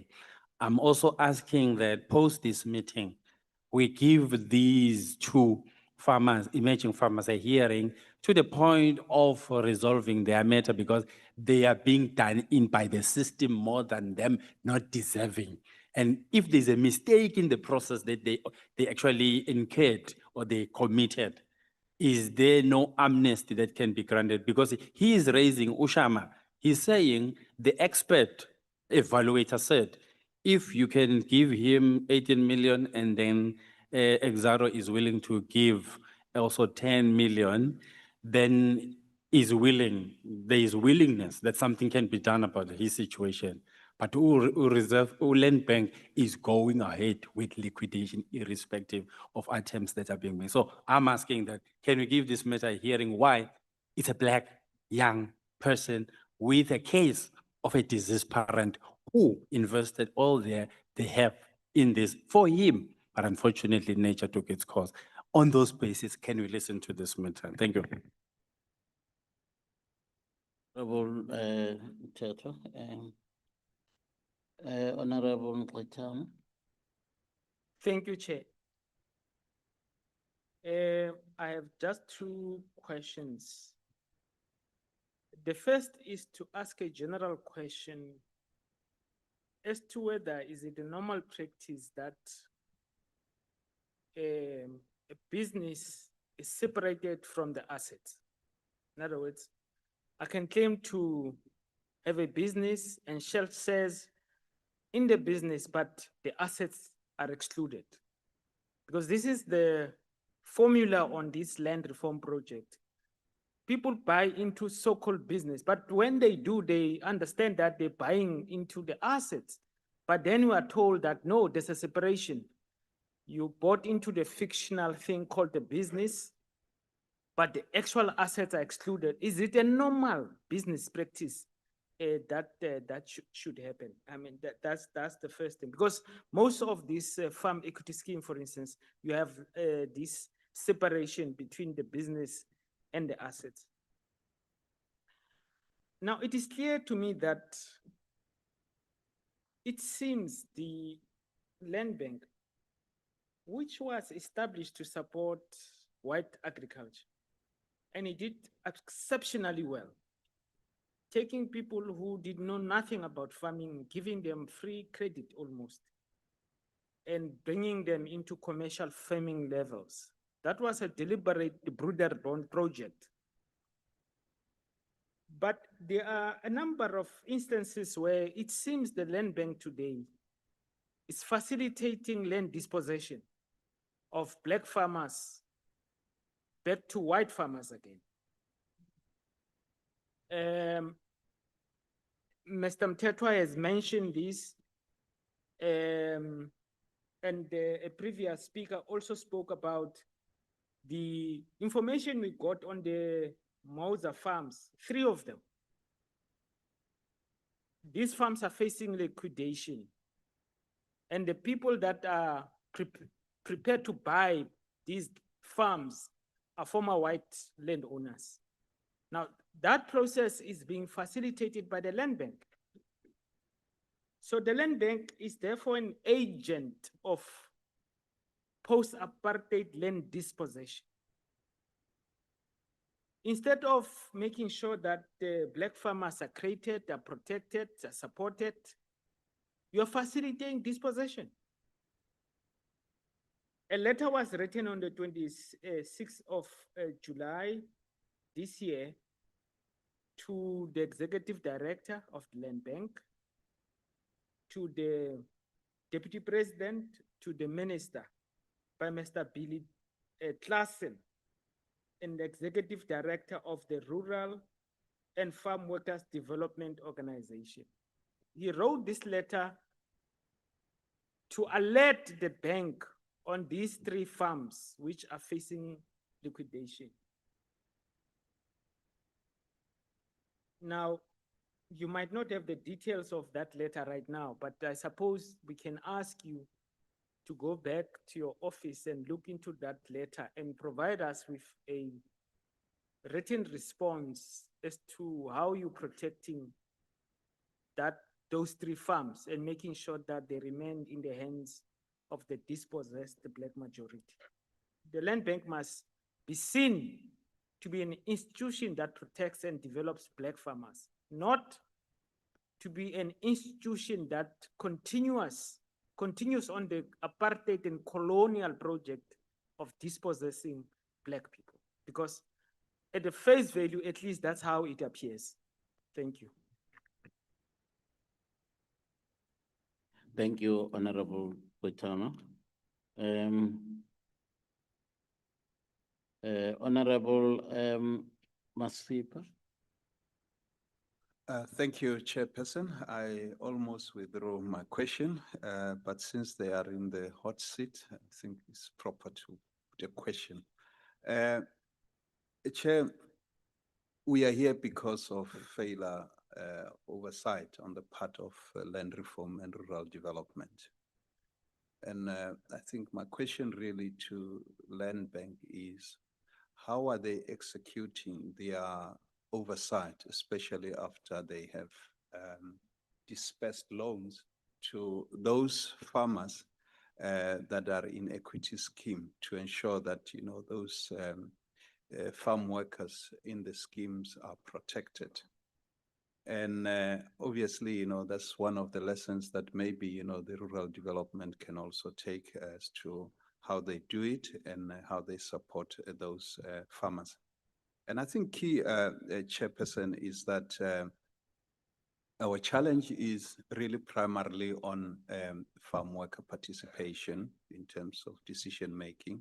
And again, also, ensuring that, whatever facility that Land Bank provides to those farmers, the farm workers are aware of, and what are the mechanisms that are there to ensure that these farm workers, when lending is taking place between themselves. And obviously, I think also with the commercial banks, maybe they can also, contribute in terms of what is their mechanism, what do they have, what are the safeguards that they have got there in place to ensure that, the farm workers are protected.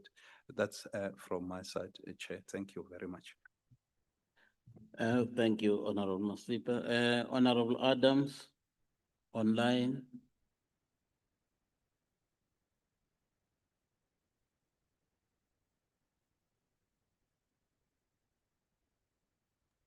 Thank you, Chairperson. Chairperson, I've got the following questions. Can you hear me? Am I clear? Yes, we can hear you. Thank you, Chairperson. Beneficiary control versus ownership. The Land Bank acknowledged that beneficiaries may hold shares on paper while having little or no real control. What specific mechanism does the Land Bank use to verify the beneficiary ownership, translated into actual voting powers, access to financial information, and participation in strategic decisions? And failure of existing scheme, Chair.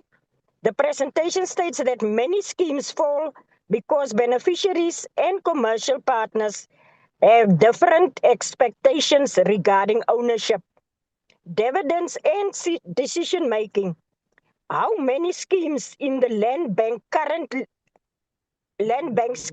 portfolio are performing successfully? How many are distressed and failing? And what is the total financial exposure of the bank to distress schemes? And my last one, skills transfer with measurable targets. The presentation emphasizes technical, financial, business and marketing and risk management skills transfer. Will the Land Bank make measurable skills transfer plans compulsory in every equity scheme with timelines and consequences where commercial partners fail to transfer skills? I thank you. Thank you, honorable members. Over to the Land Bank for responses. Thank you so much, Honorable Chair, and to the honorable members for the questions. We'll do our best to answer the questions that were raised. And do note that some of the questions were directed at the department. So we'll leave those to the department. Starting with the first set of questions, I think the presentation that we presented was attempting to highlight what we see in the market in terms of attempts being made by commercial farmers and Black farmers in forging partnerships. What we've reflected there are some of the weaknesses that we observe. It's not to say these are practices that we support, but we want to demonstrate that there are still these tendencies out there in the market that we need to be very aware of, and we're able to pick this up during our due diligence processes. As Land Bank, our key instrument in progressing transformation and development has been the Blended Finance Program. And for that program, we only support acquisitions that result in majority ownership in a business or land asset. So by definition, the beneficiary being supported will have decision-making powers, will have control and exposure into the underlying assets of the business. I did indicate that the farm equity schemes as presented earlier are not one that we have been part of, and certainly it's not the reflection of how our blended finance scheme works.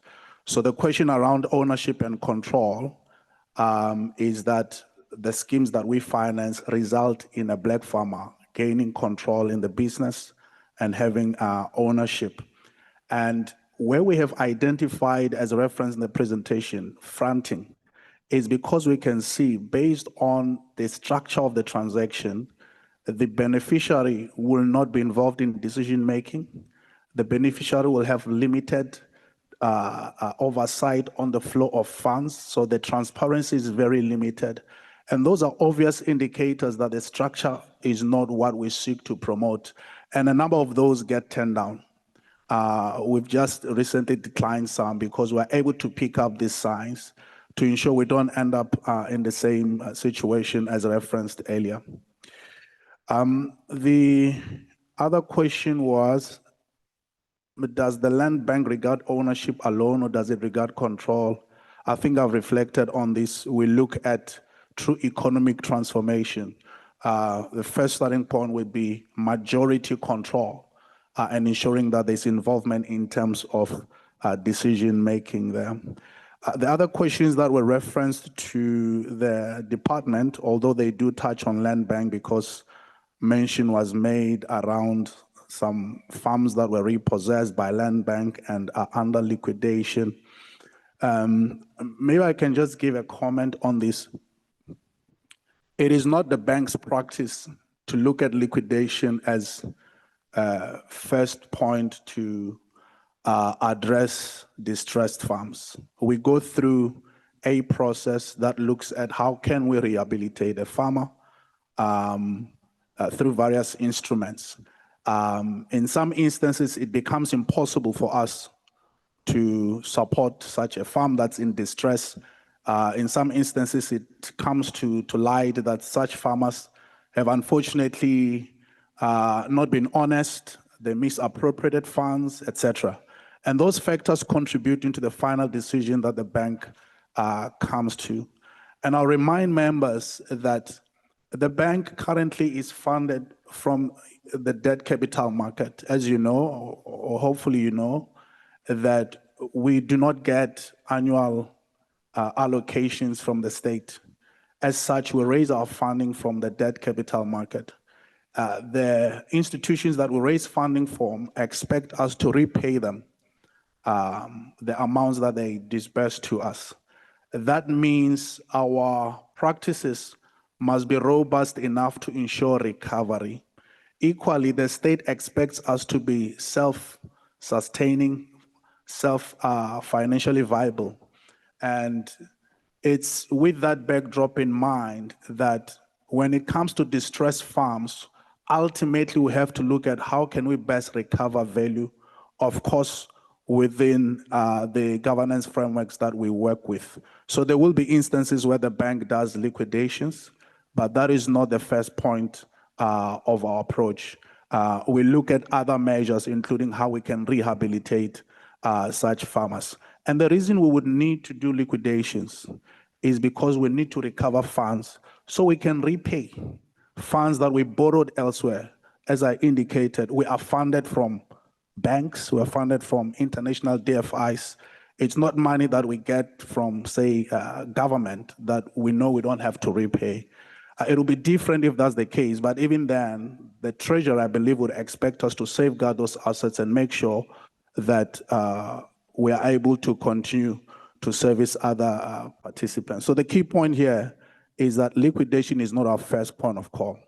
We only reach that stage after having exhausted a number of actions. If you look across ourselves and the commercial banks, you will see that the timeline to get to liquidation is far longer for land bank than for other banks because we know we're a developmental bank and we need to exhaust all options for recovery. The second set of questions from Honorable Mtetwa, I think these were directed at specific clients, Shama Trucks, and I do recall in our previous appearance at the Portfolio Committee, Honorable Mtetwa raised the same point. And I didn't want to get into the details of this specific client because some of the matters are private in nature. Suffice to say that we were not pleased with how some of the funds were used. They were not used as intended. And we've gone through a long process with the client. We've had multiple meetings with him. He's come to the office on multiple occasions, including with the previous. Excuse me. I would request that we don't venture deep into that because it's a private matter and I don't think we need to hear those details. Thank you so much, Honorable Chair. So I'll conclude at that we've had multiple meetings and we're happy to, engage with Shama Trucks in that regard. The second farm reference, Twaranang, indicating that support was given and they've been engaging the department to no avail. We would need to get details on this to understand what is happening. And then on the third set of questions, is it practice to separate assets from the business? No, it shouldn't be. If you acquire a share in a business, it's because that business holds value. And part of the value of the business is the assets that are in that business. So our due diligence would identify this as a gap if it's happening, that there is possibly something wrong with this structure or this transaction and should not be supported. Land Bank today is facilitating land dispossession to white farmers, whereas the old Land Bank assisted white farmers. Land Bank is an agent of old apartheid land dispossession. I would respectfully disagree, Honorable Member. And I think you making this point is in reference to the fact that there are instances where the bank needs to end up liquidating some clients or transferring assets out of black hands, and we hope it ends up in black hands. If you look at, again, why we need to get to a point where we sell off farms or liquidate farms is because we need to be self-sustaining. We must return money we borrowed elsewhere that our funders expect us to. And if we don't do that, we end up in default because there are covenants that we must comply with. Such covenants, if not complied with, will result in such a funder saying, Land Bank, you have not met this requirement. Your NPL ratio is higher than I have given you leeway to be within, and hence you are now in default. So we are forced by the framework of our funding structure to take certain steps. But as I referenced, liquidation is a last resort. You can speak to a number of farmers that have found themselves in that unfortunate circumstance. There has been a long process of trying to get them across the line. And in some instances, for us to avoid that, we would need state support. As an example, if the Department of Land Reform comes into play to say, we would want to acquire this farm so that it doesn't end up leaving the hands of this farmer. And that is a proposal we've made. We recently met with the Department of Land Reform last week, actually, in terms of forging partnerships with them. It's a proposal we made to say, we have a set of distressed farms that would require some intervention. There's alignment in terms of the department progressing land reform and would need to recover some funds. These are farms that the department can acquire from us. It meets their land reform objective. At the same time, it meets the land bank's objectives. So these are options that we are discussing with them. It's still early stage, but certainly to say that the bank is progressing the apartheid regime, it's not a true reflection of the fundamental systematic issues that we are faced with. The old Land Bank was funded by the state. Majority of its funding came from the state. They were able to support white farmers given that funding construct. Currently, Land Bank is mainly funded from the debt capital markets. There are certain decisions we cannot take because they would be in breach of our lending agreements. And that is the key differentiation between the current Land Bank and the old Land Bank. So I think that context is very key. And then the letter from Mr. Billy Clausen, I think, again, here, this is something we would need to get into. I'm not aware of the letter. I'll need to check with our team if we've received such a letter and what the contents thereof are and how we need to respond. The third set of questions, or fourth, how is Land Bank executing oversight after loan disbursements to farmers to ensure that they are protected? So we have a post-monitoring team that looks at farms that we have financed, whose responsibility is to ensure that post-disbursement, certain conditions that were laid out as part of the funding are being fulfilled. That's part of the control mechanism that we put in place to ensure that the intended consequence of the transaction are manifested and realized. And that would include also in terms of the jobs being supported, the crop being healthy, the mentoring being in place as envisaged at the onset of the transaction. So there's a capability that we rely on to help us achieve this objective.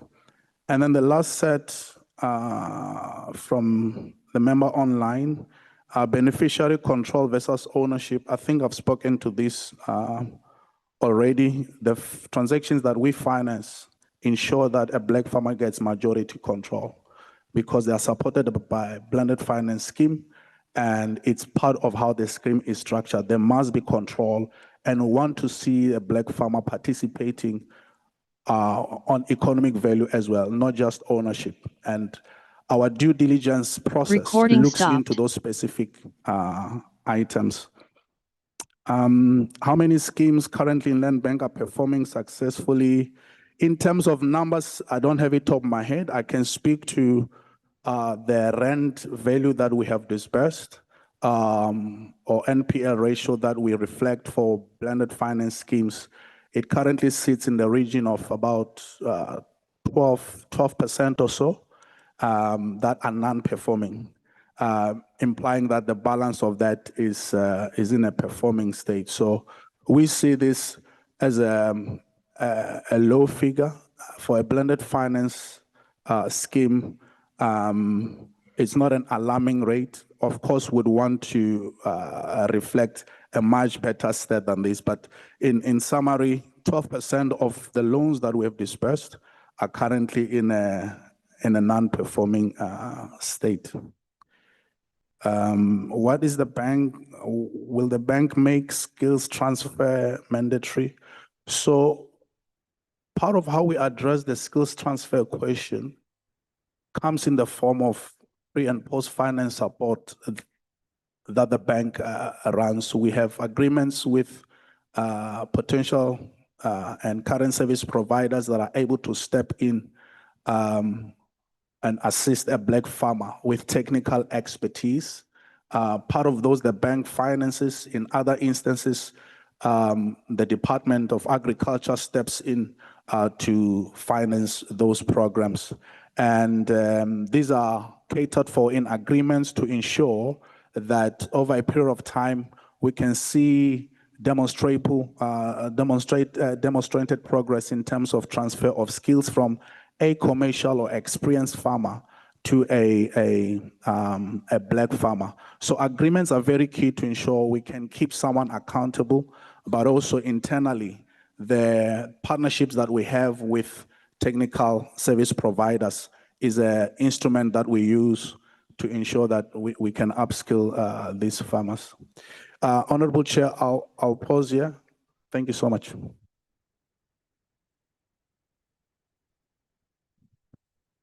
Well, thank you, Dr. Matlaza. No, thank you very much, Chairperson. I just want to check something. In terms of your stats, how many white farmers have you liquidated? And you also mind telling us about your funders? Who are your funders? Is this something that is open? Through you, Honorable Chair. Thank you so much. We can get you the exact stats, but I can tell you a number of the farmers that are currently under liquidation are also white farmers. And some of them were not very happy with how they've structured things in the past. And I think, yeah, maybe let's leave it there for now. There are a number of white farmers that we are liquidating. Of course, we do it within the approved governance framework. So that's very, very important. We don't just run to liquidate. We have to ensure that the agreements are intact. They allow us to achieve that. Remind me the second question. So the stats will need to give you the exact stats. The second question?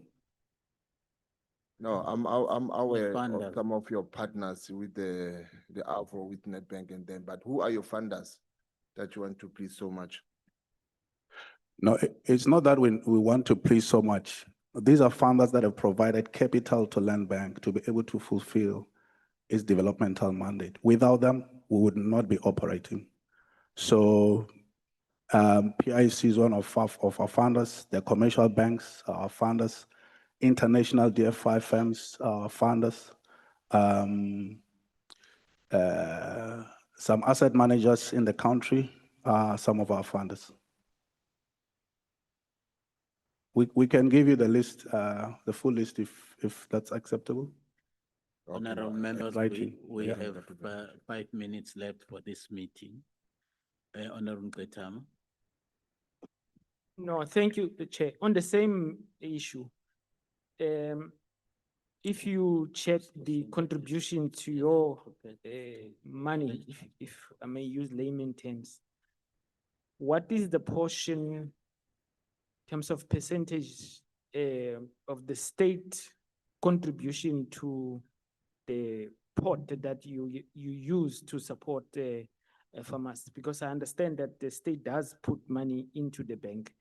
How much in terms of your overall, kitty, would you say is the state contribution? Through you, Honorable Chair. The state does not give us annual allocations. The contributions that have come from the state was post the default to enable the bank to get up on its feet.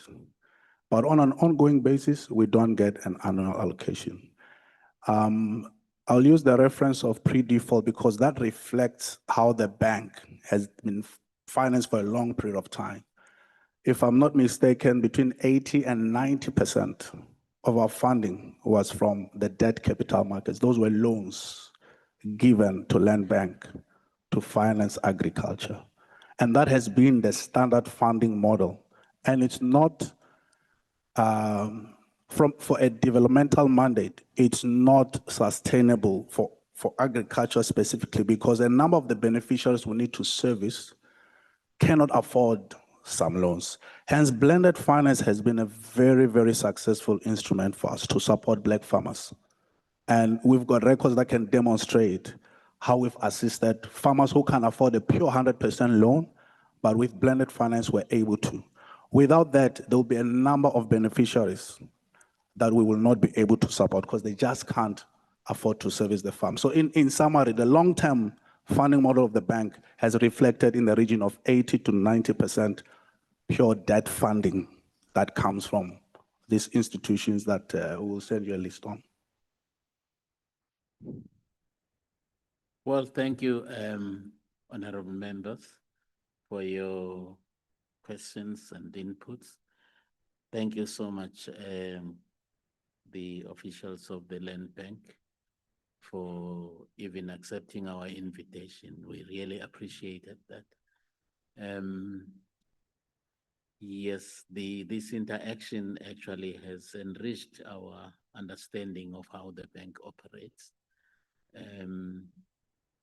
So there might be a need for further engagement in future, because we hopefully are also in the same, drive to get our people to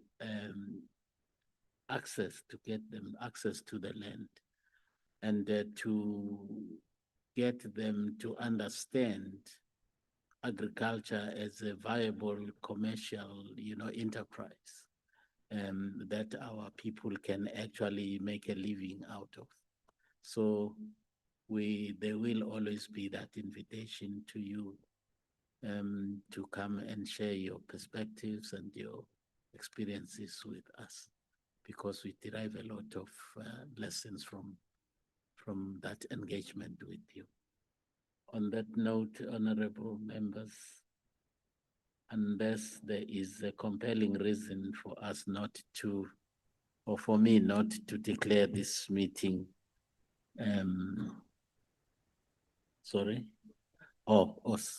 Sorry, thank you. Yeah, the problem is that we have no lunch, I'm sure that, Dr. Matlase. No, thank you, Chairperson. I think we should arrange a meeting. I think we must invite Land Bank so that we have time with them, because this is a continuation of 1992 private sector infiltration. Because this thing, we can tell that it's not for us. No, we are here for our people. No one else. So I think we must invite them so that we can understand this thing, and then they can come prepared and tell us about this international funders, so that when we fight this thing, we know who are we fighting. Because it's not going to happen that on that last scene, now they have to lose their farms and it's taken by the land bank. They must also indicate, even if they're not getting it annually, how much does the state give them to pick them up? So that we understand clearly what are we dealing with here, whether we need this land bank, or we create our own government land bank that will be funded by the state so that they can improve the lives of our people and our farmers. It can't be. And in terms of development, they must also tell us how many black youth they've developed, they've introduced to farming.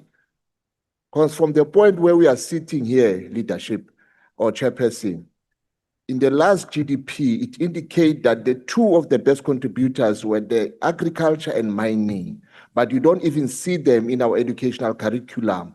How are they contributing into our educational system? This land bank in terms of transformation. What they've created is competition between black farmers and commercial white farmers, and the winner is always going to be the white farmers. Chairperson, I submit. Well, thank you, Honorable. Chairperson, I want to second the proposal that we have a further engagement with the land bank. Thank you. Okay, thank you so much. But that has prompted Honorable Mkhaga to want to say something. Ndavuka. And Jamayeza. I'm awake now. No, Chair, I think the latter proposal is covering me if the intention is to further engage on the matter. We've got serious problem, challenges like our CPAs who are abused by white farmers because our people can't handle monies. The plethora of these projects where we can forge partnerships and ensure that but it has to be done when we're clear about their mandate. And well, now I thought that government is funding this land bank. But if government is not funding, then I'm in a dilemma now, because I thought that really government has got a stake in land bank, so that it does not complicate ourselves when we want to forge partnership of that nature. But surely having further engagements will clarify many questions around this. But we do have a responsibility also to assist the land bank to fundamentally play a role in our society, a visible role in terms of ensuring that our people benefit out of their programs. Succinctly,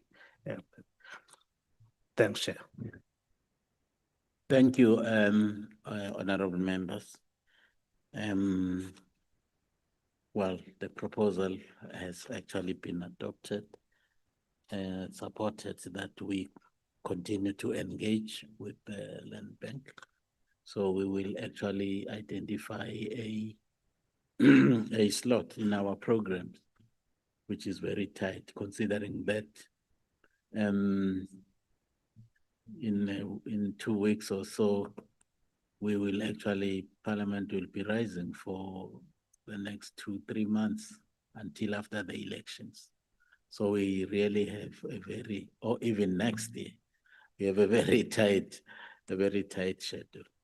Thank you so much, Land Bank, for coming. We're sorry that we, as parliamentarians, we have starved you. We don't even have lunch ourselves, but as a bank, we were hoping that we could be.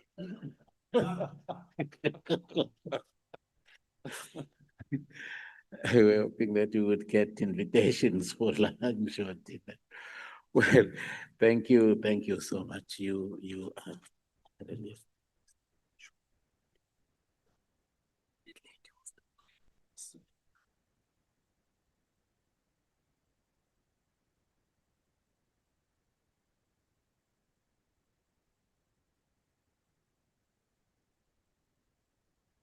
Have the minutes to adopt the minutes of the previous meeting, which was held on the 5th of August, which was last week. I hope that the copies of those minutes have actually were circulated. Is there any proposal for the adoption of the minutes? Honorable Nana? Chair, I move for the adoption of the minutes. There is a motion to adopt the minutes. Any seconder?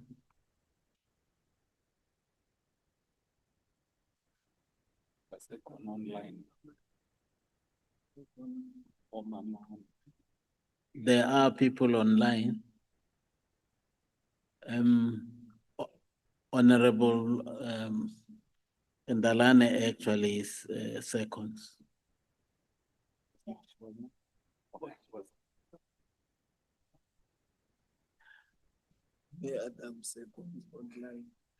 And Honorable Adams actually seconds online. With that, the meeting is adjourned, honorable members. Thank you for your patience.